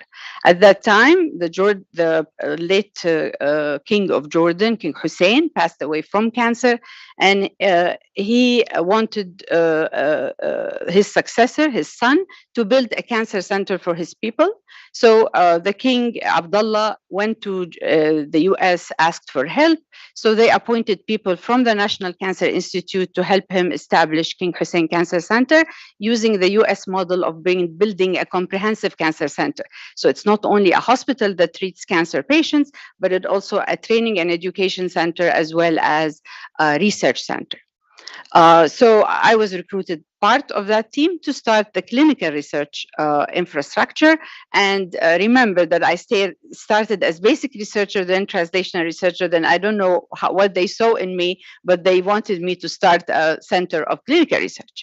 And that is a message that you heard throughout the morning. Don't be scared of diversity, of changing roles. If someone wants to give you a task, take it. It's okay to succeed or to fail, but try. You may find that this is what you want to continue to do. After 10 beautiful years in Jordan, my husband got a job in KAUST, and I moved here with him with my kids. And we've been calling KAUST home for the past 9 years. I come from a big family, have 4 sisters and 1 brother, and I'm in the middle. And I attribute that for having a loud voice. All my life, I always told that your voice is way louder than your body. You're petite, but your voice is loud. I think being the mid-child helped in that. I met my husband, who's Lebanese, in the US in college, and the key point is that one day before our wedding, he called me and he's like, we need to talk. I'm like, okay. I was very busy preparing for the wedding, so I didn't know what he wanted, but we need to talk. Like, can't we talk over the phone? He's like, no, this needs to be face to face. I'm like, what's happening? Then I go and he said, Fedwa, I have one thing that I'm worried about before we do this. I'm like, what? I've knew him for a year and a half. So like, what came up now? He's like, you're a career woman. I respect your career. And I'm a career man and I love my work. And I think I'm going to change the world with what I do. However, I am worried that there will come a time where our careers are going to take us apart. And I'm a family man. I cannot live without my family with me. So my career may take me away. Your career may take you away. What are we going to do? So at that point, we discussed it, and then we promised each other that whatever happens, we as a family will stay as one unit, and then we'll manage the career options as they come throughout the way. So we took a commitment to each other that whatever happens, we as a family will stay together. Then come childhood. My firstborn was a premature baby. And I was at the middle of my postdoctoral fellowship, a very demanding one at Lombardi Cancer Center in Georgetown University. I tried many options, but the only one that worked for me is to quit the fellowship and stay home with my baby. At that time, my professor, my mentor, when I walked in and I said, Steve, I want to quit. He said, Fedwa, go for it. I've never seen you as sad as you are right now. You used to lighten the whole floor with your smile. I don't see that anymore. Go take care of your baby and be sure that you will be able to catch up on your career later on. I stayed with Jude for a year and a half, and then I took some lecturing tasks at night where I used to teach animal biotechnology at the American University in DC. So Ed will come home, my husband, I'll give him Jude and I'll run to give my lecture. I love teaching and the energy you take from the students when they really understand what you're explaining is tremendous. Next, made my family. I had Jenna, my second daughter, and then Jad, who's in grade 11 now. Both Jude and Jenna are in the US pursuing their studies. I have always been blessed with very good friends. I think that's one of the treasures that I have in my life, and I've always depended on them throughout the career crisis that I had. I explained that I moved from basic to translational to clinical and executive role. Executive role, you're not really actually doing the bench work, but you're deciding who's going to be funded, who's not going to be funded, who's going to be promoted, who's not going to be promoted. And I was an executive for clinical work at a very young age. So that by itself is not easy. But moving from a researcher to an executive and vice versa was always helping me know both languages and both worlds. Then I won the lottery. Well, I didn't. The dollar sign there is because when I was in KAUST here, there's my old boss, the first boss who I worked with in King Hussein Cancer Center, called me. He's like, Fedwa, where are you? I'm like, I'm in Saudi Arabia. I'm in KAUST. He's like, okay, well, I have a job for you. I need you to move to Dubai. I'm like, what are we going to do? He's like, we have a private equity fund that has a $1 billion fund to build cancer centers in Africa. And they want the same team that built King Hussein Cancer Center to build the same model in Africa. So we're heading to Dubai. At that time, I was working in KAUST, but working in research compliance, a bit away from my field, which is cancer research. So I welcomed the opportunity. And at that time, I told Ed, I came to you with you to KAUST, so you need to come with me to Dubai now. It's your turn to sacrifice. He took leave of absence and we went to Dubai. And there the work was great until we discovered that we're in the middle of the biggest fraud embezzlement in private equity history. And I don't know if you've heard about the Abraj collapse. I was hired by Abraj in the middle of Abraj, and instead of building cancer centers in Africa, we spent the days and hours meeting lawyers and providing investigators with data about what happened. Of course, there was a big dream crash. It was a big blow to my career, and that came at the beginning of the pandemic. At that time, everybody said there's going to be a lockdown. So, it's better to just go to one place and stay as a family. So we decided to come back to KAUST, and then to stay here as a family through the pandemic. So what started my journey that I'm going to take you through now is this. I'm sitting at home. Yes, we're still employed, but the projects all froze because of the investigation and because of all of the construction sites had to close because of the pandemic, and the investors didn't want to take responsibility on the workers' health. So everything froze, and we were just tackling emails and doing strategy documents. So not the type of busy I'm used to. Second, we're stuck, nobody knows for how long.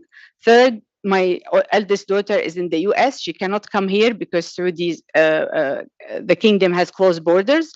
I can't go to her because I don't know for how long. If I leave, I don't know if I'll be able to come back.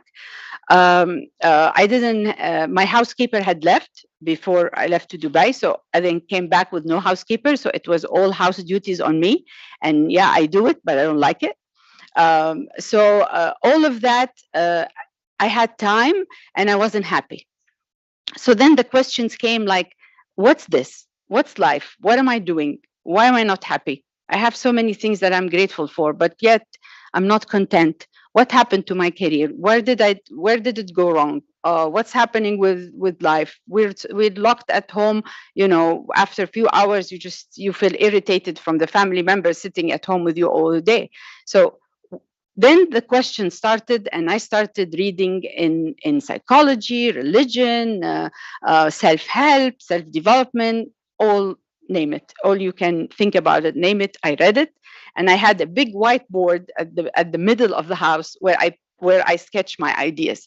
And of course, my husband and kids are like, "Mom, what happened to you? You used to sketch cancer gene, oncogene, signal transduction pathway. Now you are signaling values, career, motivation. What's happening?" So I'm like, guys, I am being a scientist, but I'm exploring new fields. So the question after reading a lot of things is like, who I am? Who am I? Who am I? من أنا? Am I the career woman that has the titles and the degrees and everybody congratulate her for her accomplishment? I am the mother. Am I the wife? Am I the scared little me inside that has a bit of self-sabotage because I'm a perfectionist? So always my mind goes to what's missing. Am I the daughter who lost her dad but needs to take care of her mom, but still she's far away from my mom and I can't be with her through the pandemic and she stayed alone?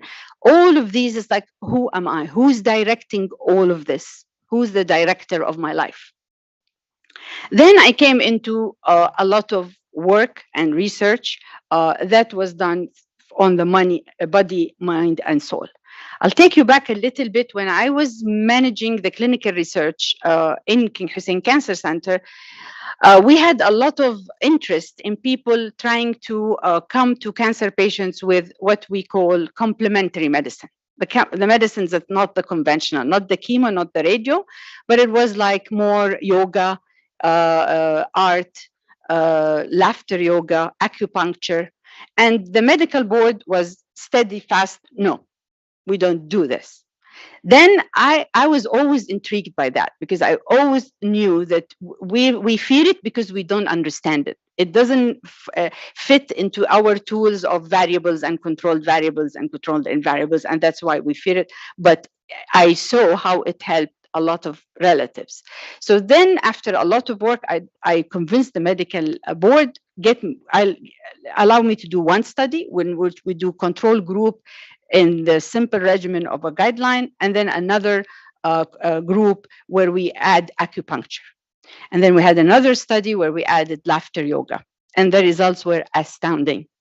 Amazing relief of pain, relief of symptoms, much better positivity in the patient. The family are happier, the patient is happier. So at that time, I always knew that this is a field that I would like to know more about. And I would love for the day to come where conventional medicine and complementary medicine become more integrated in the way we deliver care.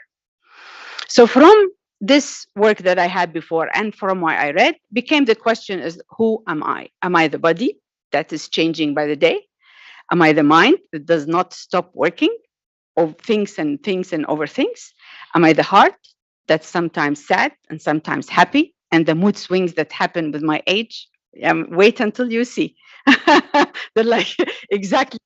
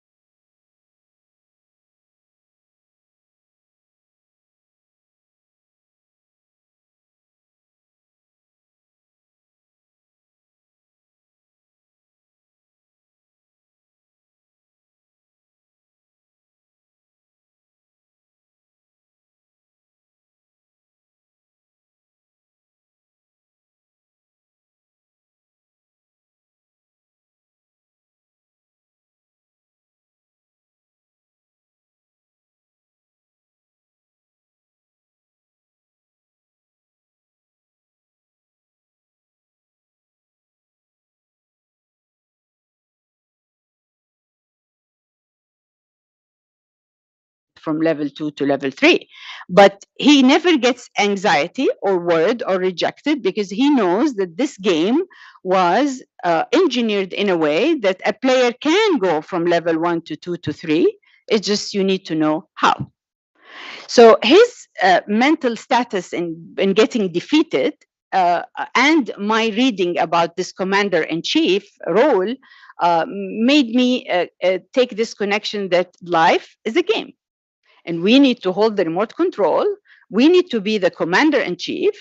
And all of the Fedwas in the screens, whether Fedwa the scientist, Fedwa the manager, Fedwa the mother, Fedwa the daughter, Fedwa the wife, is an avatars. These are avatars within the fields of my life, but I have the control, and that's the commander-in-chief. And the commander-in-chief evaluation of their performance in the game is dependent on the connection with the creator.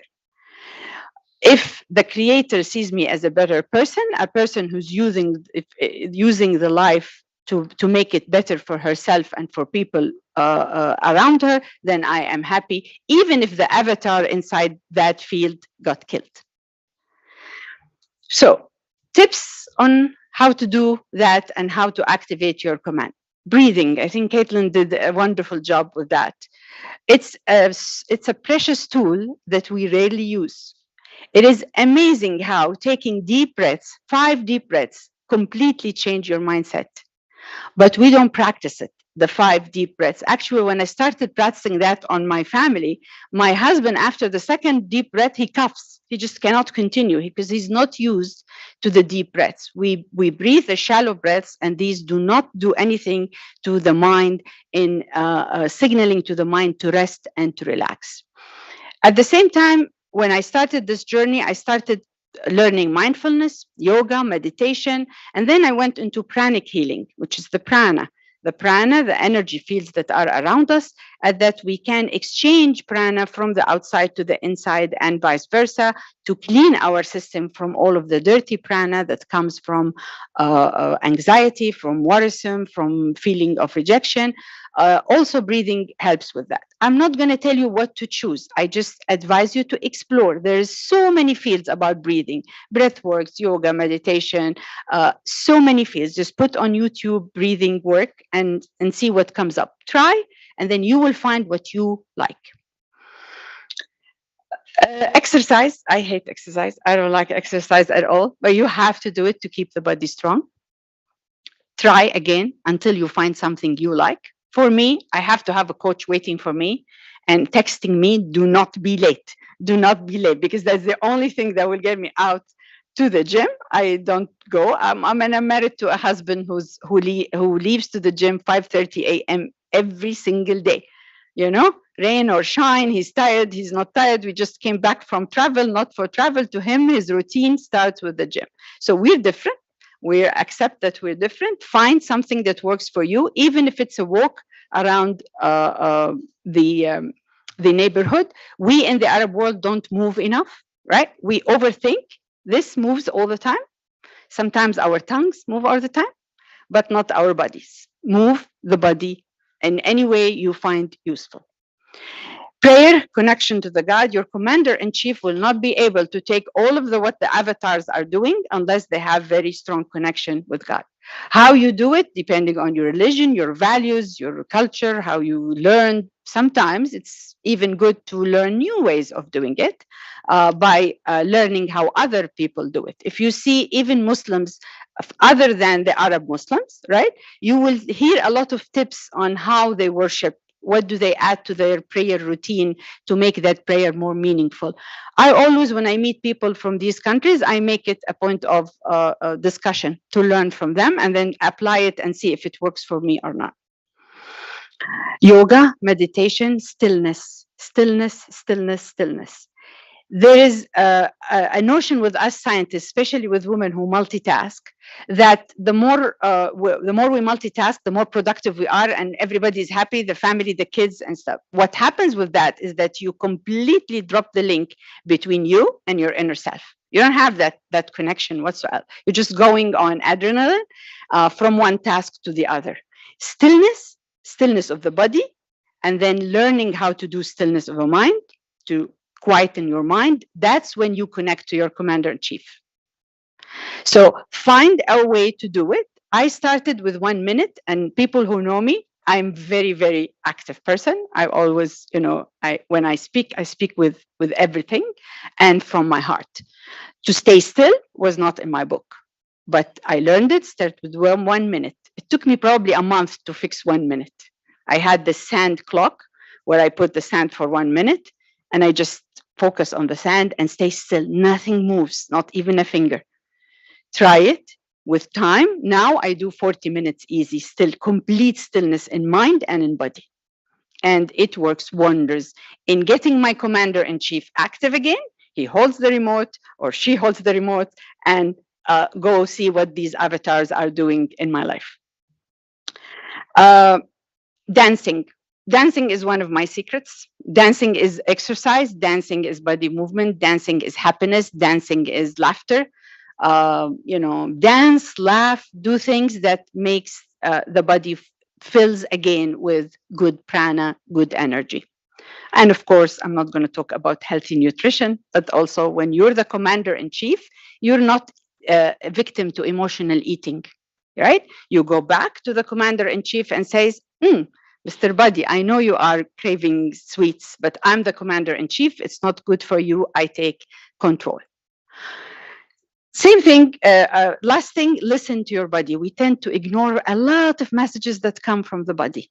And that's not good. The body is created by the creator, Allahu Ahsanul Khaliqeen, with a beautiful system of self-healing. So when it starts to give signal, listen, because something is not right. The body might signal something coming from the mind, but at least acknowledge that there's something with the body and try to find out what it is. The mind, and I found this icon, and it's exactly my mind, the way it goes, super active, always doing analysis, critical thinking, what ifs, what do we still need to improve. That mind needs to know who's the boss. And the boss is the commander-in-chief. We need to understand that the mind was made to be our servant. It's a tool for us to become better human beings, not us being a tool to him to overthink and put us in continuous anxiety and stressful. Like Caitlin mentioned, we mostly worry about things that never happen. It's in our head, and because of our life now with the technology, because of most of us, our basic needs are met, so the brain has a lot of time to overthink things and get us in these worry cycles. So teach how to be the boss. How do you do that? It's not easy every single day, but with training. When I see a proposal and right away my mind goes into gap analysis. What's missing in that proposal? I hold back. I'm like, no, commander-in-chief wants me first to see what is good, be grateful for what is good, and then try to improve it. So, and then I go back and then do that exercise. With time, you will see that it's a muscle. And if you train it to do that, it will start to do that on its own. The connection between the conscious mind, the subconscious mind, the lazy guy here and the active the active brain here, it's amazing if you read the research about the connection. It's amazing what we stored in our subconscious without knowing. It's amazing how what's stored in our subconscious guides our reactions. Sometimes a simple thing will make me very angry, and I'm like I don't confess in front of my husband that I overreacted. I tell him, no, you did this and this and this and that. But then between me and myself, I'm like, what did this overreaction came from? Where did it come from? Well, it came from a lot of beliefs in the subconscious that without that connection to the commander-in-chief, it'll be very hard to know. So once you do the stillness, quieten your mind, always ask yourself what's hiding in there so you can tap into it. Mindfulness, Caitlin explained that. The present is very nice. Why is it nice? Because I can control it now, here and then. I don't have to be sad about what happened or worry about the future. train your brain. My daughter worked with a therapist for a while, and for her, it was always the 5 question. What do you see? What do you smell? What do you feel? Your body.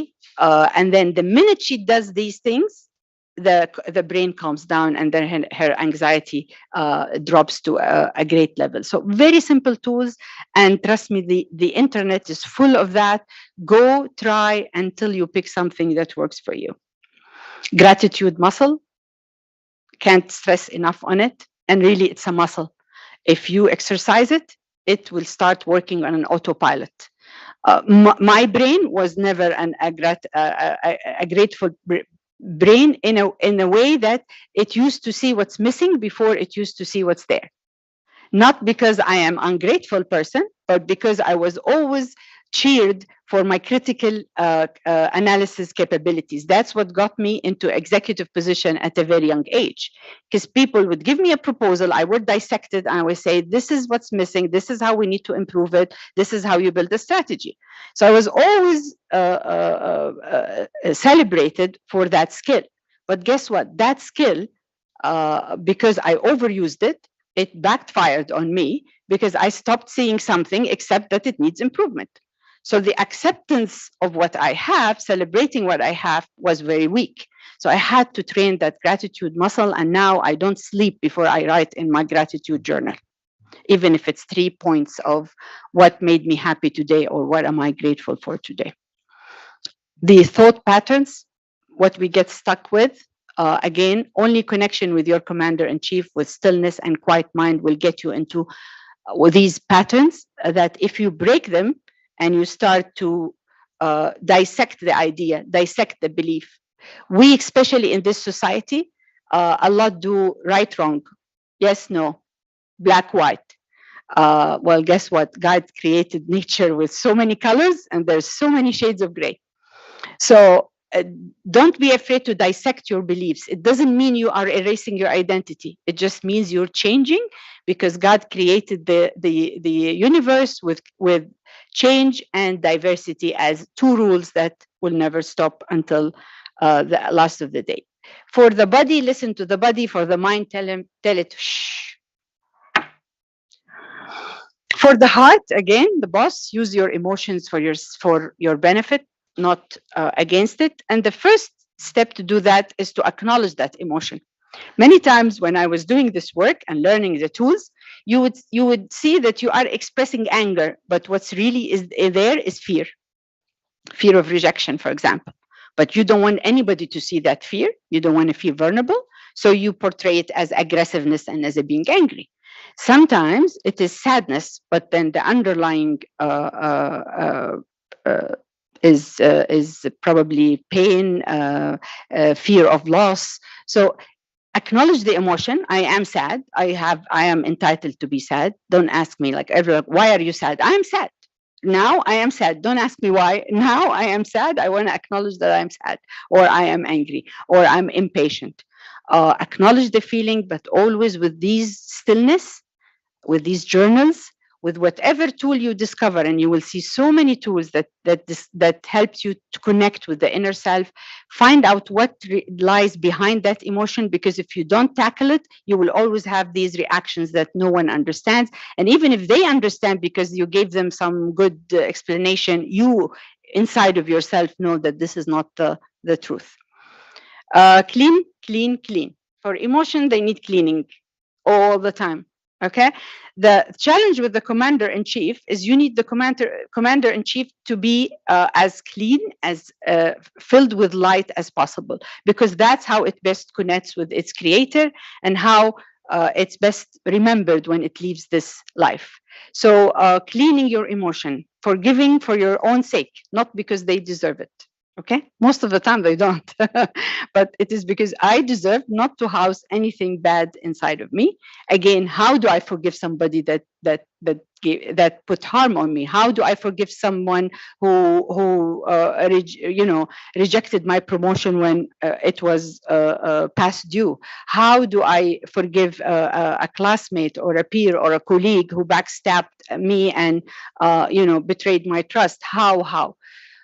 It is all if you take, it's all back to when you take the commander-in-chief role and to think of that person and of you as an avatar within one of these screens. And you take back and you look back from outside into this and try to see what happened there. Try to control your actions and any fixing of that actions. One of the beautiful tools I use is called the whiteboard, in which you imagine, you close your eyes and you imagine what happened, okay? And then you erase it in your mind, and then you imagine what should have happened. What should have happened from your perspective. I could have said this differently. I could have not reacted in that way. I could have explained it in a better way, and then do that 3 times to fix the good model, and then move on. Don't get into why did I do that and all of the self-sabotage that we often fell into. Also, the control of the emotions is that you understand, is the action coming from the mind or from the emotion or from the commander-in-chief?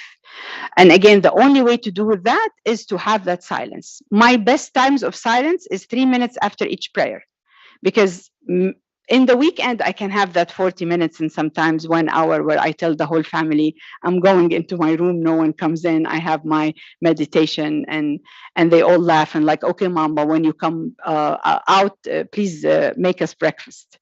But during the day, with the busy schedules we have, I introduce the stillness and meditation right after each prayer, 3 minutes, 4 minutes, where I make sure I'm in a place praying where no one can interrupt me or talk to me. And then I have that connection with my commander-in-chief to take control of all of my avatars of that day. It's February, so soon will be Valentine's. So fill the heart with love. I think we were created to be creatures of love. Our life many times take us away from that just because we feel we're not being treated fairly, or that love is not being reciprocated with love from the other side. But understand that your commander-in-chief role in life is love, is to be filled with love and to be filled with good. So always focus on that, and be sure that the engineer of the universe has engineered it in a way that that love will come back to you. How, when, through whom, you don't know, but trust that as part of your beliefs, and then make sure that your heart is clean and full of love.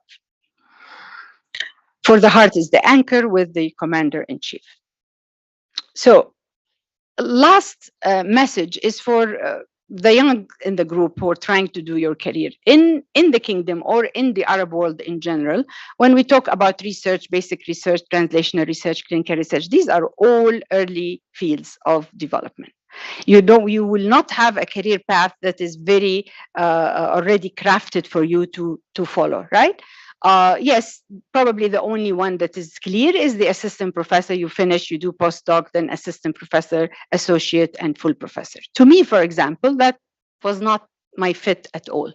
I love teaching, but I cannot do with the slow motion of universities. I want fast. So I kept looking until I moved from university to translational research, to hospital, and then guess what? I changed. The hospital pace became too fast for me because we have sick patient, cancer patients. So it became quick. So then I said, I am burned out. I really need to slow down. So it is okay to change. It is okay to put goals when you graduate and then change them down the road. It is okay to understand that you are not static person. You are a changing person, just like everything around you is changing. So go with the flow.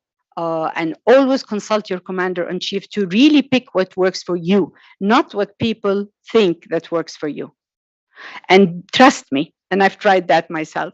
When I told my parents, my mother and siblings, I'm going to Jordan to attend a workshop, everybody thought it's a cancer research workshop. Then I go there and my mom greets me after the first day. She's like, how was the workshop? I'm like, oh, great, mama. They taught us how to feel energy, how to do prana, and how to do cleansing of prana. She's like, what?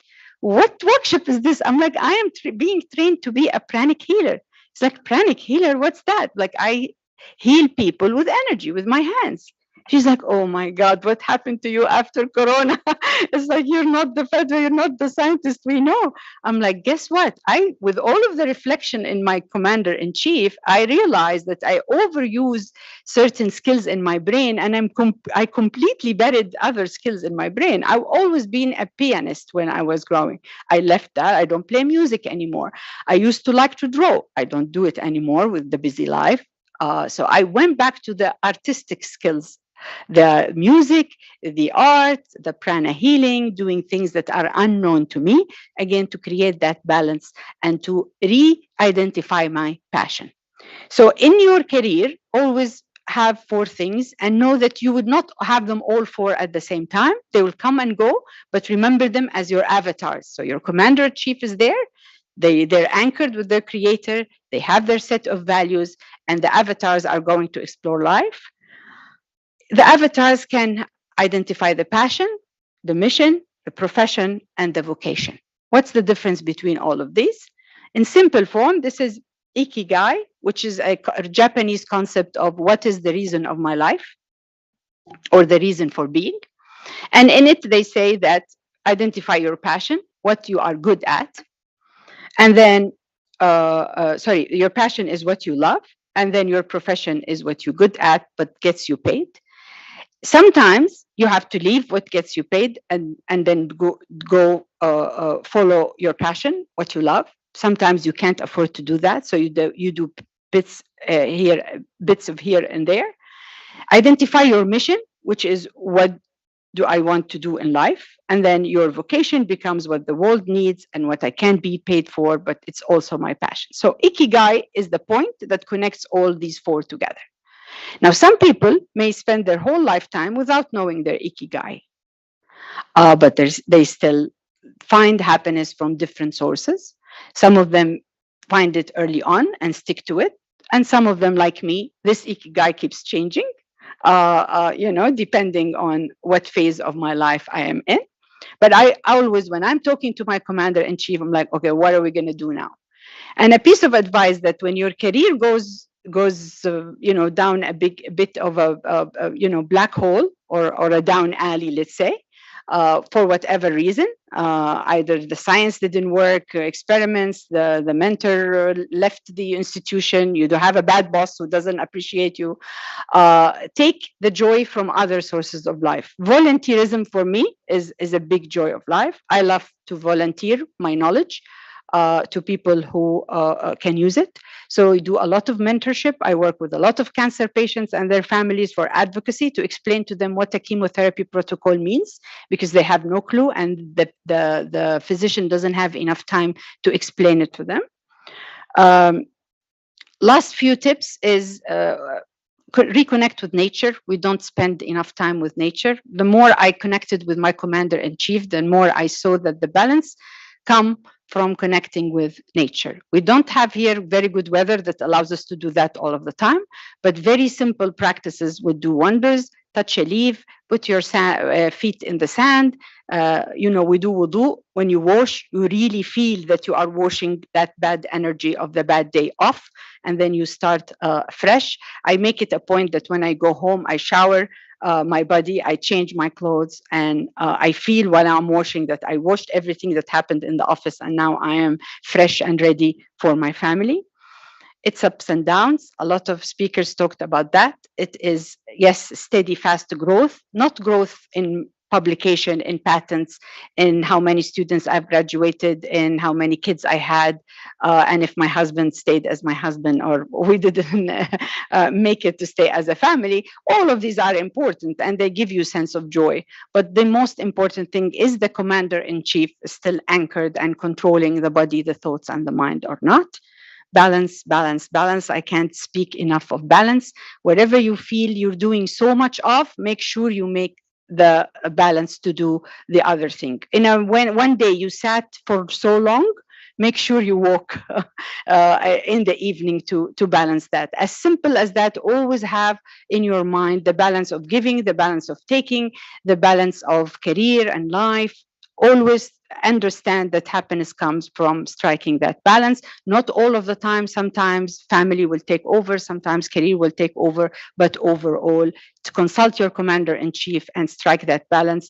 Don't play the victim role at all. Don't accept anybody to put you in the victim role, that everybody is there to get to you. Everybody just does not understand me. Just make sure that that's an avatar that's trying to play the victim. Tell that avatar you just need to learn new skills and you will continue to level 3 with no problems.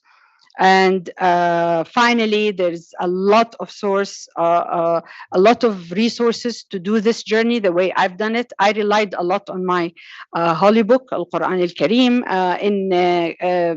Pandemic hit in March, then came Ramadan, and Ramadan was a beautiful opportunity for me to really read the Quran in a total different way than I used to read it, to connect with Asma Allah al-Husna, the blessed names of Allah, and to see how I can feed myself from these names in each and every day of my life. So this is what's my journey. Take your position, hold the remote control, and find out your command and control center and activate it. And I'll be happy to answer any questions.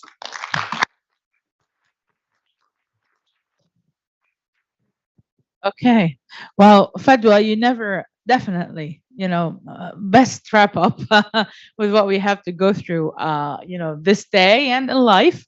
So let me see. Any questions for Fadwa? Anything you maybe not ask, you can share. Yes. Well, thank you so much, Fadwa. It was such an inspiring talk. I think we all did not blink during your presentation. Well, you enlightened us so much of the other side.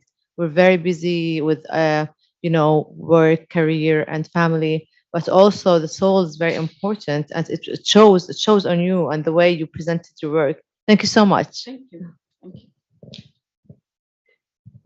Okay. Questions? Do you have any questions? Yes, Hiba?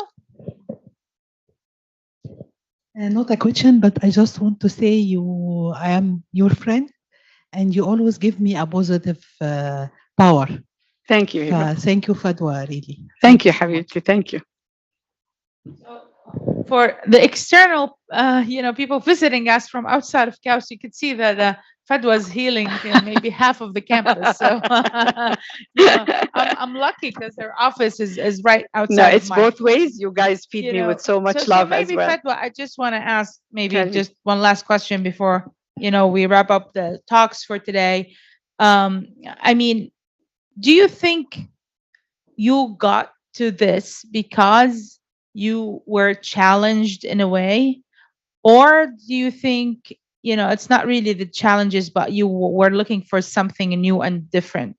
Because what I'm trying to say is sometimes when we are faced with problems, we think about different ways.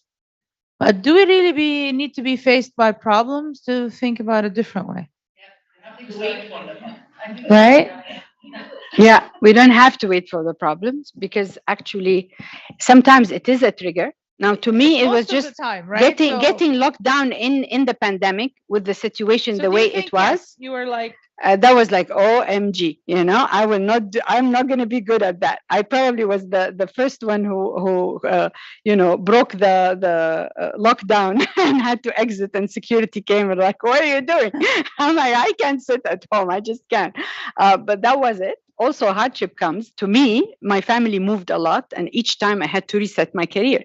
In King Hussein Cancer Center, I was not just the chief executive, the chief research officer.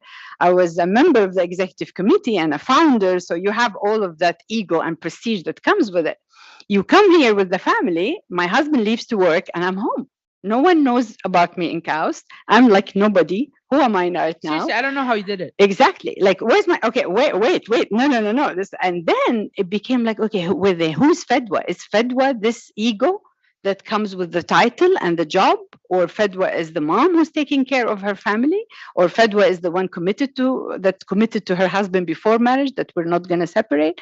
So yes, all of this came. Remember, I broke my back as well. In 2015, I had a boat accident, and the crashed. I was standing like the Titanic, thinking, it's going to be the romantic trip with my husband. And then the captain speeded without announcing anything. So I flew and then came down sitting. So my back crushed, and I heard it go. So I kept screaming, my back broke. And my husband's like, no, maybe it's a muscle. I'm like, no, I heard it. So thank God they stabilized me in a way. But when I left here to the hospital, they're like, you're inches from being paralyzed, because the L1 vertebra broke, and then the bone was making like a spike that's so close to the spinal cord. So they're like, you need to go into operation right now, and you have to consent that there is a risk of paralysis. So and this was probably 1 year into KAUST. So with KAUST came like, no job, broken back, I'm going to be paralyzed now, what's happening? And then I look at my husband like, you brought us here. What did you do? So all of that was happening when pandemic came. All of this stayed in me. I didn't deal with it at that time. Again, I found a job in KAUST. Then I became head of research compliance. I got my prestige back. But there, it was a mark that what happened? If I'm so attached to all of these things that when they disappeared, my body has betrayed me. Now, when I got the bone breakage, they told me you have severe osteoporosis that was never diagnosed, and maybe due to my petite size, and that you have to take care of it. So it wasn't only the accident, they discovered a chronic disease also on top of that. So I felt I've been betrayed by my body, by my husband, it's like, what's happening? Most importantly, the husband. Yeah. So then when the pandemic came, all of these questions came flooding, because I had time on my hand. Yes, I was still employed. I had the title, I didn't have the housekeeper, so I was doing housework most of the time. But then at night, I'm like, okay, I really need to get into what happened during these 3 years, because there's a lot of things that I have to identify. Who am I? The job, the title, the degree, the acknowledgement from people. And really, really, you would see that the acknowledgement for people has to do with the people much more than it has to do with you. So how people see you has to do with their commander-in-chief, not yours. Because changing jobs so many times, in the first job, I'm celebrated for being outspoken, for being a strategic person, and for being able to drive programs through. In the second job, no one wants you to speak up. They just want you to sit there and say yes to the boss. In the third job, so you go like, okay, wait. I was celebrated for doing that. Now I'm being called, you're like, listen, you're causing troubles in the committee because you're very outspoken. I'm like, what? I thought that was my star skill. So you start learning that when people judge you, it's more about them than you. So if you keep always judging yourself by the reflection of the people portray to you, oh, bravo, this is good work.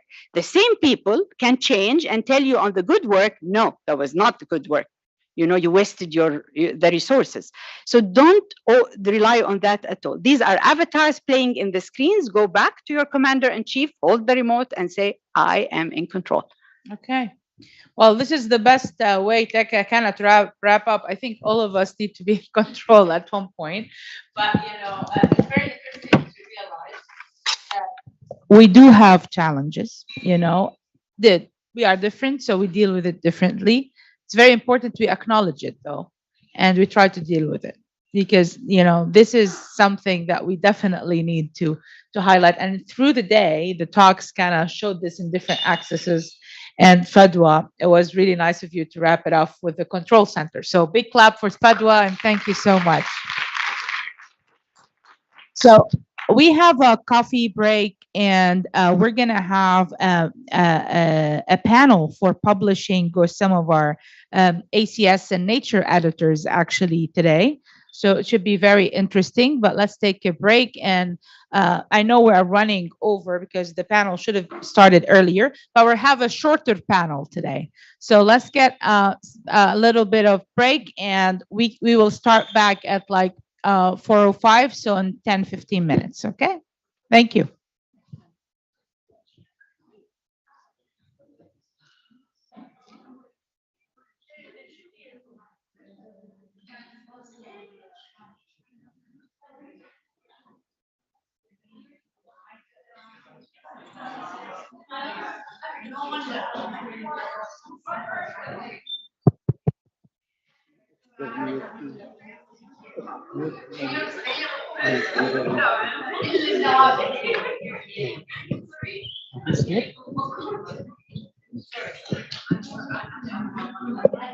Lima.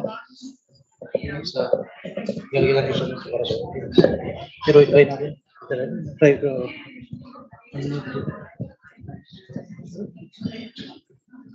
Naman lang. Hello, hello, hello.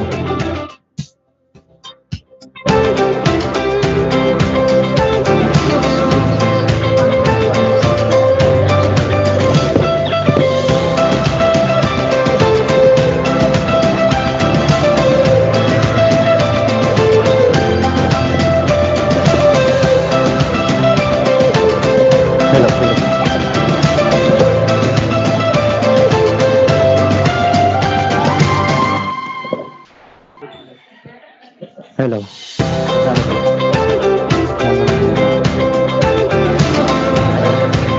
Hello, sound.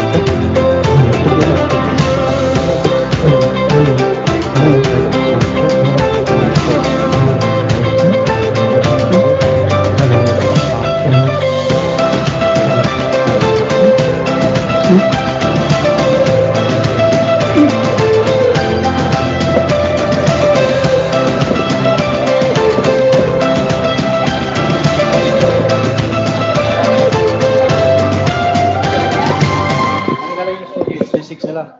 Six na lang.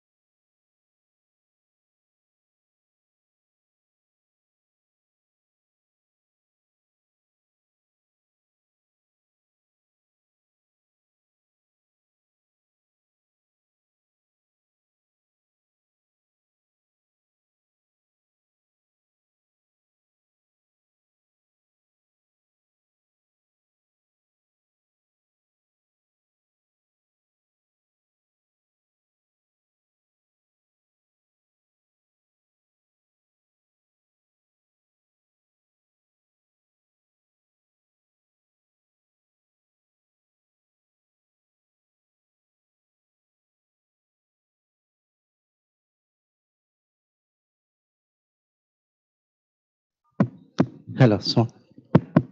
Hi, Enda, you can hear us? Hello, Hey. yes, I can hear. I can hear. Okay. Okay, good. Can you speak just to make sure we can hear you? Testing, testing. 1, 2, 3, testing. Okay, well, you're good. Oh, brilliant. Okay, perfect. Hi, Hinda. Nice to meet you. I'm Sarah. Can you hear me? Yes. Hi, Sarah. How are you? Okay, great. I'm the moderator for this panel. We're having what's it called? Oh, thank you. Can you see me now? Yes. It's weird because like he's here and I have to. Okay. We're gonna be back in like 5 minutes. We're having a small break now and we're gonna start soon. We're also waiting for Luis, another panelist to join. and we're gonna get back soon. Okay? Great. Are we all here? Ah, Oh, Yes, I Luis, joined I cannot. already. Okay, I cannot see you, but I hear you. I joined half an hour ago. Can you hear me? I can hear you. You cannot hear? Okay, great. Oh, and now I can see you as well. Hi, nice to meet you. I'm Sarah. I'm the moderator.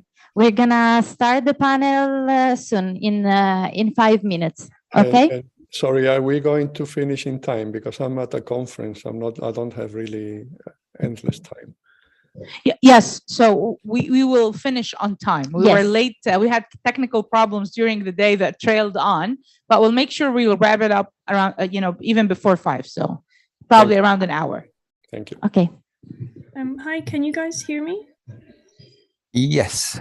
This is Lisa. I'm also listed. I'm meant to be a panelist as well, but I haven't got any instructions from anyone. Ah, hey, Lisa.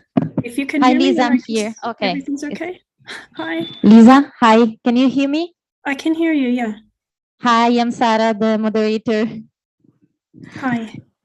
Okay, we'll be back in 5 minutes and we're gonna start with the panel soon. Great, thank you. Thank you. Oh, now I see you as well. That's great. I think we see Hi. her.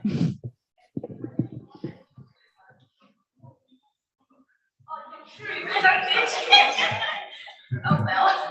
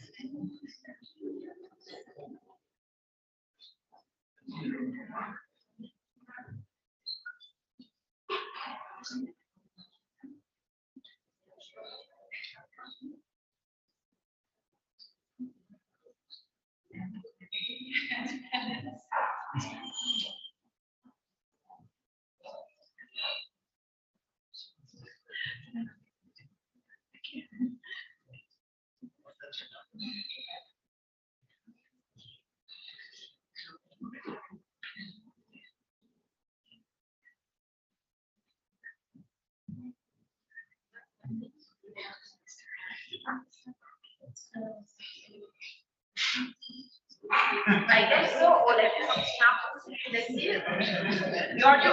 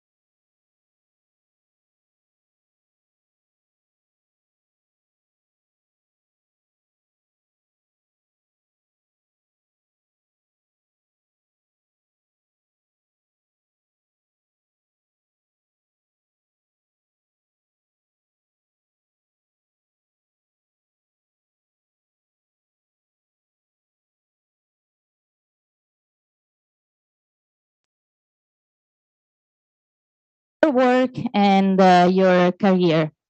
So I hope you can hear me well. And Lisa, do you mind to start? Please tell us a bit about yourself, about your work, and about your career. Lisa, can you hear us? Yes, I can hear you now. Sorry. Great. Hi. My career was a little bit strange. I remember the previous speaker was saying that the really obvious career path for a student in a university is to head toward professorship. I decided before going to university that I wanted to work in publishing somehow. And then I actually got sidetracked by doing a PhD, but sort of the other way around. And I came back and took that full circle to becoming an editor. So I think that's probably the best introduction to me, is that I love working with words. I love working with papers and with books, and I love the research and couldn't let that go either. Thank you very much, Lisa. And let's go on with Enda. Can you please introduce yourself? Tell us about your work and about your career. Hi everybody, I'm Enda. So I'm Enda Bergen. So my career started out in the normal way. So I did a PhD, did a postdoc. So I moved around the world a little bit. Then I got an assistant professorship back in Dublin, close to where I'm from. And then it was around that time that I made the change into editing. So it was I guess it was the biggest career decision I made after I decided to go down the scientific route. A bit over 10 years ago, I decided that I wanted to try out editing. So after that, I moved first to the Royal Society of Chemistry. So I moved there in 2013. And I loved it. It was a change from academia. Of course, you missed a lot of things leaving academia. One of the things I missed most, I think, was the freedom, because occasionally you get ideas of things to try, and you realize you don't have a lab to try them in anymore. So you lose that. But for whatever you lose, you gain something else. And I enjoyed my time at the Royal Society of Chemistry, and I enjoyed being an editor. So after that, I moved to Nature Communications, first of all as an associate editor, then a senior editor, and then a team manager, so managing people in organic chemistry and chemical biology. Then I changed journals. Nature Catalysis was being launched, so I moved over and I became the chief editor of that at launch. I spent just over 3 years at Nature Catalysis, and then about 3 years ago now, I decided to move back to Nature Communications. So I moved back, and I'm the chief editor for the chemistry and biotechnology content at Nature Communications. Yeah. That's great. Thank you very much. And Luis, you're the next one. Please introduce yourself. Tell us about your work and your career. Okay, I'm Luis Marzan. I'm Spain. And my career started also in a rather coincidental way. I never thought I would do chemistry, but then I started to like it basically at university. And as soon as I finished the degree, I had the opportunity to start a PhD, which immediately won my heart, basically research. But similar to what I think it was Lisa was saying, I always had also a passion for reading and writing. And so in a way, I became used to going through the little details of everything that we were writing at the lab. And maybe this is why when I had the opportunity, I also accepted to become an editor for ACS journals, initially for Landwehr. Then I had the opportunity to start ACS Omega. And then I moved into ACS Nano, where I am now an executive editor. But different to the previous speaker, I am doing this in parallel with an academic career, where there are many more other things to do. I have been for, I think it was 17 years at university, where I had to do research and teaching. And then I moved into a research center, CIC Biomagune in San Sebastian, where I was recruited as the scientific editor. So I had to do also management. And so, yeah, it has been a long career with many different duties, which I learned to enjoy in parallel, as well as having a family. And so, yeah, maybe I'm one of the examples of the multitasking that probably will be discussed in this panel. That's great. Thank you very much. And now the panelists that we have here in person. Christina, a bit about yourself, your work, and your career, please. Yes. What?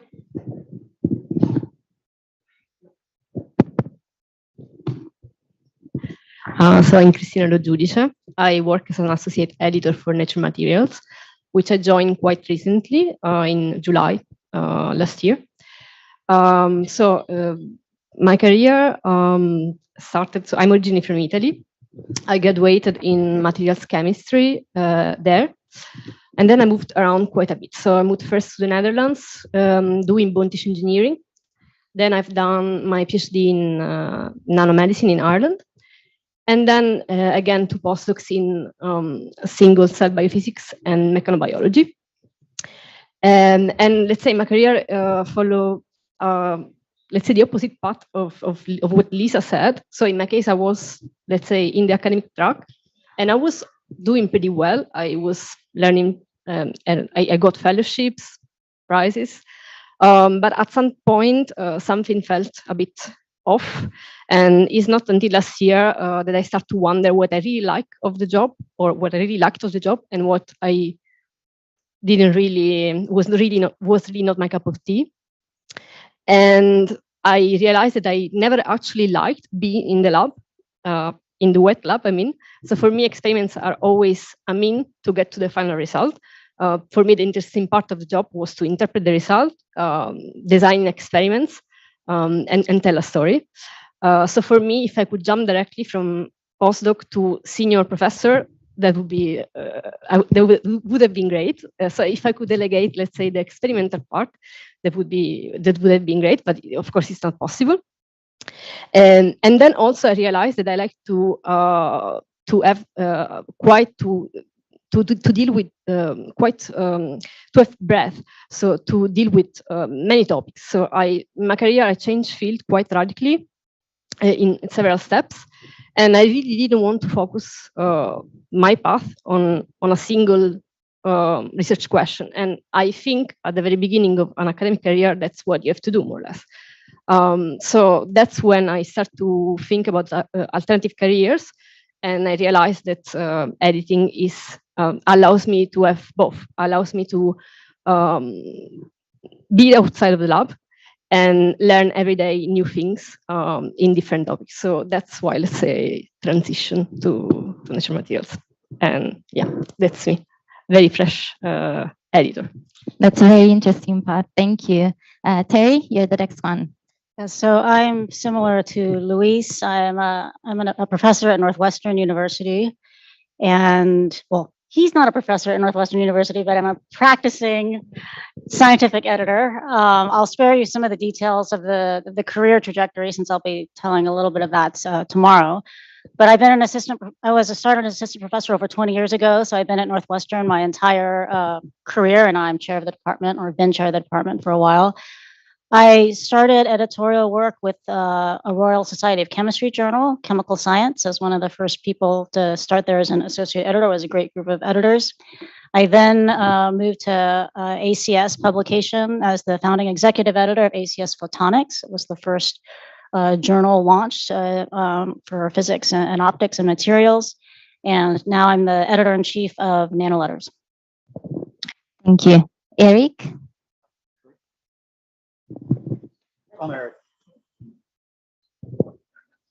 I'm Eric Carrera. Started my independent career at the California Institute of Technology back in 1990. 10 years later, I moved to the Swiss Federal Institute of Technology in Zurich, Switzerland. I always had an interest in publications. So even while I was an associate professor at Caltech, I was an editor for TIME publications, the journal Synthesis and Synfax. After that, I was associate editor for Organic Letters for 20 years before being editor-in-chief of Organic Letters, and then 2 years ago, editor-in-chief of the Journal of the American Chemical Society. Delighted to be here today. Thank you. I came on this. Eric wanted me to be on this panel. So You're very welcome to join us. I'm sitting safely over. I am okay. So I'm Naveen Kashab. I'm an organic chemist, a supramolecular chemist, to differentiate myself from the organic catalysis that Eric is doing. So I'm a supramolecular chemist, and I just started being an associate editor at Chemistry of Materials in 2020, which was very interesting because I kind of like it. So you learn a lot of stuff looking at other people's work. You try not to critique them too hard, obviously. Sometimes you have to, but yes. It's great to be in the company of great people. I mean, especially also the people online. I have the pleasure of meeting Luis more than once. So hi, Luis. You still look young. Like I've seen you. I think the last time I've seen you was in Barcelona, like, I don't know, 7-8 years ago. So looking great. And sorry, I did not meet you before, but I want to say congratulations on the baby. So I hope the baby is not keeping you up at night. And Lisa, I hope I get a chance to meet you also. So very soon. I was at Northwestern, so I met Terry and I looked up to her. She doesn't know I existed. I was a postdoc with Fraser Stoddard, but let me tell you something about Terry. People were a little bit scared because they thought she's very strict, but once you talk to her, the sweetest heart ever. So people knew that later on. So it's a pleasure to be with this committee. I don't want to talk much because I think people here want to hear from. Yeah, but you will have to be part of the panel as well. So okay, thank you. You decided to join. Yeah, sure. So okay, that's a great panel. I think is the panel with most people have to deal with, and probably the best way to do is I'm gonna prompt some question, and I will ask one of you to start, and then please feel free to join for the question. So the first question that I want to share and ask is, what is your experience with mental wellness as far as concerned the environment of academic publishing? It's let's say, stressful environment, how stressful it is, especially compared to academia. How do you deal with that? Christina, you're right here besides me. Do you want to start? And then, as I said, feel free to jump in, okay? Okay, so, well, so I still have fresh the perspective of the author, because again, I didn't transition so long ago, but from the editor point of view, for me, that I'm a full-time editor, I guess the biggest challenge with mental wellness is that this job can be emotionally tough. Of course, I spent, being in a highly selective journal, I spend most of my time sending out rejection. So you bring bad news to people, and people do not take it very well sometimes. So I have to say that this sometimes can be tough. So you have to really try to detach yourself from don't look at your email box for a while, and then so this, let's say, is not pleasant for us either. So I know that rejection is not pleasant for you, but it's not pleasant for us from our perspective. It's not pleasant as well. So this is, let's say, the biggest challenge. In terms of environment, comparing with academia, I find it more relaxed, but this is also because I think this is more suitable for my personality compared to what academia was. As I said, in the last period, I was struggling there. So in this case, I feel that my daily life is improved. Still, again, it's not for the faint-hearted. So you still need to have, to be to make the hard call when it's necessary. So this is maybe the only stressful parts that I feel right now. That's clear. Thank you very much. Lisa, Inda, do you share the same feeling? What do you think? Lisa, maybe you want to add something? Sure. I think when it comes to the working environment, it depends very much on your team. I have a very relaxed, supportive team, but I definitely agree that you know that when you make an editorial decision, you're affecting the lives of several people.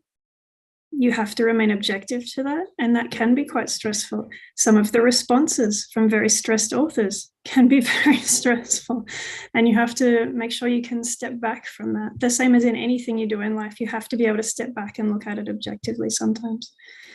That's not always easy. I think one thing that does make a difference, though, between academia and working as an editor, I remember in academia, you never stopped working.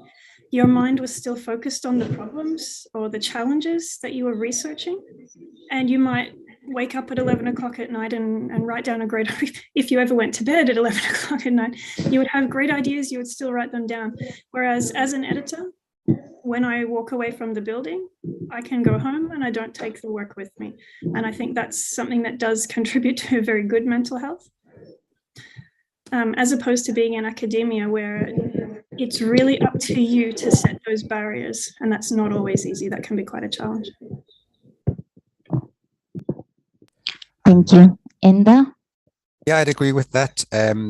Rejections obviously are difficult, and you are aware of there's someone at the other end of the email who's reading it. Also delays, when papers are delayed, that can stress you out as well. So you do get you have pressure, time pressure on you, because authors obviously want their decisions quite quickly. And you don't want to hold them up, because it could be someone's PhD thesis. They need to have this done for the PhD thesis. They need to have X papers published. So you don't want it to be a person delaying this. And so that's from the editor side. Obviously, from the author side, I guess that it's even more stressful because of the fact that you've got, especially for early career researchers, you've got the whole publish or perish culture, where there's perhaps too much emphasis put on publications when deciding if people get grants, people get jobs, people get tenure, and so on. So yeah, it's certainly going to be tougher from the other side. Yeah, I think one thing that's been helpful for me is to, in some sense, pull back the veil a little bit on how you're doing. So 2000 was a really difficult. So I became chief editor in January 2020. No, yes. Yeah, okay. I don't even know what year it is, but it was actually a really hard year, not only because of COVID, but my husband was diagnosed with a brain tumor 9 months before, and it was terrible.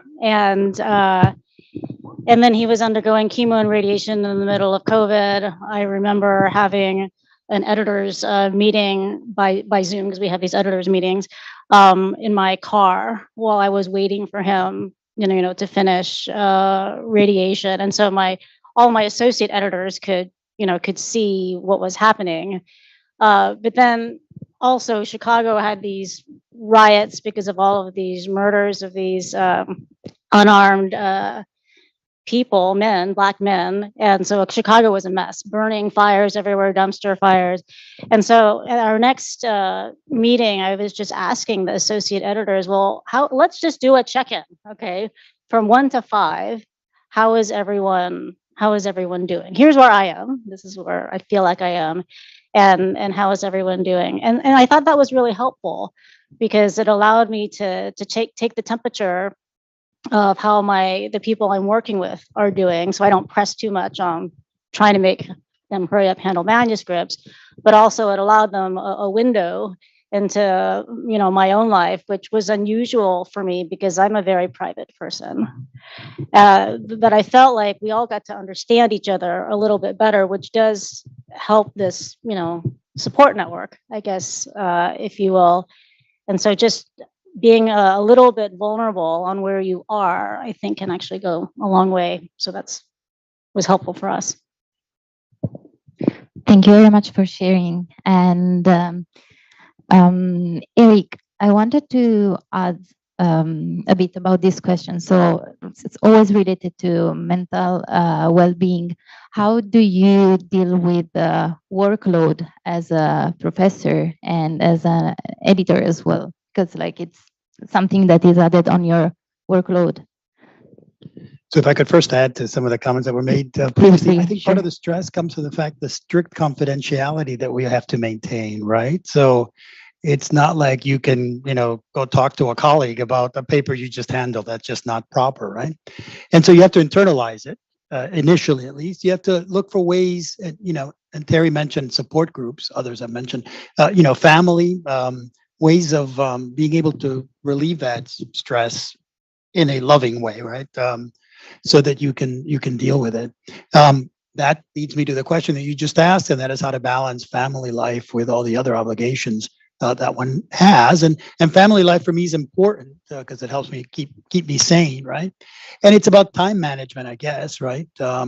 For me, the fact that I'm based in Europe and the American Chemical Society offices are based in the East Coast of the United States is particularly convenient. So I can work early in the morning, very early in the morning, and catch up on what's come in from the US in the late afternoon. And then I can work later in the evening and catch up on what's been coming in from the afternoon, which leaves me most of the day to teach, to mentor, to do research, and to do stuff with family, So I think it's finding that balance, making time. And I must say the modern tools that we have at our disposal, we can look at processes involving papers on the phone, right? To Paragon Plus is what ACS uses. Makes it easier to do stuff on the go, right? Certainly the easy stuff you can take care of while you're on the go. Yeah, I guess it's one of the positive aspects of this possibility of also working remotely and with people who are not in the same country, town, or yeah. Although that does mean that you can't talk to them. Yeah, that's That probably your support group may not be in the same time zone. They may be several time zones away, right? true. Luis, do you want to add something? Please. Well, what I was thinking is that maybe the two questions are combined for us. And so I think one of the most stressful parts, it was already mentioned that time is a very important element. And so you want to be quick for people not to wait too long for their decision on their work. But at the same time, you don't want to do things too fast so that you make, too quick decisions. And so I think that's pretty hard to balance with, as I was saying earlier, and Eric was mentioning now, with so many other duties that we have to do. And so you have to really find the appropriate time to look at submissions with enough time to gather the potential interest to your readers, and then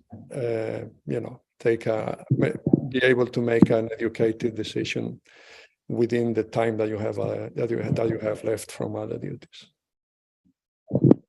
Thank you. Since this panel is organized for the wise women in science and engineering, I want to ask something related to women. So it's mainly, this question probably it's more to Christina and Lisa. How do you feel as women working in scientific publishing environment? So we've talked a lot about women in academia, and how do you feel about the transition? I mean, I must say that Springer Nature as a whole, if I'm not wrong, has more women than men. So every year we get the balance in numbers, and they actually aim for the opposite balance. So I don't personally think, of course, I'm in this industry not for long, but I didn't feel any. So I find it a very women-friendly environment. This is, let's say, again, as an editor. I know that still overall there are less women editors than men, like considering overall the balance. Again, in my particular discipline, it's not too uncommon to find women scientists because there tend to be more in the bio compared to, for example, many other fields also within material science. So I can see with my colleagues that it's a bit sometimes more challenging. But yeah, for me, my impression is very positive from this point of view. Let's say for now.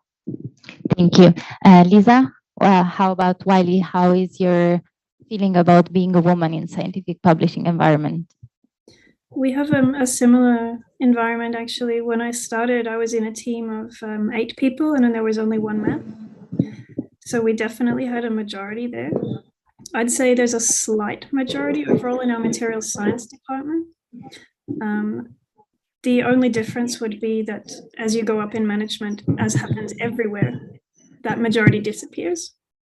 And there have been more restrictions historically in terms of how far let's say blatantly primary carers of children who end up taking on part-time roles instead, how far they can advance their career. This is something that's being corrected actively. But when I started about 13 years ago, there was definitely a difference in who could get promoted, and it was noticeably not women because of that primary childcare aspect. I would say the environment, though, is very women-friendly in general. My colleagues are very open to any kinds of questions and problems that concern women in career. So it's been a very positive environment in that sense. That's great to hear. Can I just have a quick comment on that? So it's quite interesting starting up, because there are some younger people, younger editors here, is that women. So when I started out at ACS Photonics, I was the one that was getting all the appeals on the decisions. I was like, what is going on here? I'm getting all the appeals. None of my colleagues are getting appeals. Is like something is not okay. So then, we start discussing it, and then we develop this process. And this is even the same thing as chief editor AC Nano Letters. I don't get the appeals anymore because everybody knows how I deal with appeals. But my newer associate editors who are female, they get all of these appeals and all of these nasty letters. So just because you have the responsibility of stewarding and taking care of, your field, there are challenges there. I mean, it's not just anecdotal. It's like there's like data at least to support this type of response. Yeah, in fact, I was going to make exactly the same comment. In my experience, women editors get many more appeals than men editors. And yeah, in that, do you want to add something on this? Yes, so as Christina said, we do have a slight majority of women editors in Nature. So I looked at Nature and Nature Communications, which are the 2 largest journals in Nature, and both, weirdly, it's like 58% women in both journals. Then when you go higher up, so the editors in chief, the editors in chief of Nature and Nature Communications, and then the editor in chief of Nature overall, who's Magdalena Skipper. Again, it's well over 50% of those also are women as well. So it's, at least in those numbers, it's good. The other things that are, I mean, I guess you do see the issue with a greater number of appeals for female editors than you would with men. Also, more junior get it more often, and I would guess more women editors get it more often too. Thank you. Eric, do you want to add something? And perhaps Naveen later. I know you abandoned the panel, but fix the gala. Okay. There's a gala tonight. Oh, wow. Okay. Oh, all right. Okay. I'll second what's been said. I think in all my experience with the various journals I've been involved with, there's definitely an increase in appeals when it involves a female editor handling a manuscript.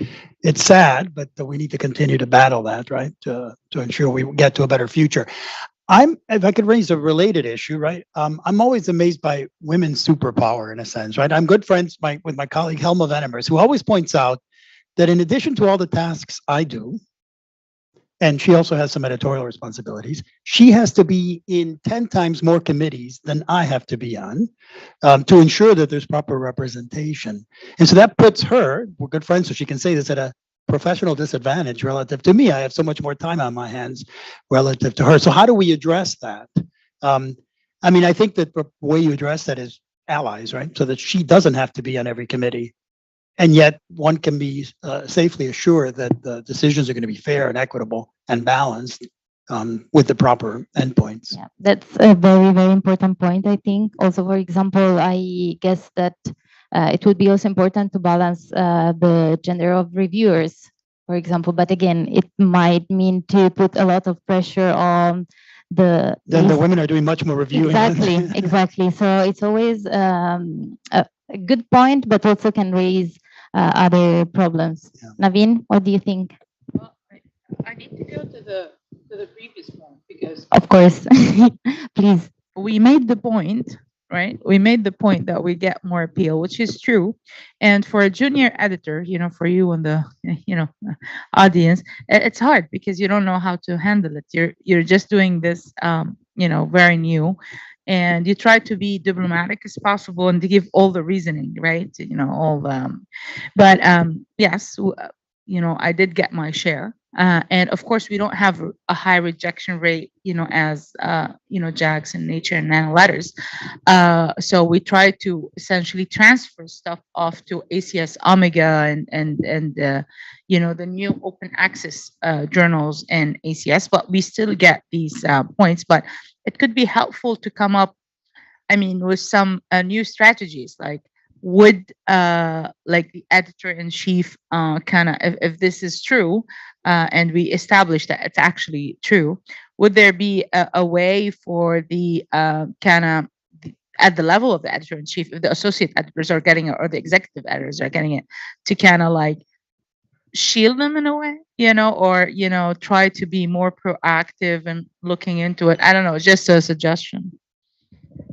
Well, so sometimes it does get raised to my level, and then usually we have this horrible appeals process. So don't submit to Nano Letters, but don't appeal, okay? Because we have like 4 people looking at your manuscript at any given time. But we have this horrible appeals process in place. But oftentimes we got this angry note last week that said, "I want any other associate editor to handle this." And so I read that, I read through the reviews, and I was like, well, Nano Letters is a strong associate editor decision model. Reviewers make recommendations, but then editors make decisions. And so they just passed on the information that I supported the decision that the associate editor made. And then it's sort of done. They can take their manuscript and send it elsewhere. I also take immediate action when I see that kind of thing happening and respond to the author or the author that's not proper, right? Thank you. I think that we can start now to open the floor for a question from the audience. We have many panelists, so maybe we will have few questions. Feel free, ask any question. Like I always say during SciCafe, there are no wrong questions. Don't be shy. Especially my students had some questions. Maybe yeah, pressure's on, but maybe they don't want to say it. I remember one of the first workshop I attended when I arrived here in KAUST. It was with 2 editors from Wiley, and it was the first time that I had the possibility to ask questions about a different career in science. So I really encourage students, if they have any question about scientific publishing, how they started the career, what made they think. Also, Nazik. So Nazik is a junior faculty, and the point is we have now currently online we have 2 computers running simultaneously. We have 100 people essentially online as well listening. A lot of them, a lot of them are actually junior faculty. So Nazik, you want to publish, you want to move on in the ladder of life and be an associate hopefully soon. What kind of questions would you have in mind really to publish? Sorry for putting you on the spot, but I think this is the kind of information really that would help other junior faculty. We have at least 20 online. Okay, so since we have, I think, editors from Nature, right? So one question maybe that a lot of junior faculty and students might ask is about the process of the editing, right? So usually we get rejection from Nature most of the time, right? So maybe does the cover letter in this case play a major role in maybe explaining the idea better to the editor? Because we get the rejection at the editor, step, right? So not out for review. Yes. Christina, do you want to start? And may I also ask if it's possible, maybe it's a scary question, what is the rejection rate in Nature? You don't, Do you really want to know? No, if you need a bottle of water, we can it ask. varies. No, I do have. Okay, great. There is a bit of variation, but Nature materials, 95%, 90%. The bar is really high because we try to look for both fundamental advance and mechanistic insight. So we set the bar very high compared to the state of the art. So I want to make clear that most of the papers that are rejected it's not related to the fact that the work is not good, but it doesn't fulfill this exceptional level of novelty or impact that we specifically look for. So it's really, I know this is difficult to hear, but it's the truth. So let's say it's like that. But to answer the question about the process, so the cover letter, for sure, let's say in my experience, they can be written better. Many people tend to repeat in the cover letter information that can be written, that we find then written in the abstract, for example. And there's no point in doing that because we do read, so being professional full-time editors, we do read every single word of a paper. We don't stop ourselves at the abstract or the conclusion or just the cover letter. We have to go through all the papers in any case. Yeah? So in the cover letter, what's important is really for us to understand what's new compared to the state of the art and what's the impact of this result compared to the state of the art. Because of course, not every new result is impactful enough, let's say for us, for our, let's say, editorial bar. So these are the points that I think the cover letter should make clearer. But having said so, even when we have bad cover letters, we still go through the whole manuscript. So the process in detail is, at least in Nature materials, so we go through the manuscript, all of it. We then do our own research and compare it with the state of the art. So we compare with publications, and then we actually produce a report, an internal report for every single publication. It can be longer or shorter depending on the particular case and what we see in it. We produce an internal report in which we summarize the paper and outline potential weaknesses that we think they apply, and we list some references for our, let's say, that represent our comparison with the state of the art. If it's necessary, we also consult other editors. There are a lot of papers that are in between, and then we send the decision. And this is also our deal with appeal. I have a very solid report to attach myself to. So then when I get, because I do get many appeals, I'm normally well prepared. So unless so I evaluate the point that they make, that the authors make. Sometimes we miss something, that can always happen. But I have a very solid, let's say, objective document that I can use to argument what I have to. Thank you. And Enda, we also want to hear from you. Yes, so as Christina said, the rejection rate is quite high, largely because the submissions are very, very high. So, and you've a limited amount of stuff you can publish, so it's going to be, the percentage of stuff that gets through is obviously going to get smaller, and the higher the submissions, then obviously the lower the percentage is going to be if you've got a limited number to publish at the end. As for the cover letter, yeah, it's very important. It's very, very useful. It was one of the first things I tend to read when I when I open an email. It's good. It's a chance just to, I mean, as Christine said, I wouldn't just copy the abstract. It's a chance, like as if you met someone at a conference, you want to describe your work, you wouldn't just recite the abstract, you would start talking about the work, what was good, why it was worthwhile, just to put the editor in, to get that into the mindset of the editor before they start reading the actual paper.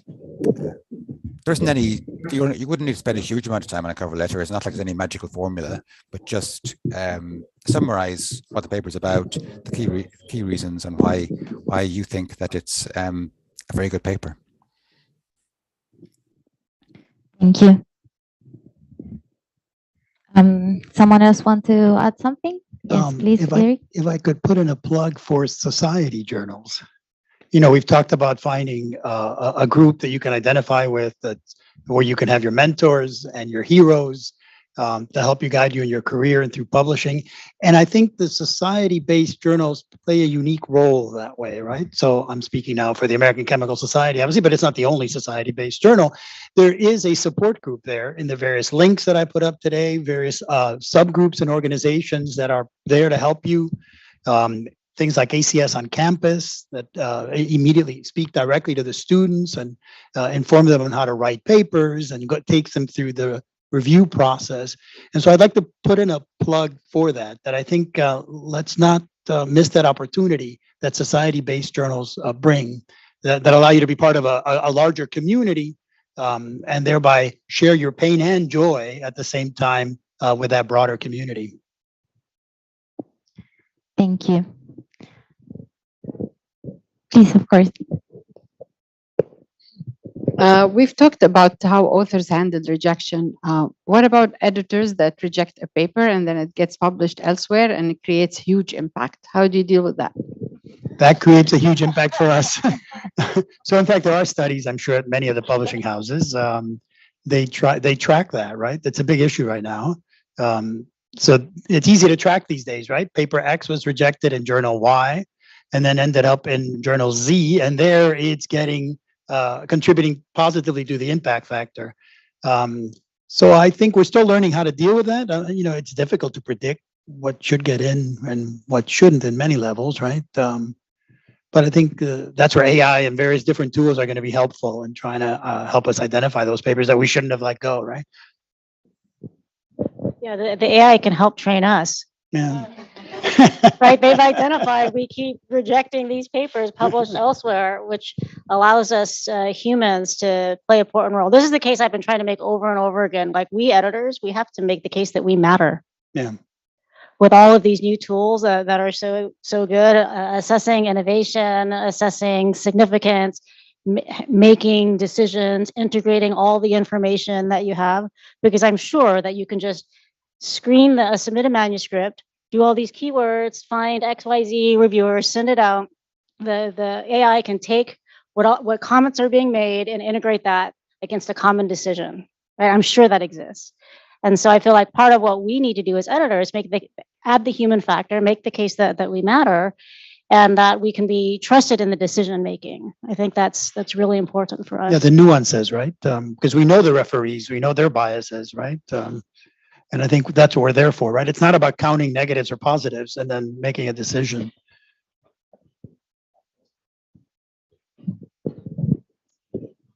So speaking of the referees, I have a question on that side, especially since you mentioned there's a number of young faculty online, and anybody can respond, or actually all, because you're all from different journals. But about reviewing articles, and you guys are also faculty or have been. So at what point do you provide exhaustive, I've seen reviews that are 5 pages long and they even correct your commas.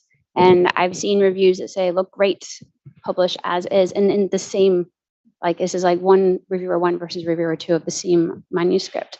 And then, for just example, sometimes English is very difficult to understand.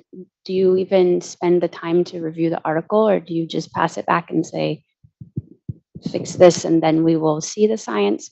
What do you guys have to say to the reviewers? So if your job, like, what would you like to see from the reviewers, aside from an objective review? Like how much detail? Well, it goes back to what Terry said, the human factor, right? That's what we're there to differentiate the not particularly useful review from a good, well thought out scholarly review, right? Yeah, but in terms of the English, for example, if we feel like what we've gleaned from the ideas are worthwhile to send for review, we will send it back and ask them to revise the grammar. We've done this a couple of times for papers where the English is particularly bad, but on average, the papers are from these countries are not as strong as they could be in English, and we've asked them to revise it, and then we've sent it out. But otherwise, we can't send out these papers that are almost unreadable because the reviewers aren't going to want to spend several hours to figure out what the message was. But that's sort of where we sort of intervene a little bit, and they tend to do well. I mean, actually, this is the sort of the lesson. Like a lot of papers probably get rejected at the editor's desk, at the editor's level, because they're not articulated well. And then if we have to work too hard to try to figure it out, because we don't have to write, decisions for justify for every single one, that just makes it more difficult. I'd like to hear also from people that are on Zoom. So yeah, Enda. So I was going to say, so regarding the long 5-page reports, I'd say that's not necessarily useful, and I wouldn't waste your time doing it. The language can be fixed later on by proofreaders, copy editors. So you, as a reviewer, your job isn't to focus on the language. Again, we would send papers out with, as long as the English is understandable, we would go ahead and look at it. The only reason not to send it out would be that if it was going to cause problems for the reviewers, in which case we'd ask it to be revised before it went out to review. And for what to include in the review, the most important part isn't the commas in the first one you said, or it isn't the recommendation to publish or not publish in the second one. It's why is it good? Well, firstly, is it correct? Are there any errors? Are the claims supported by the data? They're the most important things. Once the editor has that, they can make their own decision. If you then want to give a recommendation about whether it's suitable for publication or not, then that's great too, but that would be secondary importance. But yeah, the formatting and so on, don't ever worry about that. Thank you. Wait, I would beg to disagree with that. We were just commenting on this, right? Because occasionally the formatting or the language impacts how a paper, whether it will even be reviewed, let me say, not just how it will be reviewed, but whether it will be reviewed. And sometimes there's really good science in there. It's just that, as Terry was saying, they haven't, to borrow a word you use, that's a nice one, articulated properly the science of their reporting. So I wouldn't discount formatting and the language use right at the outset. I think one has to judge it on a case-by-case basis. And if you're going to do a proper service to the author, in certain cases, you need to deal with it upfront. It's not about where you place the commas or the semicolons. It's about, someone for whom English is not their first language, and they're genuinely having difficulty, even though they're trying their best to publish great science in a top journal, right? And I think this is something that also add human value again to the job. So, sorry, and you were saying something. So I'd say that would, yeah. So editors obviously would pay attention to that before deciding to send it out to review, and copy editors or proofreaders could also look at it. But I wouldn't say the reviewers necessarily should be given that role. Liz, I know that you might have to leave soon because you have a meeting at hour 5. So do you want to add something to this, and then in case we can go on with the other? Yeah, I would actually like to comment that maybe not just the grammar, but maybe the quality of figures is something that the reviewers could also comment on, and it would be very useful to the authors probably. In particular, when there are factual factual mistakes in whatever units or way of representing data. I think this is something that editors hardly have time to do unless it's extremely obvious, but the reviewers may actually help detecting these mistakes and helping the authors. Thank you.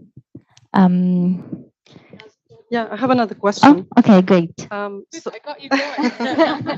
yeah, so let's say you received a paper for, I mean, a submitted manuscript, and you send it out for review, and then you send it to some high-profile person, an expert, and then this person sends it to his student who is less expert, right, to do the review on his behalf. So how do you make sure that this doesn't affect the quality of the papers, right, that you publish? Feels like a very difficult question. Who wants to answer first? That's explicitly forbidden in our guidelines to reviewers. Now, how you control it is another question, right? Which is, I think it goes to what you're getting at. I don't know. I mean, at some point, there's a certain amount of trust that we have to have. Can you control it? I don't think you can, right? How are you able to figure out that you send it to Professor X, but they had student Y review it? I don't know how you control for that. Can I maybe add? Of course, Christina, go ahead. I just want to say that you cannot control it probably, but you can. You're still again the editor. Then it's the editor's job to evaluate the quality of the report at the end, right? So I wouldn't say that necessarily a junior faculty or a junior or a postdoc does a bad job. So depending on the report that we get, although it would be so, let's say again we cannot control who actually wrote it, but at least we can see if it's good enough, right? And if it's not, we occasionally ask further reviewers. So this delays our decisions, but at least we want to make sure that we have all the comments that we need in order to make an informed decision. So there are the educational videos, for example, that ACS provides, the reviewer labs in which this is emphasized, right? They're asking you, not your brother or your sister, or your friend. Like if they don't know.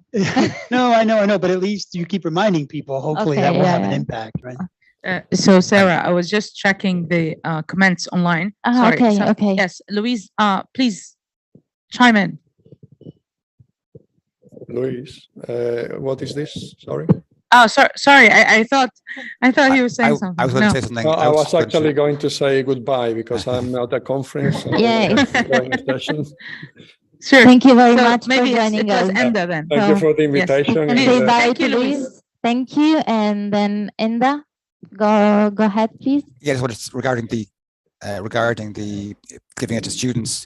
The rules say it's confidential. So when you get that report, it's not supposed to be shown to anyone, not anyone in your lab, unless you contact the editor and say, "Can I discuss it with person X?" So yeah, we put those reminders into the emails.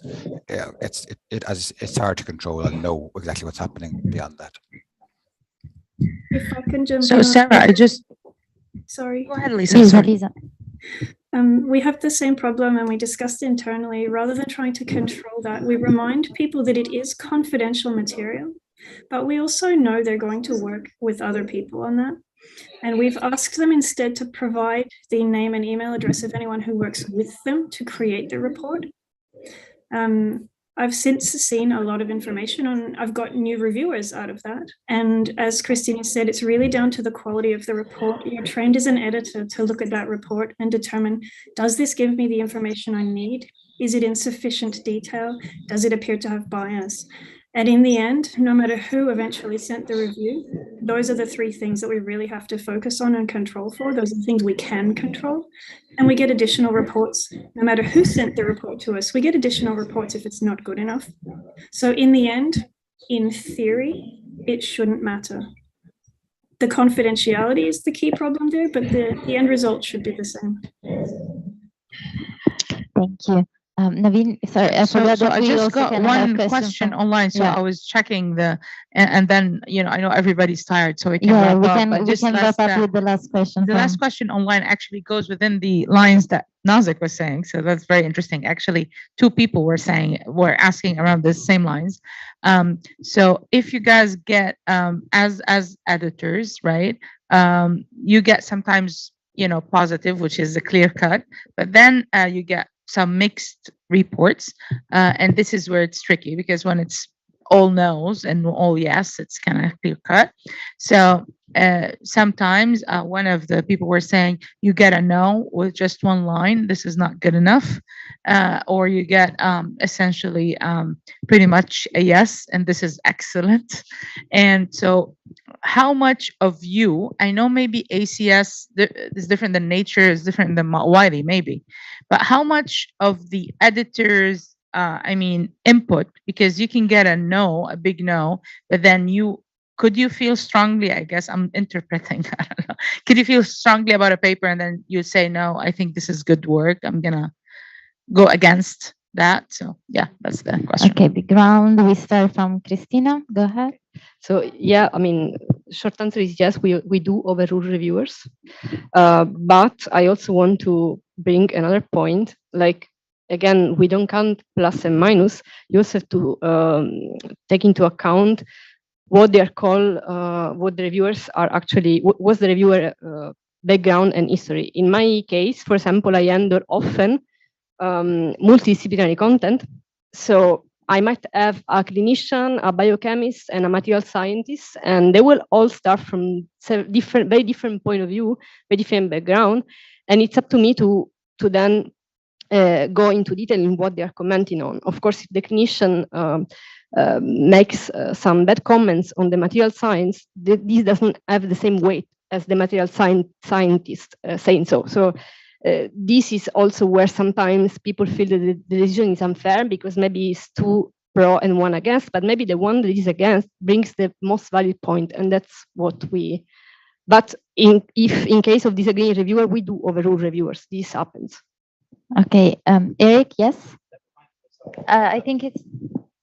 That reminds me of something. This is why you shouldn't publish reviews, right? The Nature portfolio, in an effort to be transparent, and some of, I don't know if all of them, publish reviews, right?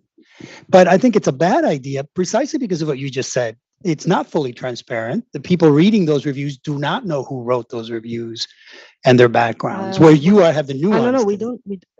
What one of them. The reviewers report. Yeah. We don't. Maybe Nature Comms, but not Nature Materials. Anyway, just a pet peeve of mine. No, we don't. And I would be against that again for this, and also to avoid maybe more, let's say, young reviewer would, for fear of their career being affected, wouldn't be maybe bold enough or. Plus, you're totally right. You know the nuances of the person and whether they were really an expert or just someone you asked who wasn't an expert, but whose opinion you wanted. And so you have to weigh that, right?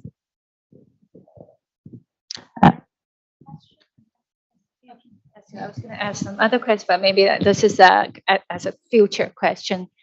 So in the past decade or so, the publishing industry changed significantly with the numerical value of your paper. School tenure cases and all those got completely changed. The paper got longer and longer, harder and harder to find reviewers.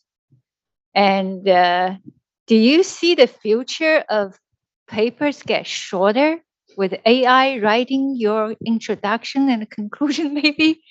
So what's the future of the publishing industry? Shall we start from the people connected this time? Lisa? That's a loaded question that gets discussed every other day in the editorial office. This is what takes up a lot of our lunchtimes. I don't know about AI writing things. I think that's a very tricky subject. I don't know how far that will go in terms of taking responsibility for the work that's being presented. And but to answer the first part of the question, where things are going, maybe papers won't even exist. Maybe we'll focus more on data and how to interact with that data and how to interpret that data differently. Publishing follows the media and the attention span, right? That's a very interesting point of view. Enda, what do you think? Yes, the papers have gotten longer, I guess, because there's less page budgets aren't as important anymore. Because it's mostly online now, like almost all articles you read online rather than hard copies. So you can expand it so people don't have to be as tight about you can only have X number of words. Whether it's going to get shorter in the future, I don't see it as, I mean, the future of papers, obviously, as Lisa said, could be more and more towards data with interpretations coming separately. But if we stick with the current papers, I can't see why they would get smaller, because there's more and more data going in, and less reason to restrict the length. So readability is probably the main reason now to restrict the length. You don't want it to go too far. Okay, I'm going to take a contrarian view. Someone more famous than any of us said, data is not information, information is not knowledge. And then there was a fourth, but I don't remember what that was. And so data itself is meaningless. What adds value to data is the interpretation, the theorizing, sometimes wrong, sometimes correct. That's part of the scientific process. And so I think data per se, while nice to have, won't ever just cut it, right? Number one. Now, to your specific question, we're running a pilot as to whether we should return to communications that are shorter. So I had more time, I'll make it shorter. in the Journal of the American Chemical Society 100 years ago, there were these letters that were like 2 paragraphs, right? Okay, I don't think anything can be that short, right? In the intervening period, it went to 2 pages communications, and then 3, and then 4, and now it's 4 plus the references don't count, right? Supplemental information. And then there's 300 pages of supplemental information. And so we're asking that question, and we're canvassing the community, is there a wish to go back to 2 pages, right? You really distill it down to the essence of the novelty of what you're communicating. And that should have a rejuvenating effect on full papers, right? Where you're then, when you have more data, more insight, you're then encouraged to write a full paper, as opposed to sort of blurring the line between the two, which then makes no sense whatsoever. And I think going back to the shorter communication is a fairer process. So I have a big group in a well-funded university. I can fill tables to no end, right? And create a 4-page communication. But there are groups that are smaller that may have more interesting science than what I'm doing that can't afford to fill in a table with 60 examples. And so maybe having a shorter communication that is more razor focused on what the key scientific discovery is a fairer process for everyone, regardless of whether they have a big group or a small group in a big name institution or in a lesser name institution. Thank you very much. I think that if we all agree in the interest of time, we can call it a wrap. Thank you again to the panelists who are here in person. Thank you to the audience. Thank you to the people connected on Zoom. Thank you for inviting me to be the... It was a pleasure. Thank you very much. And bye-bye. Thanks. Thank you.